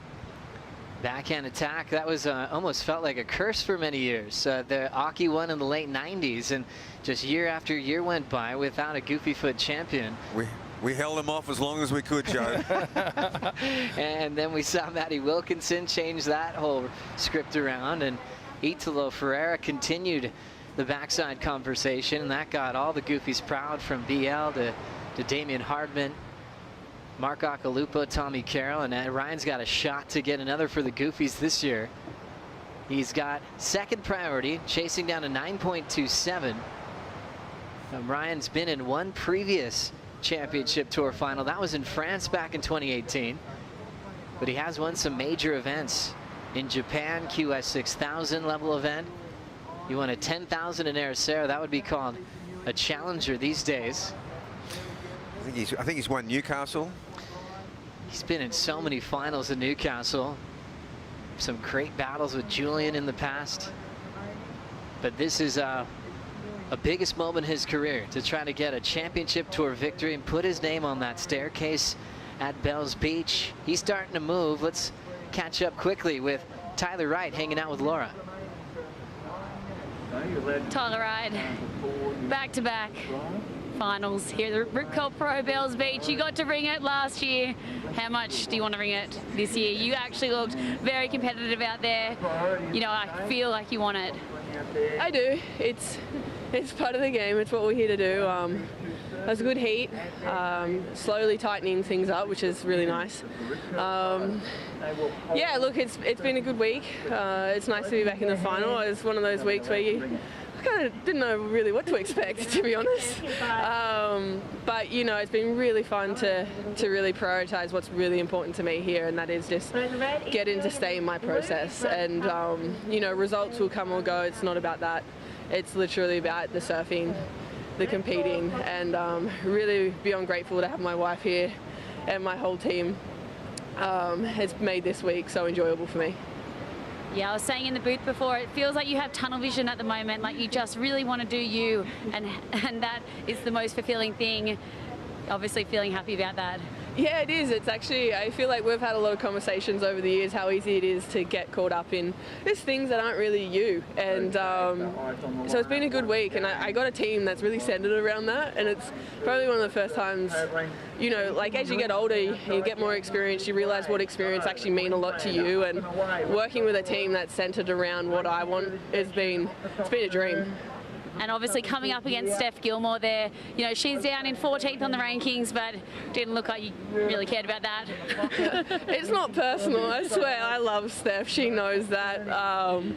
It's one of those ones where it is like a third should get her up there. You know, she should be sweet. But when it comes to these situations, it's kind of like I just don't care who's in my heat, and I know that's, you know, it's competition. That's what we're here to do, and you know, it's the same with the next heat. You know, I love Pickles, but I don't care. So it's one of those ones where it's what I love about this game is that everyone gets to do their own thing, and like whoever wins at the end, that's great. But it's been an experience getting here, and it's a ride for sure. And what's it going to take to overcome Pickles in the final? You know what? I don't really know. I feel like these young kids, they got so much energy. They're so driven, and you know, they haven't been on tour for 12 years, and it's one of those ones where you look at them and you're like, damn, they got the energy, and you know, I think we've had a few matchups. I don't know if I've beaten her yet, so you know, it's one of those ones where I just keep doing my thing and it'll work out. Well, hope to see you go back to back, and looking forward to this final, Tyler.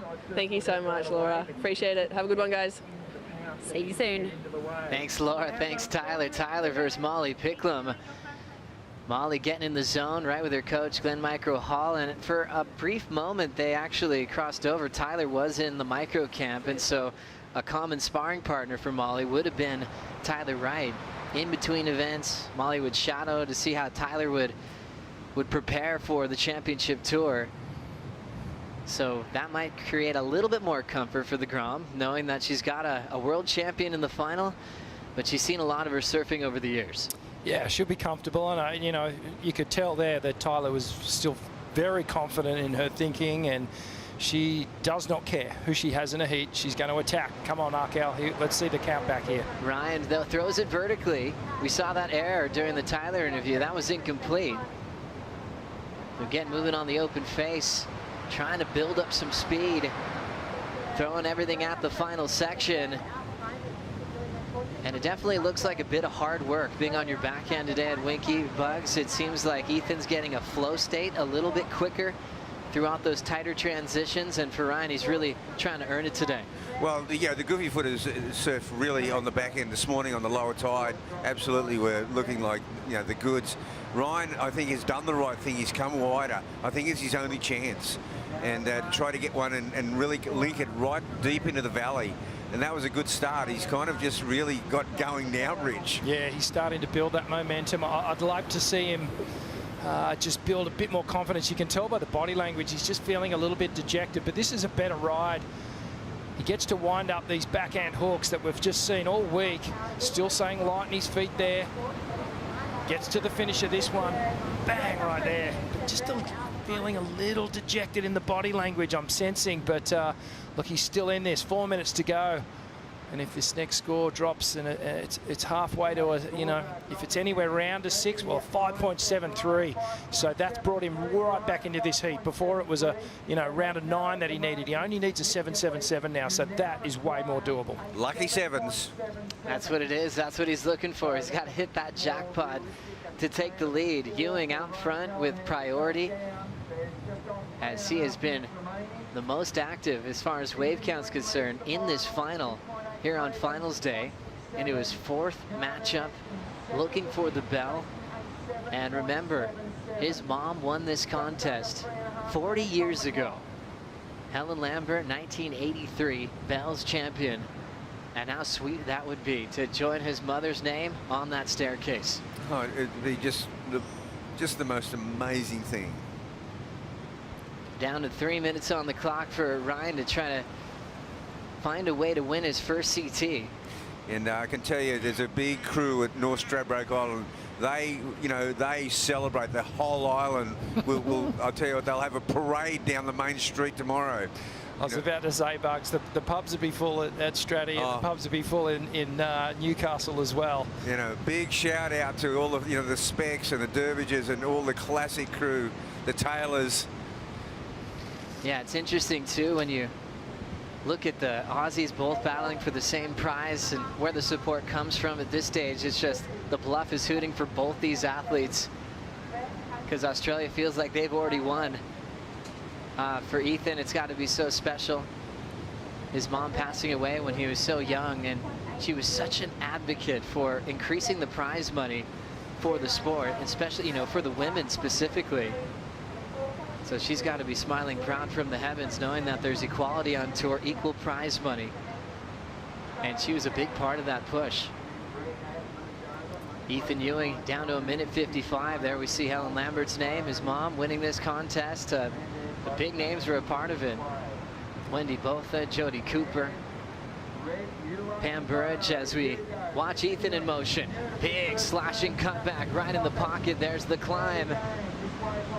So steady on that stance. He wraps it quickly in the pocket.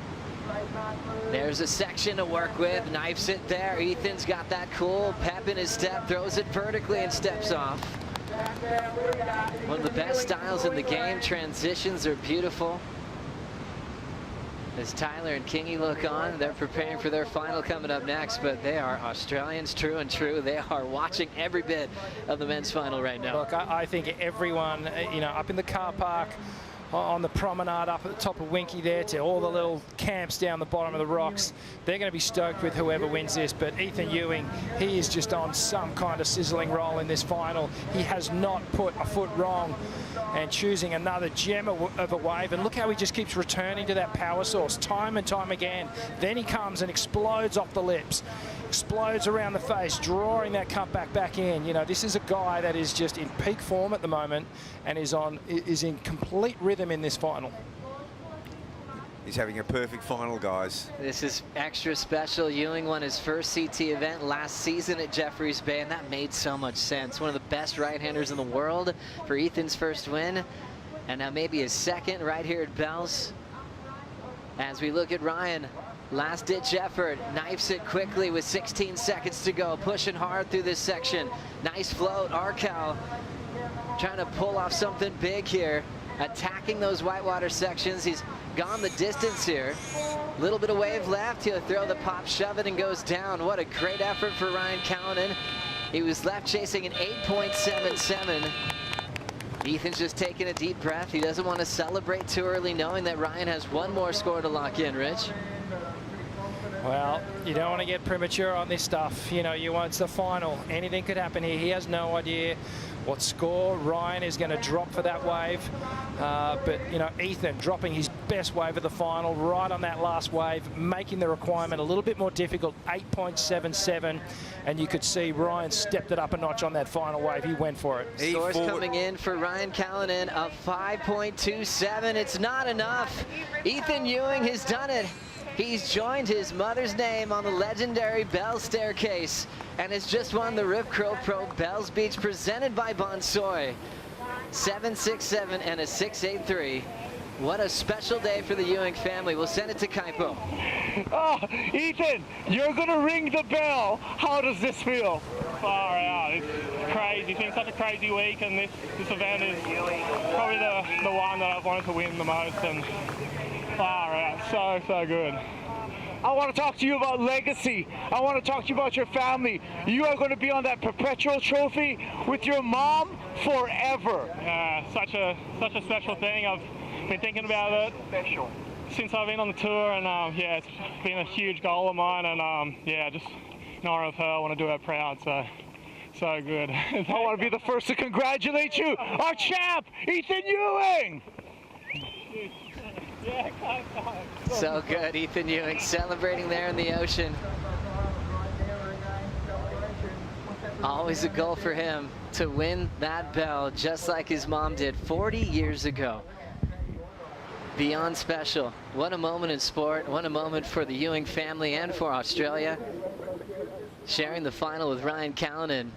And he never looked like he was going to come close to losing in that final. As soon as it started, he started just taking over the Winky Pop lineup. Yeah, that's when you're in sync with the ocean. Just perfect decisions along the way. You know, he changed his tactics. He started to get busy. He was on all the best waves. You know, we got to, you know, say congratulations to Ryan Callanan for an incredible event, making it all the way through. He sort of, you know, did his best in that final, but just was maybe left a little bit short in the wave count. The quality of waves, but what a moment for Ethan Ewing, just unbelievable. Ethan Ewing moves up to number 4 in the world. Heading into Margaret River, Ryan Callanan up to 6 in the world. So things changing already in the WSL Final 5. Wow, they're both pushing for the Final 5 spot right there. This is a big moment. Ryan Callanan had a good run at it, guys. He had a good run at this title. And congratulations to Ryan. But wow, what a great thing. A Queenslander winning. Of course, you know, you were saying before, it was Parko won his first event at J Bay. Wouldn't surprise me if Parko had his second event at Bells too. He's following in the footsteps of a great. Oh, he certainly is. Parko has so much time for Ethan, so does Mick. Mick was just telling us earlier he's a proud Australian today. Joel spending a lot of time with him as well, as they always knew that he'd take over this event and many others. A great hope for Australia to win a world title this year. And definitely one of the coolest guys to talk to. He's kind. Even though he's quiet, he's very competitive. Does his own thing behind the scenes, always hanging out with his father. His dad's always getting the footage each and every day in the lead up to big events. So another moment where I think surfing just won today. Absolutely. You can see the Coopers are flying down there. There's beers going everywhere down the throat over Ethan. They're getting sprayed around. But congratulations, Eth. That's the bell. Tick. Goal done. Celebrations just beginning for Ethan Ewing, but remember, another big final coming up next. World number 1, Molly Picklum takes on Tyler Wright. We'll bring in Rosie Hodge for the call right after this.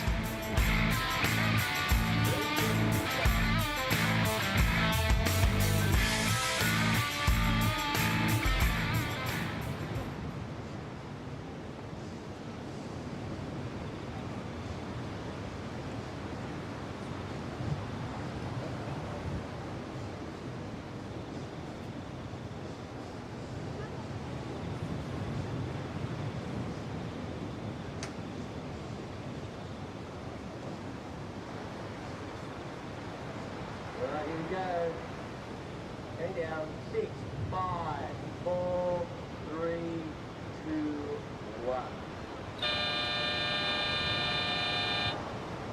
Alright, that marks the start of the final out here at the Ripkill Pro. And Tyler Wright in the blue, Molly Picklum in the yellow, and straight up into it is Tyler Wright. Bringing up to the left, unfortunately, just snatches a rail there, bit of shock at the top of that wave.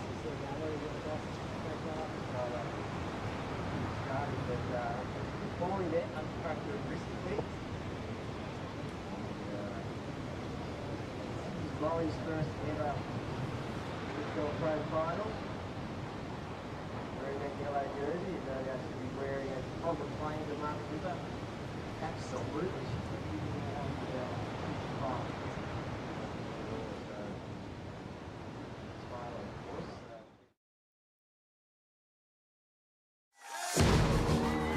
such an iconic event, and I want to win this thing. I really want to ring out. She is on her way to the final here at the Rip Curl Pro. She'll be up against Tyler Wright. She lines up a couple of big sections here.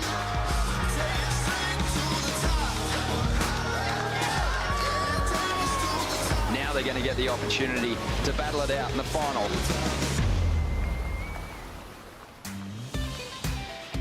Here we go. One more final. Tyler Wright versus Molly Picklum. Oh, what a great story here. Tyler Wright, the longtime veteran, two-time world champ, defending Bells champ, trying to upset the role of the yellow jersey. This 20-year-old named Molly Picklum, who is oh so confident. Rosie Hodge, thanks for joining us for this call in the final. This is as good as it gets. Great day for Australia, but how about these two surfers, Molly versus Tyler? What are you going to see unfold? Wow, well, I mean, I'm looking forward to this heat. I mean, you got Tyler, she's got the 2 world titles. You got Molly, who's kind of come from relative nowhere to be world #1 at the moment. Tyler Wright in an interview was calling her a kid. So, you know, there's a... She is. This is going to... Yeah, she is. But this is going to get competitive, Richie, and we love that. Yeah, it's kind of feels like master and apprentice style matchup here for me. And, you know, Molly's going to bring all that energy and all that youthful, you know, fitness and that was one thing that Tyler touched on. They're coming in, these young women, and they've got so much energy. They've got so much enthusiasm. They've got the new tricks as well. But Tyler, she's been surfing so well. You know, she's keeping that roll going from last year, and this is going to be an awesome final. Can't wait. Looking forward to...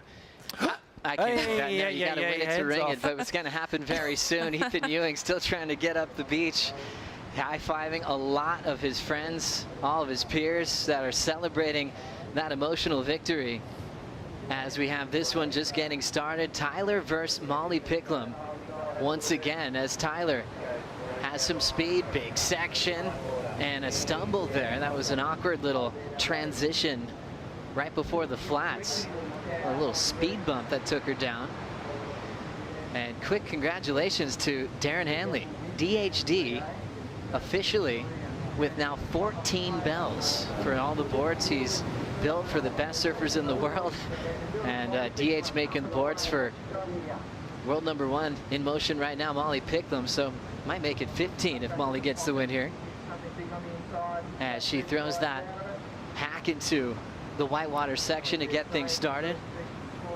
And she'll step off. So we saw this matchup earlier in the year. Molly on such a strong roll to get her first CT win over at Sunset Beach.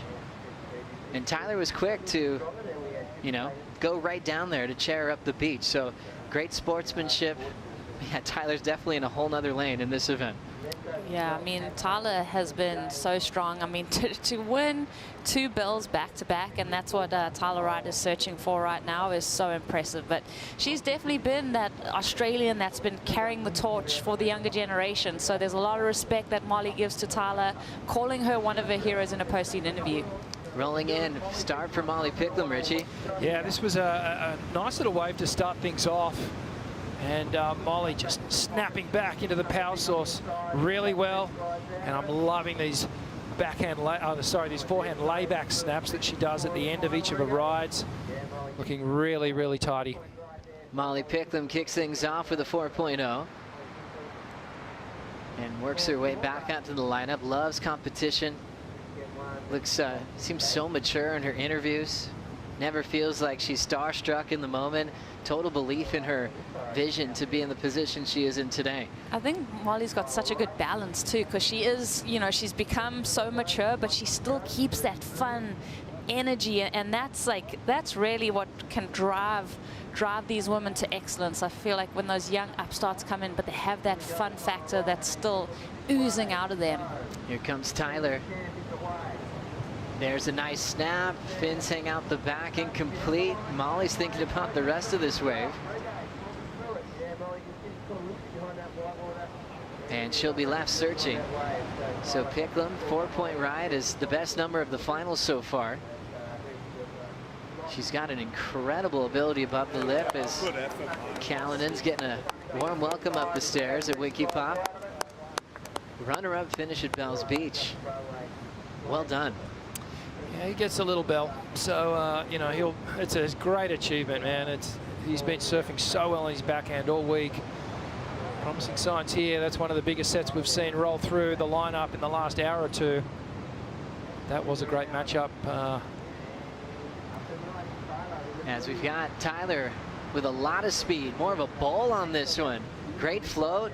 Tyler sets up the big gouge and then has enough time to shut it down. Great read there from the defending Bells champion.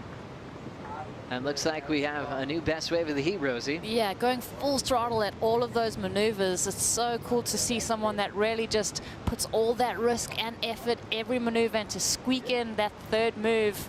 Super impressive with that transition. Yeah, this is a great looking wave here. You can see just right from the outset, Tyler didn't really need to generate too much speed, but I love that slash there, and she did so well to get back up into the lip there and get that final turn in. Moving so quickly with her points, and it kind of goes back to these eras at Bells where you get a lot of repeat champions, especially on the women's side. Tyler came close in the early years, but kept running into Carissa more in those early finals. But now this is her time to shine. Calls this her favorite event on the calendar. She put so much into winning the belt at the press conference. There was a lot going on because she had to think about her big brother retiring, and she'd already won last year. But she said she has the same intent as she did before she won the belt last season, to just keep winning this contest and build that legacy. I mean, the more bells you get, that just adds to your profile. She wants to try to catch up to Gail Cooper. And how different is every Bells event? I mean, compare this event to last year's event. There's so much that changes. You've really got to be well prepared in every kind of conditions. It's such an endurance, I feel. Oh, it certainly is. More waves on the way here. Picklum with priority. Never had the 4 before, but she'll need something solid here because Tyler just dropped a 7.83. She holds back. Tyler's going to take it. Two-time world champ Tyler Wright sets the rail to Peisel. End section approaching quickly, and she just hammers it. There's that similar type of claim and energy that she had in a finishing move in the previous round, Rich. Stomps it. And the big finish. It's brought her home through the semis and quarters. And it's setting her on a path to winning this final. 7.83 on the wave before this last one. It was interesting. It was only a couple of meters difference between where they were in the lineup, but Tyler was able to pick that wave off under priority, get a couple of good turns, and this is going to add just a little bit more pressure. We had kind of a traffic jam of our world champions on the bottom half of this draw. Tyler got through all of her rivals from Gilmore to Riss. Back to Tyler's wave. Yeah, you just hear it. It's that click, click, click, click, click. She's revving up and she just jams it. I mean, she goes to another gear, and that's what she's done through this event. She's really built up to this moment where she's able to do her best surfing when it counts. One of my favorite moves from Tyler so far, all events. And to do that under priority on a wave that Molly let go. She looks right up to the bluff as she has so much support. Her coach, Andy King, her wife there, her whole family. Celebrating a lot with that whole Wright crew throughout this event at Bells. Numbers dropping in, and Molly's going to hear it. A tough one to let go when it was your priority, an 8.17. Molly's got a big combination to break now, Rich. Wow, it's an interesting score. Look at this, 16-point total. That is a mountain to climb for the youngster. And, you know, I guess if you wanted to look at it positively, Molly, she just needs to open up now. She needs to just go for it. Still plenty of time on the clock, 25 minutes, but that is an incredible start for Tyler Wright. Tyler just with or without priority, she seems to be bringing a whole nother gear, and we kind of saw that at the start of the season, Rosie. Just on free surfs and warm-ups for the season opener on the North Shore, where it's like something's different about Tyler. She seemed more prepared than she's ever been for the title race this season. Yeah, she's happy, she's healthy, she's motivated.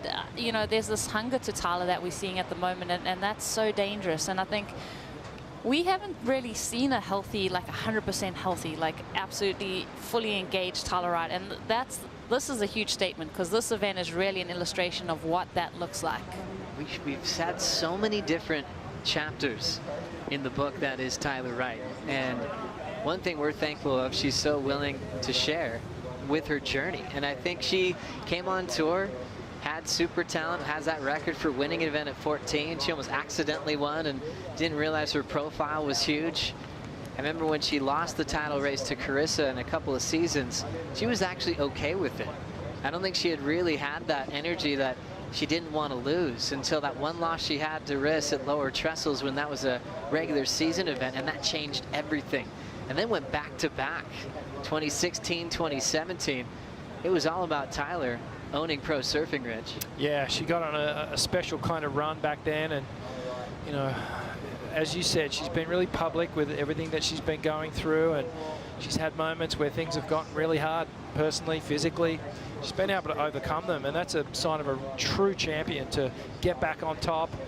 And I agree with you, Rosie. She looks like she's in peak performance condition right now, and well, it's translating into these scores, and way out in front in this final.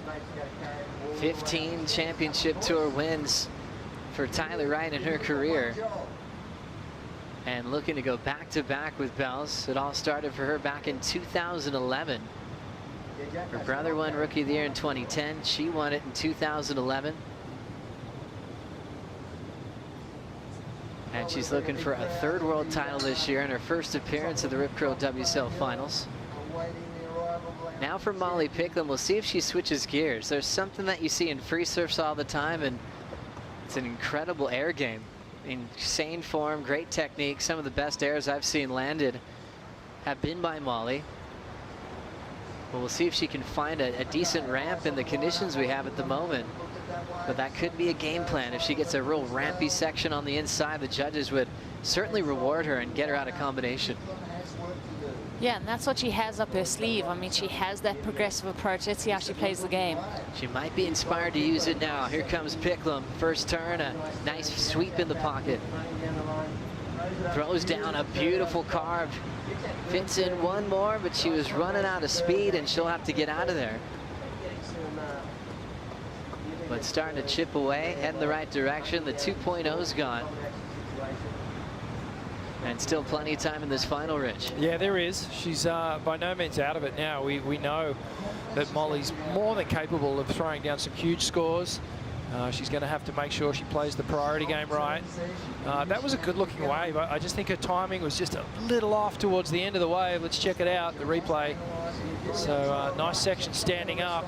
Open face slash to start.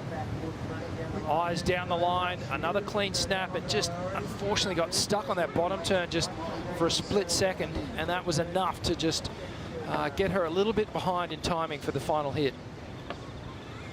It's got to be so validating for Molly Picklum on her road to this final. Having the yellow jersey and then winning a lot of close decisions, even from yesterday against Sophie McCulloch at real messy Bell's Bowl. And then that superstar Grom heat with Betty Lusakura Johnson.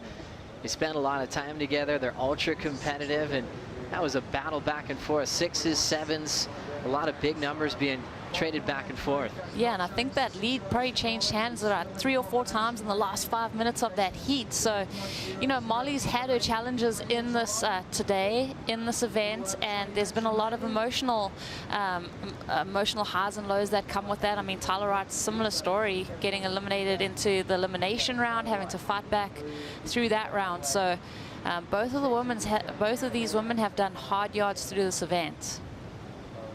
Celebrating 60 incredible years of this event, and it'll be more Australian domination. 31 Bell victories when you look back over time.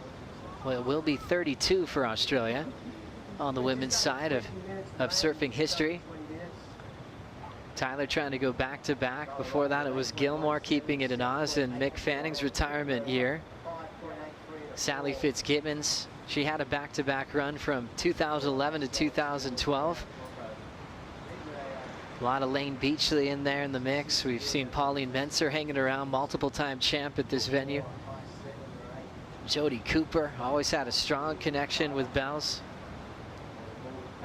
And also Helen Lambert, Ethan Ewing's mom, winning this event 40 years ago. So special, so incredible to see Ethan taking this event out. Moments ago, Ethan Ewing getting the best ride that you can ever receive outside the ocean. Being cheered up by great friends. Let's hear from our champion. Yes, guys, Ethan Ewing has been cheered up to the top of these Winky Pop stairs. Ethan, is it sinking in right now? Now that you're on land, you've been down here all day since about 5:30 this morning, 12 hours, huge. First heat of the morning. Talk us through how you're feeling right now.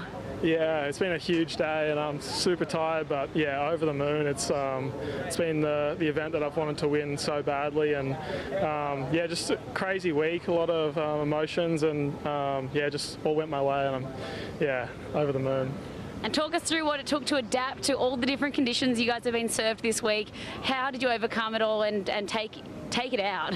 Yeah, I actually got down here super early before the event. I think that kind of paid off. But yeah, I've never really surfed Winky this small in an event before, and yeah, I think the time before the event really paid off for me, and yeah, so crazy.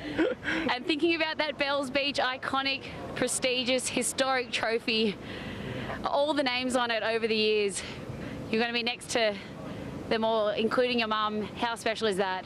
Yeah, it's been my biggest goal in my career to win this, and just all my heroes have won this. Joel, Mick, Kelly, the girls, Steph, Carissa, and then yeah, my mum back in '83. It's an honour to compete here, and yeah, put my name up there with hers it's really special. And you've just skyrocketed up into 4th position on the rankings. How does that take you into the rest of the year, Ethan? Yeah, it feels pretty good. I've had a bit of a slow start, I think, this year.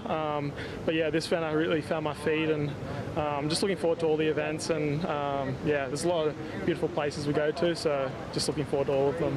Well, enjoy this moment, Ethan. We'll let you get ready to go ring that bell, recharge, maybe drink something, and, drink some water, and get ready to hoist that trophy above your head, mate. Thank you, Laura. Thank you. Big day. Well done, Ethan Ewing. Your champion of the Rip Curl Pro Bells Beach, presented by Bonsoy, here in 2023, and your new world number 4 heading into Margaret River. And what a day to soak in. 4 big heats. And it wasn't all easy, man. Tough competitors on tour. One of the best group of talent we've ever had on the championship tour. Getting past Medina in the morning.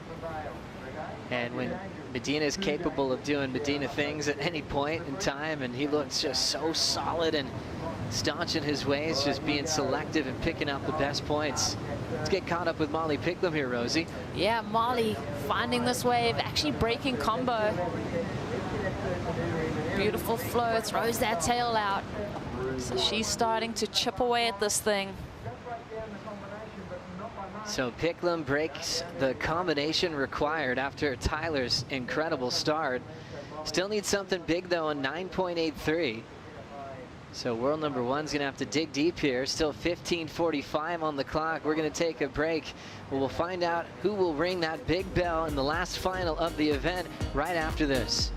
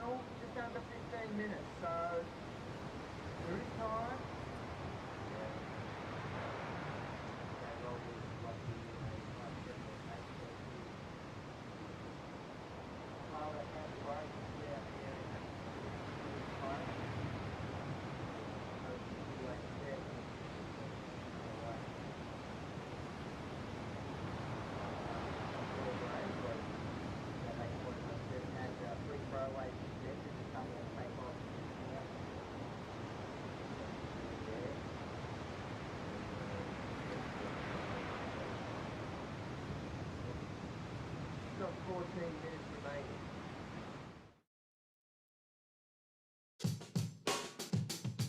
When I look at the next generation, I look at someone like Pickles. I'm a huge fan. And yet she's really young and she's got so much to learn, so much to grow and so much energy into winning and to having what it takes. And she's 2021. That's amazing. Yeah. She knows herself enough to know what position she wants to be in. And I think that should be celebrated. Obviously, Pickles this year, her story is really cool because she has different influences that have been like, stay in school. I know she's worked a normal job. I know she's had the COVID era and she got on tour and everything like that.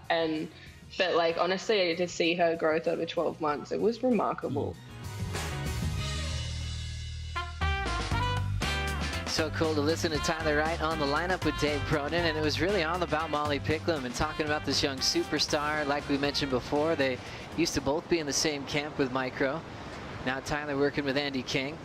But they got to see a lot of each other, and Tyler was able to see how sensational that Picklum was as just a young Grom with some big dreams.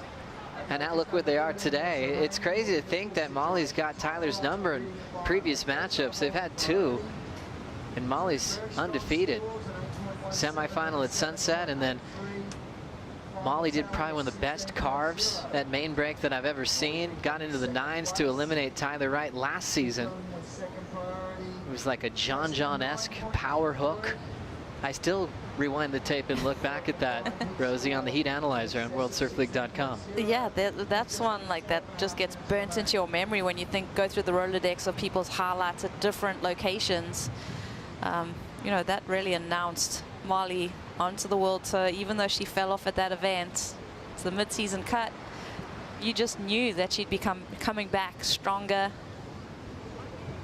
I think she also identified how much an asset it is on tour to have power surfing, even over aerials. Just having that balance of knowing how to use a full rail hook.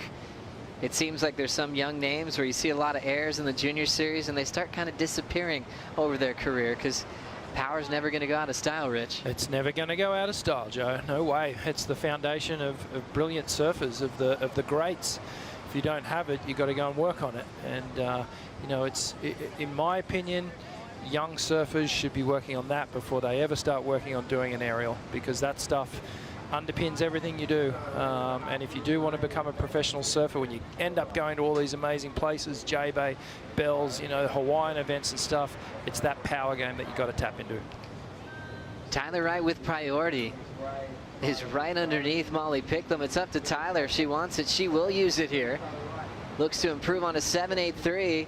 Looks like Tyler's a bit deep on this one, but still hustling. Now gets out in front. Well done. Snaps and throws out the fins a bit, but not a whole lot on it. So Molly's going to be relieved that she has priority now. She's got to move quickly, Rosie. She still needs a big 9.83. Yeah, she's still in a precarious position, actually a very precarious position. And Tyler, she showed that disinterest, but she did so well. Tyler getting that speed to come around that section. I mean, we saw her absolutely end herself on the shore break at Bell's Bowl in one of the earlier rounds. She is not afraid to sacrifice board or body to get the score and really juice a wave and milk it to the end. Yeah, this one running off a little bit down the line. That's the hero turn for this wave. And again, just that onshore crumbling the lip down in front of her, so she wasn't able to really make the most of that wave. But she's got a big arc. She's actually replacing that 7.83, so that's a big score. And Molly, 10 minutes on the clock. She's got 2 waves to do this. It's not all going to happen in one wave. I don't think it'd have to be the highest wave of the entire event. So I think, in her mind, she'd still be thinking, okay, I've got to do this in 2. I've got priority. Let's make it happen. No matter how the outcome of this final ends up, we'll have Molly Picklum hang on to that yellow jersey, taking it to the west. And Tyler Wright will be number 2 in the world. But a big difference in points if Tyler does win. 10,000 points for a win on the championship tour. So things moving a little bit in that WSL Final 5. Lost Caitlin Simmers early, lost Carissa Moore. They were equal second before this stop. Carissa went down to Tyler. Then Tyler went on to take out Steph Gilmore. The reason we saw those big matchups with our world champions on the bottom side of the draws, we had Steph come in with a pretty low seed. And oftentimes she's either leading the tour or already in that top 5 picture. So then we just had that jam of the world champs. Molly had kind of the youthful movement on the top end with Betty Lou Sakura Johnson, Isabella Nichols, who was looking really strong today as well. Yeah, she did so well. Isabella can be really proud of herself. But this is so fun because, you know, we've been telling people that they've made the cut, especially on the women's side when you've only got 10 who make it in that line. And then, you know, think about this result and how this will help Tyler's campaign to be a part of the WSL finals. Molly, I mean, we know what an advantage it is to start in the yellow at the Rip Curl WSL finals. So she'd be having her eye set on that. Here comes Molly. Taps that first section with the whitewater. Needs something big to really set up here. Carves it again. Section to punt. There's the front side air. Now she's got a little transition to make into the flats. And there's nothing left for her. She definitely wanted to follow up that little punt. Glenn doesn't look too stressed. I think he's enjoying this heat. He definitely is. I mean, you know, there's obviously a sentimental element that Crowy's feeling as well.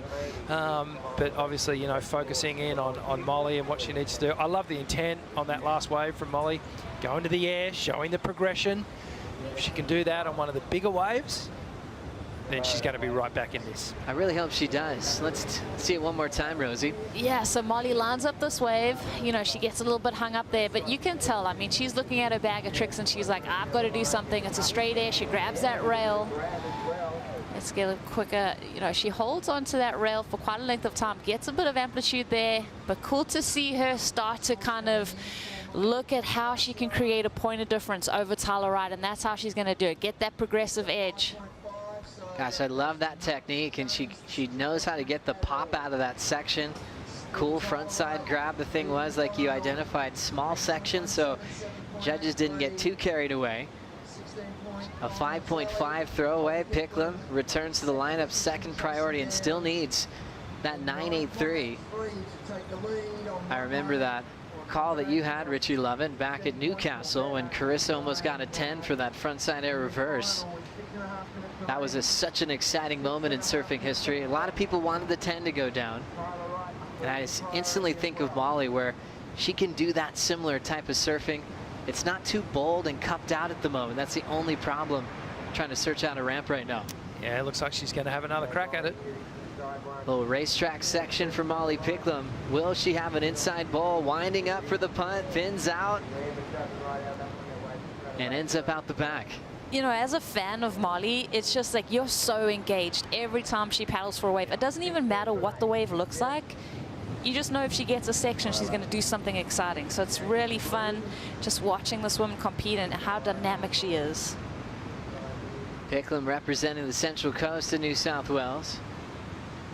Tyler, a South Coaster, but been living in Newcastle these days and loving life with her wife and just doing things her way, which is hard to find the balance on tour, with challenges, with losses, but she's such a veteran. I think she sees how sweet this life is, traveling around the world, taking on big events, saying no to obligations that she doesn't need to be a part of anymore. She's in such a great period of her career, and her wife Lily's so supportive and so friendly to everybody behind the scenes. It's so cool having her on tour as well. Oh, definitely. I mean, I just love bumping into them around town, at dinner, wherever it is. They just, like, it's just such a fun conversation. They so have time for everyone, and they just seem so happy, and that's what you want to see with anyone in life, is just that happiness, and they've got that happening for them. And she's definitely looking nervous, and she shouldn't be, because Tyler has gone mad, but I guess that never ends. You're always going to have that nervous feeling watching your partner compete. So true. 4:30 on the clock. The Harvey Norman recap of the women's final. Tyler looking to go back-to-back. If she does, she'll be the 9th to do it in women's history here at the Bowl. Now Winky Pop for this final. But total control over Picklum, with or without priority, Richie. Yeah, you can just see Tyler's been on the best waves, and the surfing is just so on point. This was that 8-point ride. See all the fins come out the back of the wave. That's why the judges went so high on it. But Molly, she's waged a bit of a fight back. She's just trying to find those waves that let her open up. And the youngster, I've seen her really tap into that progression. Love these finishing moves. Surfing just so well. It's really the wave choice that separated the two, and Tyler's just in perfect rhythm. 3:45 to go. More waves on the way. You can see those lines sometimes from the aerial view. You think there's a ton of waves coming through and they'll change shape, but that is the yellow jersey in motion. Just up and out. Tyler with priority. Moving into position. She'll have to go under this one, but she won't mind that. Holding on the priority, knowing that Molly's not in position to take a wave. But Molly's working hard to force Tyler to make a decision. Great job to Molly just to take a look at it, so she will force Tyler to use priority and leave that outside position. Tyler's deep on this one. Float, and now just resetting for this inside wall. Throws the tail out aggressively. Wright jams it again with some power, and will shut it down. A lot of power out of Tyler Wright. Andy King loves it. Big high five to Tyler's wife. They know that she's just still in the driver's seat of this final, Rosie. Yeah, just enjoying this run, and good use of priority there. I mean, you can't afford to give Molly an inch, and now, you know, 2 minutes 30 remaining. Let's see if Molly can get that answer back. Yeah, they definitely have been taking a lot of reps. 10 waves ridden for Tyler, 10 waves ridden for Molly in this clash.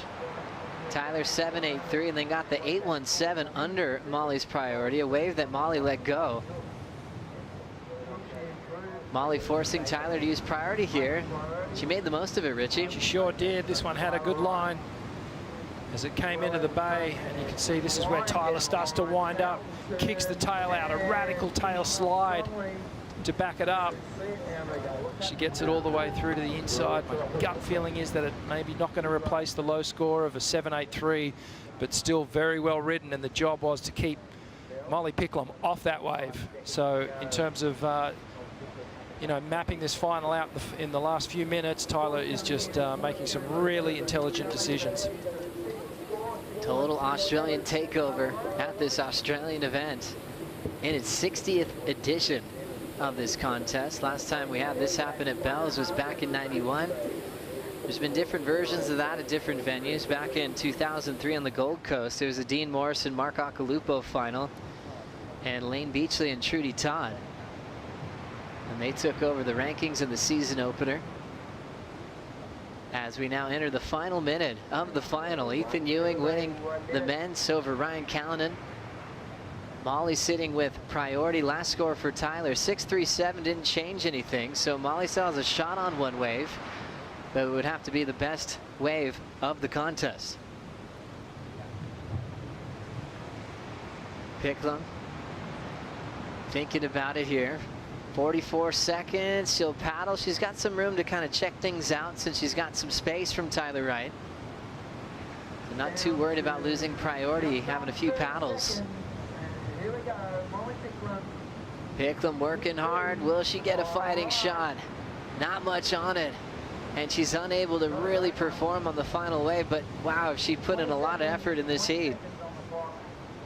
A busy finals day, all here at Winky Pop.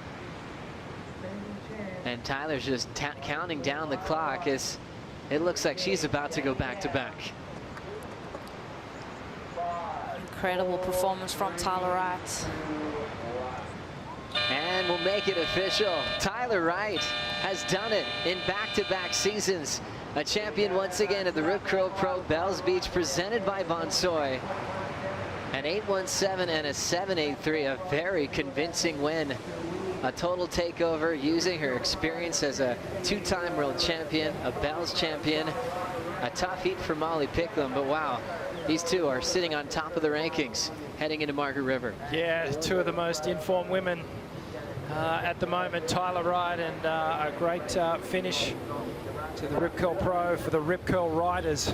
Yeah, Rip Curl domination. So it's a Rip Curl domination here on the women's side. And Tyler Wright Already on the sled with Kaipo. Oh, Tyler! That was a proper set, finally, right?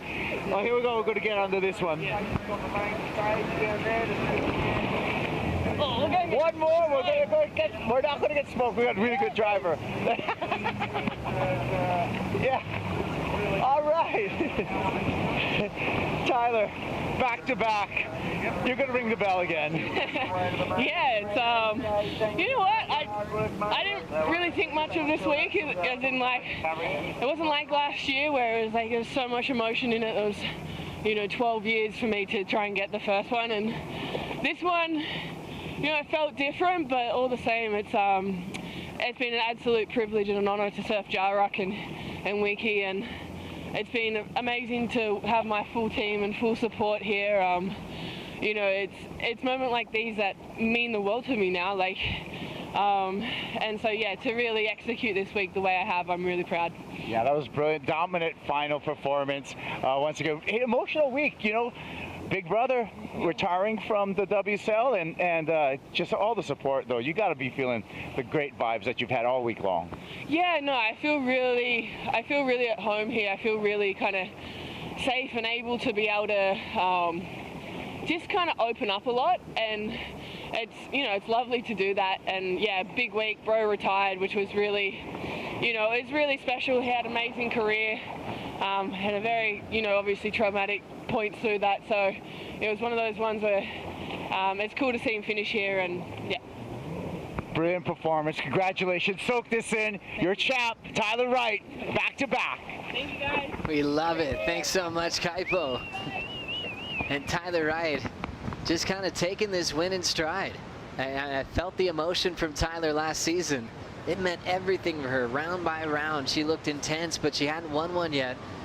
And since she already had the roadmap from last year, she just put it in cruise control in her mind and went to another level with her surfing.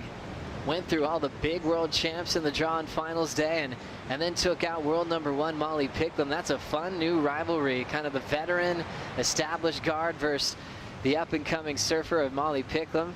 Now that reputation with Molly and Tyler, that's going to change. Now it's 1-2, still Molly's favor. However, this is Isabella's final, and that probably feels extra sweet for Tyler Wright. Ooh, yeah, I think this definitely does. We spoke about the sparring and everything that goes down, but for Tyler to be that veteran and just put the young Groms in their place for now, I mean, wow, well done to Tyler. I mean, just so fun watching this woman win and being right there with her in these big moments. That's always a tradition in surfing, just reminding the Groms, that they've got a lot to learn, right, Rich? Yeah, absolutely. Just, let's think back to how Molly performed all week. It was incredible. She had some clutch heats where she had to really pull it out of the bag right at the end. But this lady, her performances have been on point all week. Very confident, often convincing wins.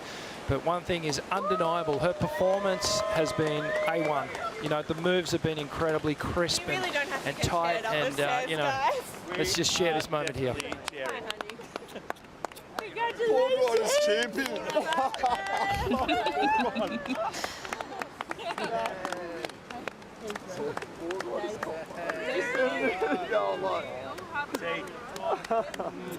Good to have you here.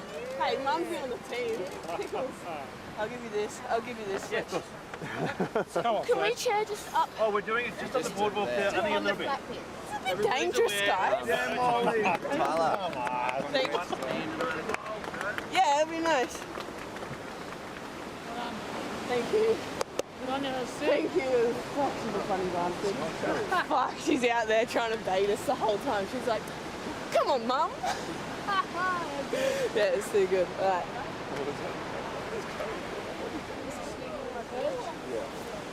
Tyler Wright taking it all in on the stairs at Winky Palm.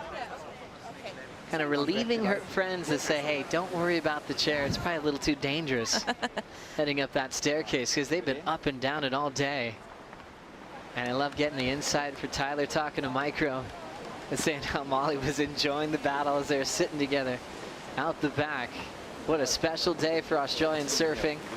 Tyler Wright, #2 in the world, going back-to-back with her Bell's trophies, and Molly Picklum will stay in yellow heading into Margaret River. We have a lot to celebrate on the WSL post show. We'll have the presentation ceremony in a matter of moments and give you an update on all the major highlights on an incredible finals day. Stay tuned. The WSL post show is coming up next. We'll bring in Ronnie Blakey. Enjoy the show.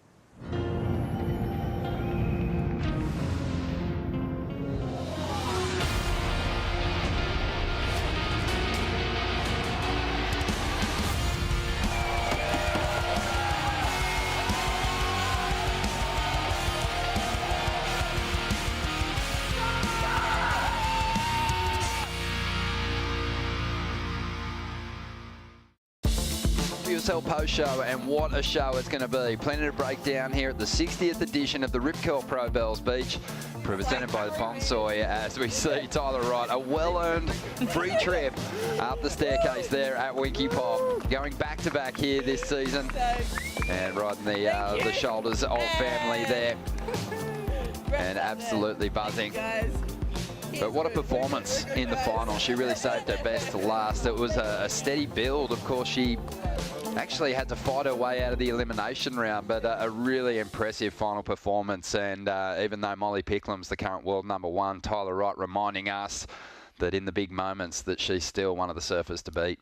She dismantled the semi-final against Steph Gilmore and then clicked into this other gear up against Molly in the final. So really impressed with Tyler. Really big combinations from Tyler today, Rich. Yeah, it was the intensity of those big moves that she brought to the table that got her the win. And in both finals, it was sort of one-sided. Someone took control, and we've got two amazing winners. And let's hear from the back-to-back champion of the Rip Curl Pro Bells Beach now with Laura Enova. Yes, guys, Tyler has made her way up the stairs.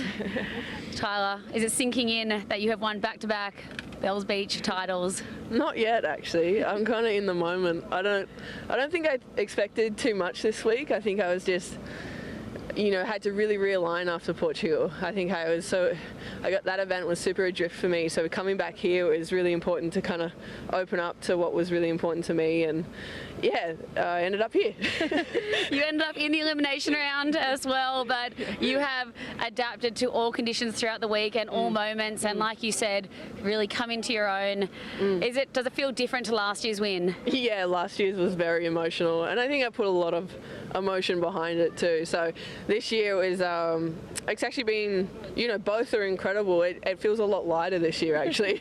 I'm not as obviously emotional about it, but it's just been a great week to really stick to what was important to me, stay in my process. And I've said it before, but having my whole team here, having an extra family here, like my uncles and aunties are all here, it really does mean a lot, because we don't get that anywhere else. And so beyond grateful for the opportunity and the experience, and also having Molly out there in a final is pretty funny.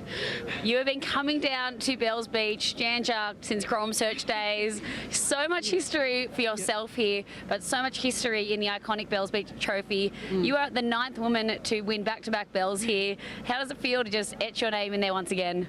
You know what, it feels really special. I know once you win once, you win a few times, and I think it was one of those ones where I didn't expect that because of how much went into last year, but it's super special. And I think it was one of those ones where I think I learned a lot from last year on how to kind of manage bells. It's a marathon, it's a full thing in and of itself. So yeah, it feels really special. And I know there's to have Steph and Carissa and Molly in the final, it's been a really nice journey to the final as well. So I feel really grateful for that as well. Absolutely amazing, Tyler. Always a pleasure. Well, get ready to go hoist up that trophy. It's not day's not over yet, Dal. Off you pop. We'll see you soon. Thanks, Laura. Appreciate it. Thank you, Laura Enova. Yeah, the work's not done. You've still got to hoist that massive trophy above your head and give it a ring in front of the crowd. But here is the Bailey Ladders bracket, and as you can see, it was a monumental run on finals day for Tyler Wright. She had to overcome some of the greats. Well, I love the fact that she just touched on that in that interview, to overcome Carissa in the quarter, meet up with Steph, and then obviously Molly, who's world #1. I mean, that is complete dominance of this event. Yeah, really strong. And then up against the world #1, who's on the rise, obviously, was no easy draw. But she handled, and we're going to have a look at her road through to that victory now, Rich. Starting with the opening round, she came up against Gabriella Bryan, and Sally Fitzgibbons actually had a 3rd place in that opening round and had to fight through the elimination round. Yeah, it was a difficult start, but the form was kind of there. She just ran into Sally in that one, and she was on fire. So, often nervous times having to go through that elimination round. It's never a fun time, but like a true champion, she worked her way out of it. Especially when you find yourself in an elimination round with a couple of other vets, Tatiana Weston-Webb and Joanne DeFay. That was, probably a sleepless night in the lead up to that exchange. But Tyler, she prevailed in that elimination round and then started to kind of collect a bit of confidence. She did. I mean, and she had a couple of mistakes here and there. She, had that priority mistake with Carissa, but was able to tidy it up against Stephanie Gilmore. So just evolving throughout this event. Overcame Gabriella Bryan in the round of 16 into the quarterfinals. She went up against Carissa Moore, and that's when she started to really gather some momentum and put up her better numbers. She built beautifully on finals day, Rich. It was a really well-paced run through the contest. Yeah, it was. And as she touched on, there's so many different moods to bells, and she's morphed into those moods and really taken them on board. Did what she had to do. An incredible display in the final. Almost kind of one-sided with those 2 big scores. And great moments here, getting cheered up the other stairwell down there at Winky Pop. Yeah, she saved her best till last. Her best heat score total did come in the final against Molly Picklum. 16 points, excellent surfing. And yeah, I think, like she said, there was less emotion behind her run through the contest this year, but it still felt like she was up for this event more so than the first 3 stops on the CT. This is one that just sort of sparked something special in her motivation-wise. I think her making the elimination round was the best thing that could have happened to Tyler. Like, she got dusted by Sally Fitzgibbons, and I think that was like the kind of like little sting that she needed to go all the way in this event. Not 2 Good mates there, breaking it down. Molly Picklum, as a Grom, used to come to CT events, and just to be around Tyler and absorb some of her experience.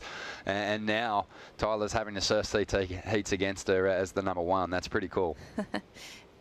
It is cool. Yeah, it's come on, back me up. Back that. I think it's so cool. But yeah, they've got such a fun relationship, because it's like when you get two highly competitive people that are also friends, like the banter and the heckling that can happen, it just creates this really cool synergy. So experience winning through on the women's side, Rich. We saw a repeat winner, but on the men's side, your prediction early on was right. We got a breakthrough victory, and we're going to have a look at the Bailey Ladders bracket on the men's side and have a look at just what unfolded. It was a big day of competition. Of course, we had to get through the remaining heats of the round of 16.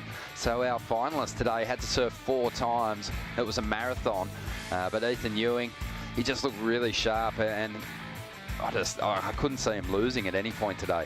Yeah, I feel like the only person that was really matching him today was Felipe Toledo and perhaps John Florence at moments too. And then once Ethan got through Felipe in the semi-final, he was odds-on favourite to get it, on the forehand in the final with diminishing conditions. He was always going to be really hard to stop. Yeah, I think maybe the omission there is the Gabriel Medina heat in the round of 16 before the quarterfinals too. That's a massive hurdle to have to overcome on your road to any victory. But let's have a look at the performances he put together. I mean, a little different to Tyler Wright. He just looks so switched on in the early stages of the contest, and he didn't back down today on finals day. No, barely put a foot wrong. And just have a look at some of these turns. This guy, he keeps pushing harder. The power, he keeps increasing it, the critical nature of those rail turns, and he's even starting to put more flair into the approach. So it's it's a special thing that we're watching here with this kid from Australia. And well, he's not a kid anymore. He's turning into a man right in front of our eyes, and an incredible win here. And I think if we got his goal book out of his bedside drawer, I'm sure it said Jeffreys Bay, tick, I need to win that one. Bells Beach, tick, I need to win that one. He's done it both now. Yeah, well, the other thing is, you talk about surfers like Ethan who just possess that incredible forehand approach. You have to make hay at the right-hand point breaks on the schedule if you're a regular, and he's starting to do that. He's starting to turn in those big results and get wins at those locations. So yeah, he's on his way. Well, he started off that run at Sunset Beach, but I think this one has always held that special place in his heart. And like you said, Richie, that would be that goal and something that he's worked towards. He would only ride 2 or 3 waves in all of his heats. He barely broke a sweat, it would seem like, but he just made all of them count. You bring up a really good point. These guys, they ended up surfing 4 heats, but in the lead up to the final, Ethan had surfed 13 waves, Ryan Callanan had surfed 23, so he had a lot more paddle time, a lot more reps with those extra 10 rides. Ethan, though his busiest heat was probably the final, and he managed to find some gems out there, but clinical in his approach out there, Rich. We talked about just how Mick Fanning did the same thing to his rivals back in the day. He was mistake-free, Ethan. I actually spoke to Mick just before. He said he had a tear in his eye watching him win. I think a lot of us did, and we kind of expected there to be this sort of outpouring of emotion, but Ethan's kind of bottled it up, and he keeps his private life to himself, and he's going to definitely give that bell a mighty shake on the stage. Yeah, and so he should. I mean, wow, I'm just getting that emotion and feeling that in that lump in the throat, and yeah, Ethan's been unbelievable and just like really solidified his pace on tour. He got to bells early, he did the hard work, he's been very clinical in his approach, so he's become such a mature surfer. Yeah, it's been a great performance. He's just warming, Rich. He seems to be gaining a lot more confidence. He doesn't look shaky now when he comes up against those world title holders, the perennial title threats. He looks really comfortable in those clashes. Yeah, we saw that this morning early when he came up against Gabriel Medina. He pretended like Medina wasn't even in the heat. So, you know, focusing on his own performance. And, you know, another thing to talk about here is, like, he's all of a sudden a real world title hope for the Australians, which we haven't really had in the conversation for a while now. Obviously, Jack Robinson's there as well. They're our two guys for Australia. But, you know, since Julian Wilson, there's sort of been a bit of a void there. Great to see Ethan starting to really live up to his potential. Yeah, he looks sharp. For sure. I thought it was a great event. There was a lot of fantastic performances too that we're going to be able to touch on as we delve deeper into this post-show. But some really spirited performances from surfers that were trying to save themselves from that cut too. And that was a lot of fun to watch. It has been incredible to watch, just the gusto that these surfers are having. Jacko Baker, the way that he surfed. I mean, Connor O'Leary. There's so many good storylines. Isabella Nichols on the women's side, as well as Stephanie Gilmore. So it's interesting to see the element of pressure and who rises to it with that cut line looming. Yeah, Kanoa Igarashi, another surfer who got himself above the cut line heading into stop number 5. But you touched on Jackson Baker. He did get the Boost Mobile wave of the day. Let's have a look at it. This was in a clash that he almost turned the tables on Felipe Toledo here, Rich. Yeah, this was a clutch finish. And, well, Jacko just hammer time on this thing. Centre almost made it start raining again because these turns just throwing so much water around. And this was one of the most spirited claims we've seen in a long time.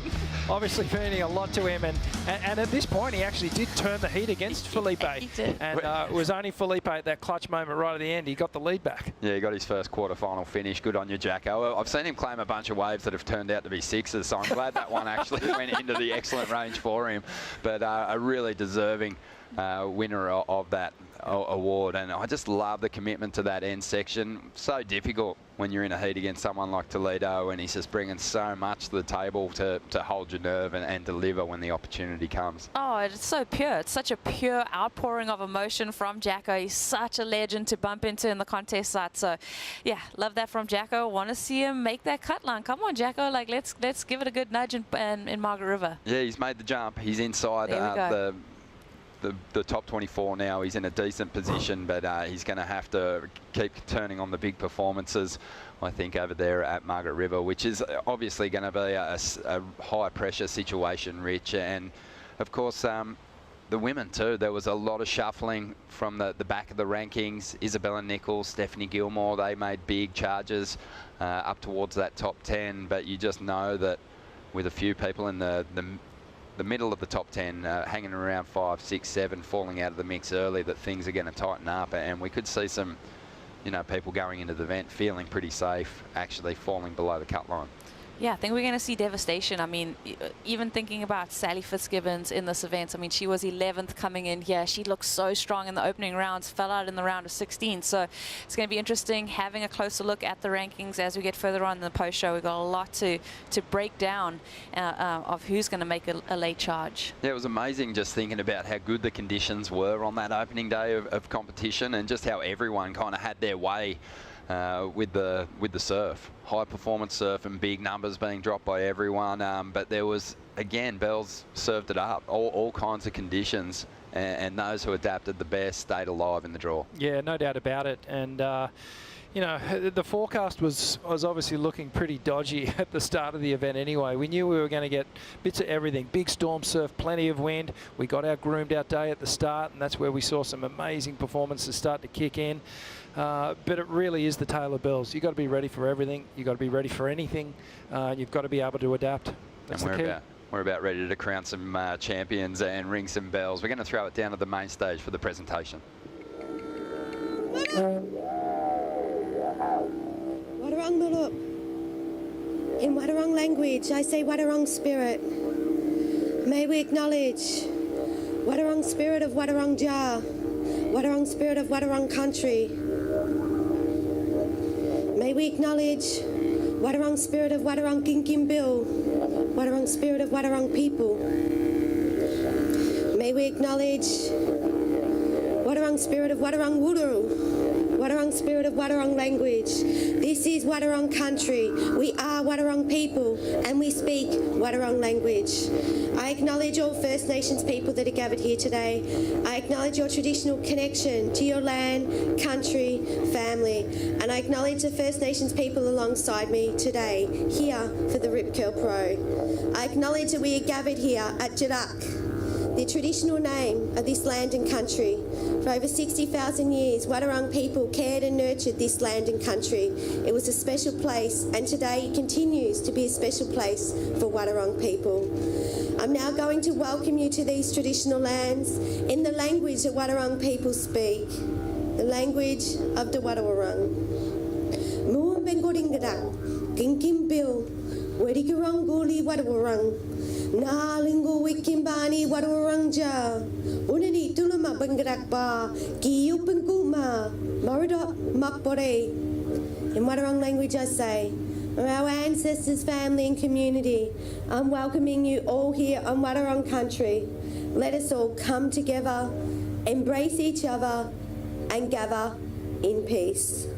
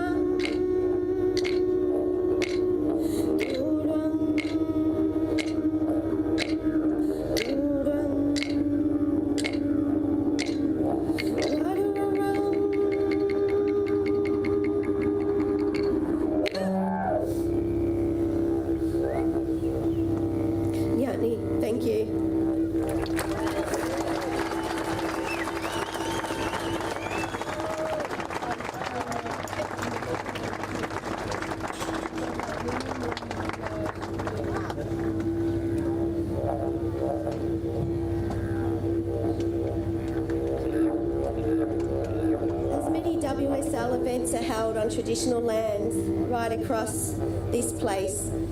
We want to start connecting culture to the events and people to start recognising and appreciate the lands and country that these events are being held on. Stop shaking my car, please. The Wurundjeri people at WA at Margaret River have made a beautiful kangaroo cloak, and this kangaroo cloak is a bit like a message stick. It's going to travel across the traditional lands, and as traditional people we put our markings on that, and we encourage this to continue to go forward, but continue to have responsibility, that we're always caring for country when WSL are holding these events on the traditional lands. So, Nyatni, thank you.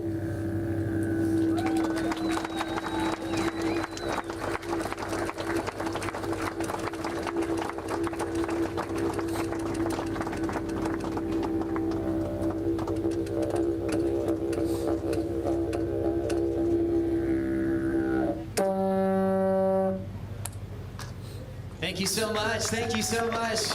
Big round of applause. Carissa Nichols, thank you so much. Proud Water Run woman, the community dancers, Anthony Hume, you guys are absolutely incredible. That was insane. Thanks to all of you. How good is this? A lot of familiar faces. Give yourselves a round of applause. You guys are a part of something really special. Not just today, but this entire waiting period of the Rip Curl Pro Bells Beach presented by Bonsoy. We'd like to acknowledge that we're here on Wadawurrung country. We acknowledge Wadawurrung people as the traditional owners of the land and the waterways we are on today. We are gathered here on Jaruk, the original Wadawurrung name for Bells Beach. We pay our respects to Wadawurrung people, their elders past, present, and emerging, and extend this acknowledgement to First Nations people here today. Thank you guys so much. There we go. Welcome to the awards presentation 2023 Rip Curl Pro Bells Beach presented by Bonsoy. This is the 60th edition. Who's been to Bells more than 10 times for this event? Raise your hand. Let's hear it. Oh, there we go. More than 20 times? Anybody out there? Holy smokes. You guys are unbelievable. You're a huge part of surfing history, being a part of these major events. You guys make this so incredibly fun. It's the fourth stop of the season, and it's so important for us because every legend in the surfing world has walked down those stairs, has battled at Winky Poppin' and the Bull. When you walk and see the legends of the sport from Gail Cooper. Gail, where are you? 10-time Bells champ. She's been here all day. Let's hear it for Gail Cooper. Thank you so much, Gail. Not just for dominating this event for so many years, but always showing up to support the new generations. The performances are absolutely amazing when you see it lift each and every year. We've got the best class of athletes on the championship tour, and amazing to see what came out of the trials once again. Victoria, you've got some weapons. Xavier Huxtable, let's hear it for him.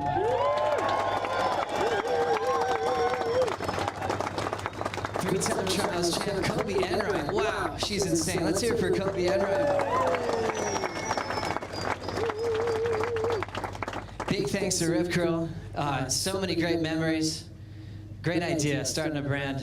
A happy birthday, 80th birthday, Doug Claw Warbrick. Let's hear it for Claw and also Brian Singer. All started with a dream. The amount of things these guys have done for surfing, and we'd be here for a few weeks talking about it. Thanks again to Bonsoy, our presenting partner of the event, our partners here, Visit Victoria, our major tourism partner, Shiseido, Red Bull, Yeti, Surfline, True Surf, Hydrolite, Bailey's Ladders, Surf Coast Shire, Boost Mobile, Harvey Norman, Bond University, Oakberry, Coopers, GWN, BioGlen, and Apple TV. Let's hear it for all the great support for this event. Special thanks to Surfing Victoria, Adam Robertson, the whole crew. You guys really host us so incredibly well, and it's such a deep fabric for this event. You guys have been a part of it since day one. Surfing Vic, you guys put on great events. Thank you so much. Local community, you guys are amazing. All the locals that gave us your lineup this entire waiting period, and even before in the warm-ups, we know that you guys often let the pros take over, and we really appreciate you guys sharing such a wonderful place. And all the fans, once again, all online around the world on worldsurfleague.com, and the ones we get to see in person, you guys make it so special. I've got some really cool people up here. Jesse Miley Dyer, Chief of Sport, great job this week. Thanks for all you do. Hope you had a great time. I know you did. Once again, Doug Claw Warbrick, amazing celebrating all you've done for the sport. Thanks again. Andrew Stark, President of the APAC region, thanks for everything you do. Always having fun and making sure you're getting some good waves as well, my friend. Love your work. Here's for these guys. It wouldn't happen without them.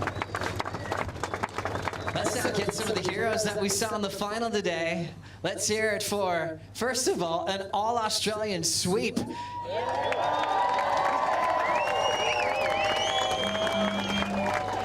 I thought you'd like that. That hasn't happened since 1991 here at Bells with all Aussies here in the final. Let's hear it for one of the best goofy footers on tour, a runner-up at the Rip Curl Pro Bells Beach, presented by Bonsoy, Ryan Callanan.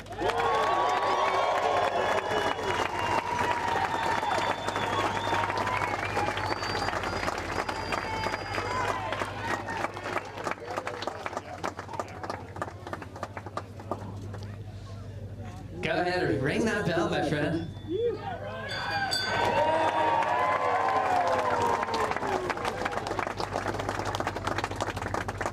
Ryan, wow, what a week, what a day, really. Gosh, that was busy, and you were ripping, you were inspired. I loved your use of priority and even without, creating some really special moments for yourself. Can you break it all down on what you accomplished today? No, it's a bit of a blur, to be honest, but I mean, just to be here competing at Bells, it's one of my favourite events of the year, every year. I love it down here, and I always have a lot of support down here. My auntie and uncle are somewhere up the back in the crowd, and we have a really cool house that we're staying at with some really good people. So the vibes have been so high, and I'm just so stoked. Gosh, a lot to be thankful for, especially with the legends that come down here for 60 years. Getting to see your good friend Ock take the win in the Heritage Heat, did that mean a lot to you? Yeah, absolutely. I mean, just, you know, he was coming over to the house a bit and talking, showing us his boards and everything. So just to see, you know, how good he's still surfing and just to draw some inspiration. I mean, Billabong's 50 years this year as well, and we all had different stickers for that. And I'm sure Ock repped a couple of them too. So to draw inspiration from that and try to rep some of the goofies, it was just, yeah, it was an incredible week. Your second appearance in a championship tour final. How much does that motivate you to win a CT this year?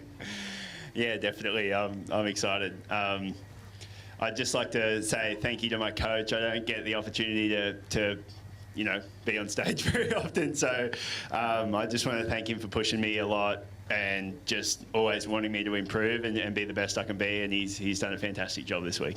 Ryan, enjoy the moment. 6th in the world heading into the West. Thank you.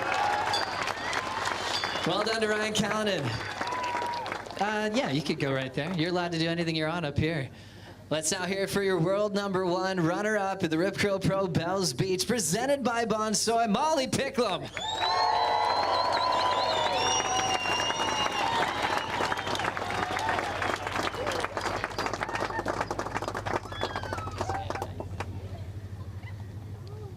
You can go ahead and ring it. We're ringing it? Oh yeah, go for it.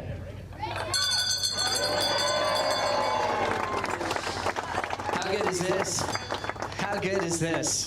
You're so busy, it's crazy. You're #1 in the world, you're managing that all so well, and to take all that time with the media and obligations and still produce your best surfing and making the final at Bells, what does that mean to you?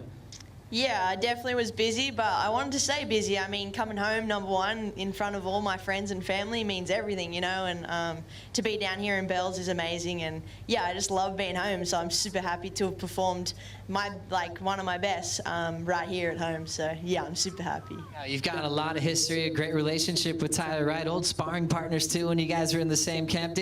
Were you kind of talkative out there in between sets? What was happening?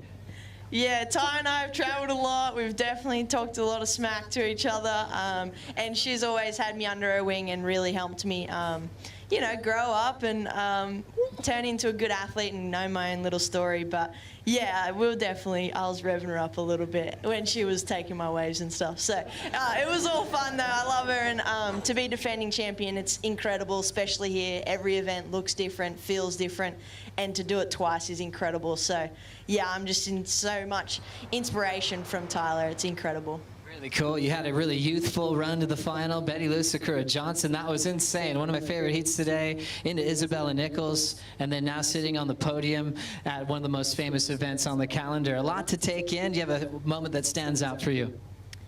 Yeah, firstly, women's surfing's in an incredible spot. I mean, every single person you draw is really hard, and yeah, Betty Lou and I were definitely very competitive. We're in a similar situation, and we're just trying to push each other. So that was cool to get up on her, but she's incredible, and I feel like before we've even caught our first wave, we've pushed each other, and yeah, we come out super strong against each other. Enjoy the moment. World #1 into the West. Thank you so much. Molly Picklum. You guys might want to get prepared, you know, whenever you want. Those are there, just by the way. All right, let's hear it for your champion. Celebrating 40 years of the anniversary of his mom winning Bells in 1983. Now Ethan Ewing wins it in 2023. Your champion of the Rip Curl Pro Bells Beach, presented by Bonsoy.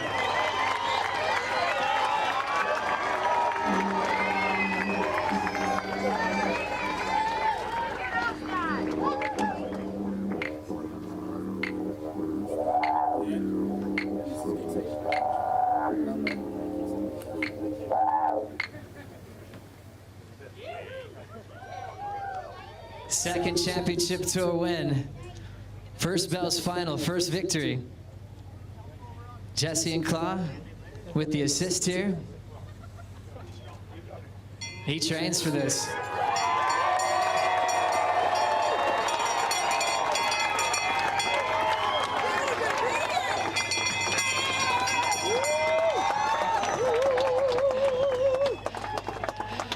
Oh, how good. Eve, congratulations.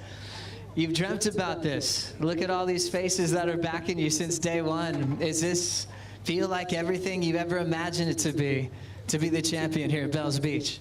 Yeah, it's been such a crazy week and a lot of emotions. I've had my friends down here with me and my dad, and everything just rolled really smoothly. And yeah, it's definitely the biggest win of my career so far. So thank you all for coming out and supporting. It's been really over the moon. So cool. Seeing you prepare your heats at Bells, the warm-ups in between, and passing your mom's name must be so special. That 1983 Bells trophy. What's it like running down the stairs every day and just knowing how it's such a big part of your family, this event? Yeah, this event's really important for my family. She won in '83, and I've had the trophy next to my bed pretty much my whole life, and looked at that and dreamt of it, and seeing her name on the stairs, and now just having my name there is so special. So thank you so much. Ethan, this is so cool, man. This is a really special one for all of us in the 60th edition. Being an Australian, all-Australian final, would you have it any other way, being on your home turf and winning a special event like this? No, this is an absolute dream. I just want to say a big thank you to my dad. I wouldn't be here without him. He's somewhere up the back. For helping me out, my friends for coming down here, and I just want to say to anyone out there, or everyone out there, tell your mum you love them, because you never know what life throws at you. So thank you. Absolute legend. Let's hear it for Ethan Ewing. Pro Bells Beach champion. 40 years from his mom's win to his win. That's never happened in surfing history. A mom-son win at the same CT event. Let's continue. You guys can reload if you need to. Now, someone that's gone back-to-back, the ninth to do it on the women's side to define an era. Claude, Jesse, get prepared, and let's get loud. Another Aussie victory. Now a two-time Bells champion. Let's hear it for Tyler Wright.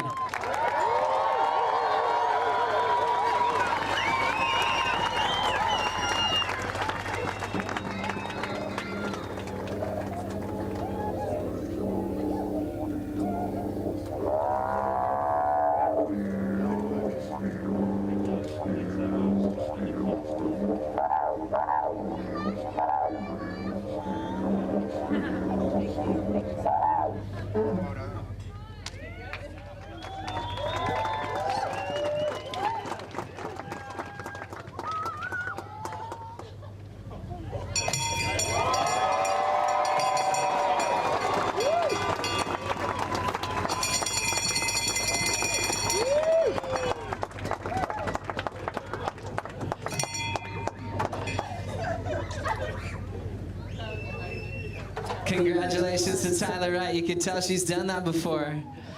What a road this week. So much to celebrate, so much to talk about. I was talking about earlier how you seem to have these amazing chapters in your life, and I'm really loving where you're at today and all you've given us over the years. Doing it your way, clear vision to this Bells trophy. And how do you compare them now from what you accomplished last year to defending your belt successfully this year? I don't. Each special on their own. I just want to say thank you, Wadawurrung country and Wadawurrung people, for having us here.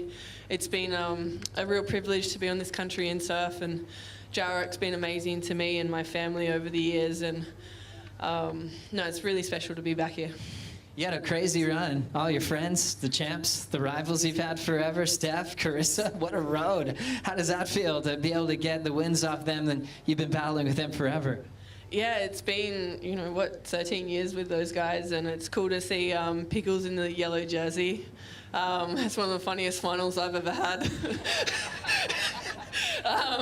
Please explain. No, I won't. it's one of the ones where, you know, I'm really proud of Pickles. I'm really proud of the young woman that she is and the athlete that she's becoming. And, you know, all the Aussies on this stage right now, it's really special to be up here. And that was a pretty special final with Pickles, one of our first, and I hope there's many more to come for sure. Yep. So great. 16 championship tour wins, Tyler. Moving up to number 2 in the world, heading into the West. What does that mean to you? You know, it means a lot, but not as much as what, you know, staying in my own process and getting to work with my team now. I think, you know, after Portugal, I really had to realign where I was and what was really important to me. And, you know, I'm really grateful that I've been able to build a team around me and how I see things. You know, I think it's easy to get caught up in things that aren't, you know, that's the social acceptable. But personally, I've done everything I've ever wanted in this career and more, way more. So to be here and to get to work with a team that, you know, are just for me and focused on what I want, it's been a dream. And I want to say thanks to my wife, who's been here all week and all year. And yeah, honey. You know, she sees everything, and it's been really special to be here again. Enjoy the moment. You're so inspiring. We learned so much from you. So thanks for all you do. This is your era, the best at Bells, back-to-back years. Enjoy the moment, Tyler. Will do. Thank you. Thanks everyone for coming out. Appreciate it. Thank you so much. We'll continue this celebration. Congrats again to Tyler Wright, Ethan Ewing, and our finalists here at the Rip Curl Pro Bells Beach, presented by Bonsoy. Thank you so much, everybody, for coming out, and we'll wrap things up on the WSL Post Show. Sending it to you, Ronnie Blakey. Thank you, Joey, and a fantastic job once again. Truly is the master of ceremonies down there, doing an awesome job, and what a great and an emotional presentation. Ethan Ewing just so on point, and I think we all want to say it. Love you, Mum. Yeah. And yeah, he absolutely nailed it. Tyler Wright just really just looking so comfortable on stage, winning events these days. She's doing it her way. And yeah, it seems to be working out pretty well for her, Rosie. Oh, I'm very successful. I mean, I just love the sport. I love these athletes, and I love what they give to us. I think, you know, it's just a very vulnerable place to be, and to see what this all means to them. It's just so inspiring, and yeah, just love that emotion from each of the athletes. Yeah, Rich, and a pretty special moment there between Ethan and Ryan. You know, devastating for both of them, losing Ryan lost both his parents in pretty close circumstances, tragically, but they both lost their mums, and they had a real moment there. Yeah, you know, obviously really inspired by things that are happening in their personal life, and as an athlete you kind of draw on that, but you know, that was incredible what Ethan did, the tribute. Yeah, really amazing. Cool. Brought us to tears, so you know, I'm still trying to gather my thoughts. Yeah. Pull myself together. Yeah, of course, they talked about their teams as well, and a big part of any surfers team is their shaper, and obviously this year we're kind of celebrating the shapers, those crew, and also their teams, the glasses, everyone that works in the factory, Rich, with the great work they do in getting these surfers truly ready to go out and give great performances. And Sharp Eye's still sitting in that #1 spot.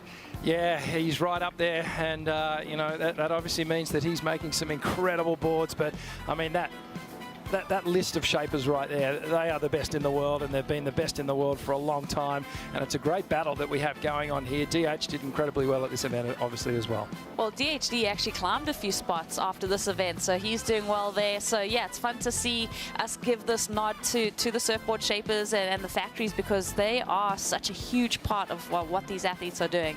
They sure are. Well, stay with us. There's so much more to come on the WSL Post Show, including our top 5 moments.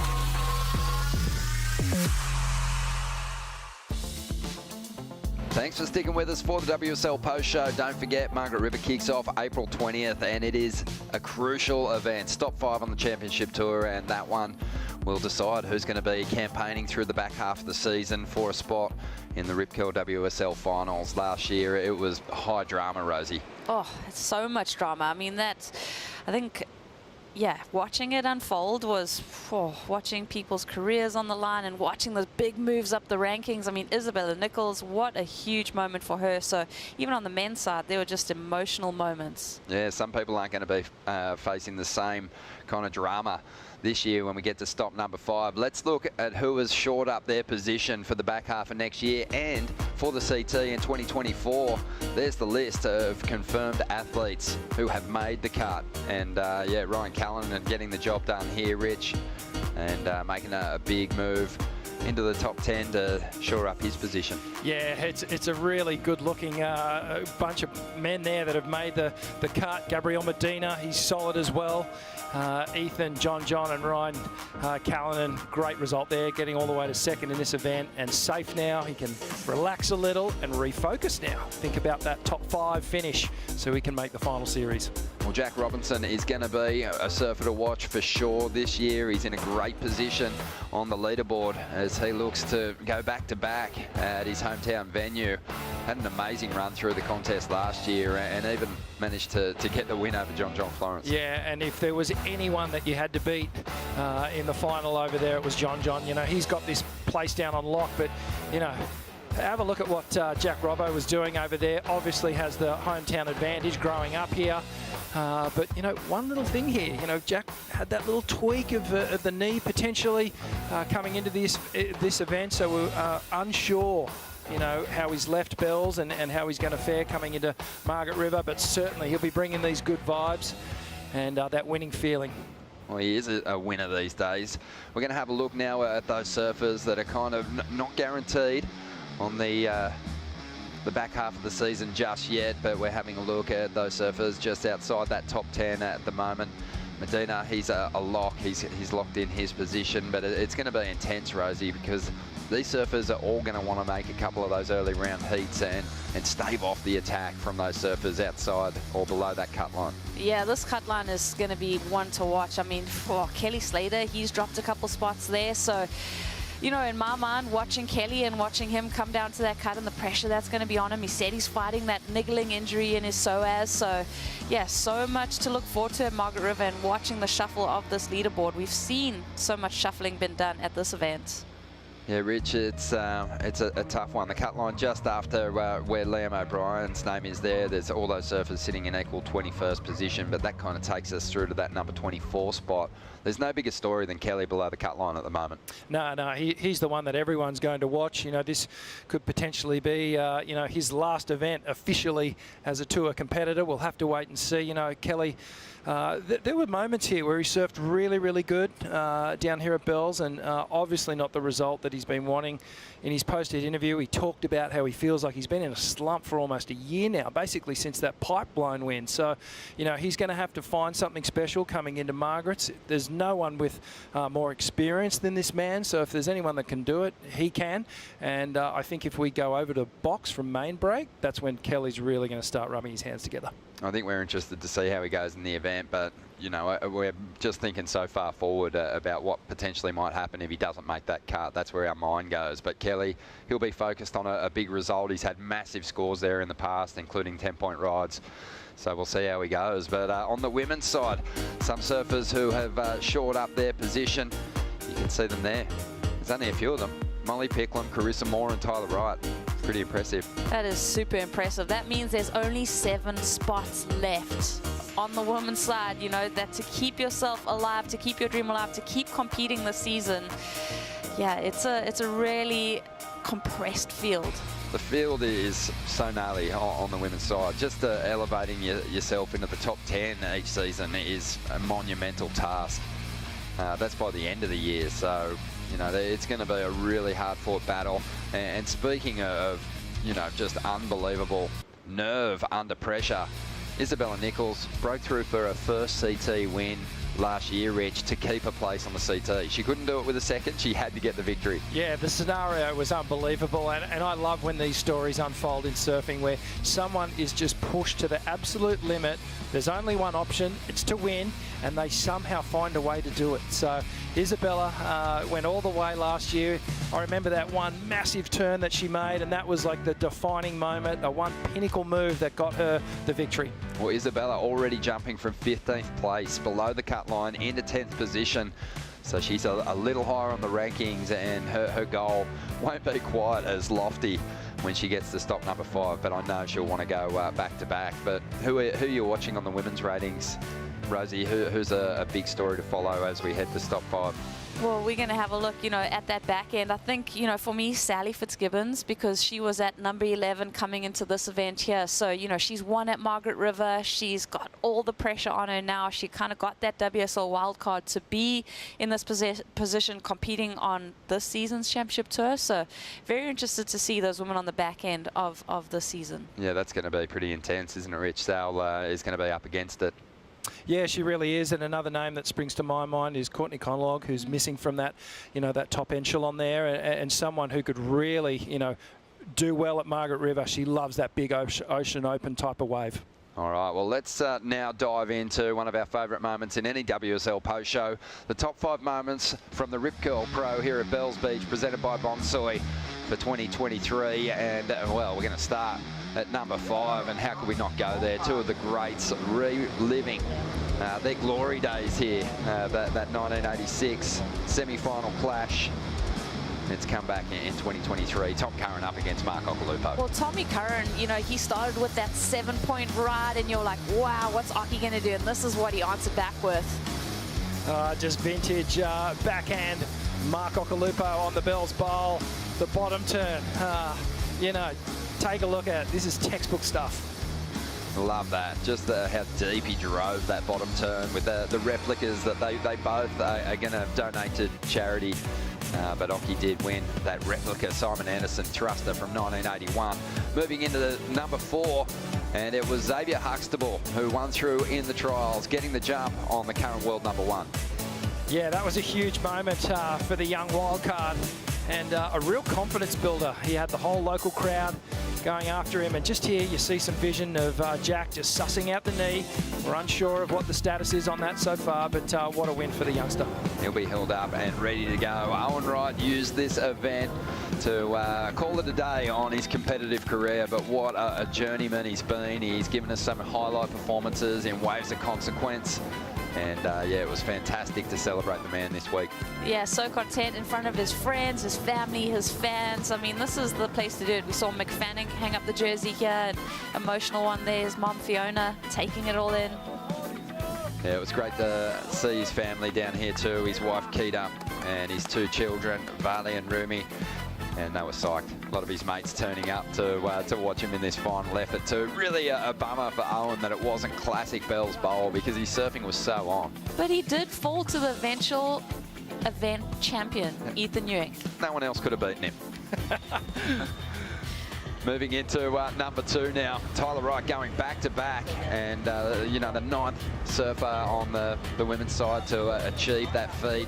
And she actually said in a post-heat interview, Rosie, once you win one, you win a few. So I think she's got next year in mind already. Oh, man, she's so confident. And it just showed, I mean, in her performance, saving her best for last in the final against her good friend, Molly Picklum. Yeah, some hilarious moments from that final. Crazy amounts of power displaced by Tyler in that final, Rich, and still had the energy to lift that big trophy. Yeah, I feel like we're seeing a woman here at the height of her powers, the peak of her career that might stretch out for quite a while. But number 1, it's Ethan Ewing breaking through for a second CT victory, and a very deserving champion. He's surfing, whether you're at Winky, whether you're on the bowl, doesn't matter really where you are. It is beautiful to watch, and it's going to fit in perfectly on that perpetual trophy. Oh yeah, absolutely. Doing it for his mum, and just an incredible display of forehand slicing, dicing, and there was only a couple when you really looked at the opening round. Felipe, John, Ethan Ewing, one of a real small handful that you looked at and went, they are going to win it. I have to throw Griffin in there as well. But Ethan got the victory, and what an amazing one at that. Yeah, and Ryan Callanan deserves props as well because he overcame a couple of the form surfers at the event, Rosie, to crack his second CT final. He did. He had such a dream run, but I just think, you know, Ethan was on that mission and nothing was going to knock him from that post. So, yeah, just good on Ethan. He just from the beginning rounds to the final, just unbeatable. Yeah, he looked really sharp, and looking forward to seeing what he can do through this next stage of the CT schedule, because he looks like he's so on, Rich. Yeah, he totally does, and obviously with each win, more confidence. You get used to that winning feeling, and well, he's already proven, you know, he's an amazing surfer out at Margaret River Main Break, and we're going to see him keep just jacking up the ratings. Of course, 60 years of Bells, Rosie, another worthy addition down here in 2023. Yeah, it's always special times. Thank you so much to Rip Curl for hosting us again, and just being back at this event feels so special. Can't wait to see what happens at Margaret River. Yeah, it's going to be a lot of fun. It all kicks off on April 20th, but make sure you stay tuned to worldsurfleague.com for all the latest news, and we'll leave you with some highlights from what has been a magic couple of weeks down here in Victoria. Thank you.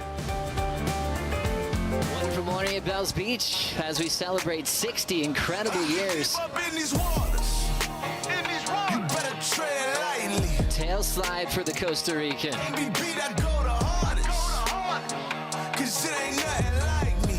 What are your goals and dreams for this event? Well, obviously, it's to win the contest. Another big full rotation.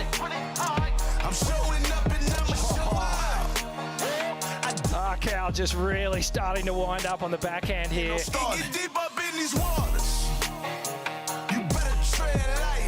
just pretty special being my last event. It's about to go down. It's about to go down. It's about to go down. Jackson Baker, he's a dangerous character. All pink, everything, even the nails. It's really cool when a surfer comes around. It doesn't happen every year, and they completely change the game of pro surfing.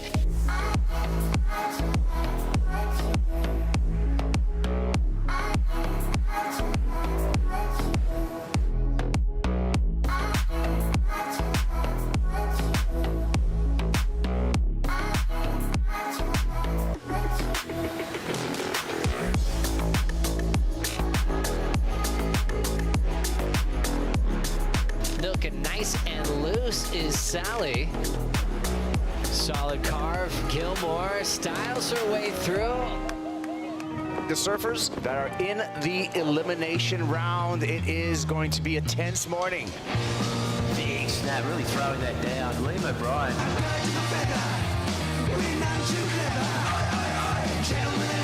11-time world champ, the classic wrapping turn, snap to slide, he'll control it. McGillivray, big bowling section, he gets there. Katie Simmers, smooth opening carve. Do whatever, get you through, and never mind the rest. Watch for the finishing move on the shoreline. Oh, she winded herself on the inside section there. So what can I get you? Don't be shy. It's far too cold for all that. The Ash is it. And Sammy Lupo's waiting for the panel. Not enough.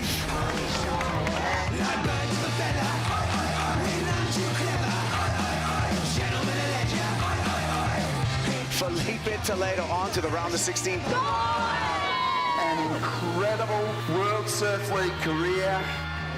The upset of the event so far, Xavier Huxtable has taken out Jack Robinson. I was freezing this morning walking down to the beach. I layered like 3 times.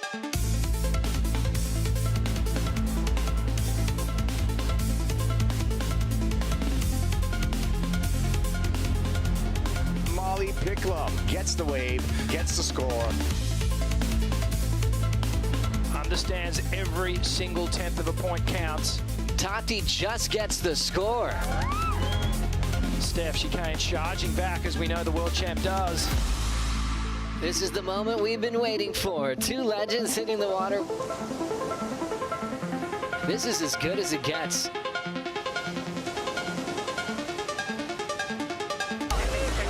We've got a big day today because we're going to go for finals day. Finals day, baby.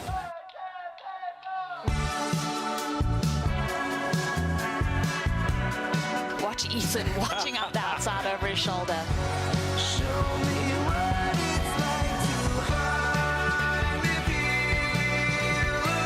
Victory for Ethan Ewing.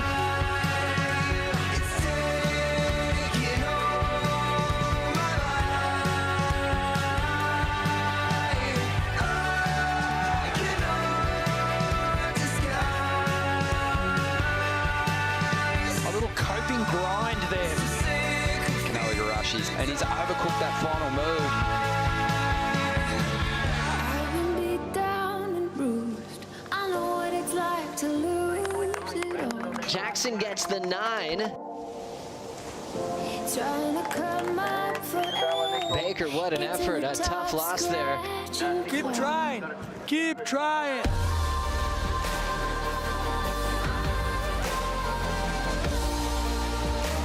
Callanan takes out world number 5 and moves on into the semifinal.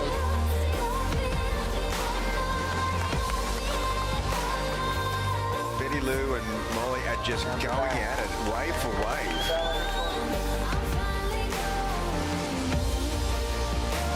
A great start to the quarterfinal. Steph lay back and is able to ride out of that final maneuver. As we see Ewing now, this guy's been razor sharp.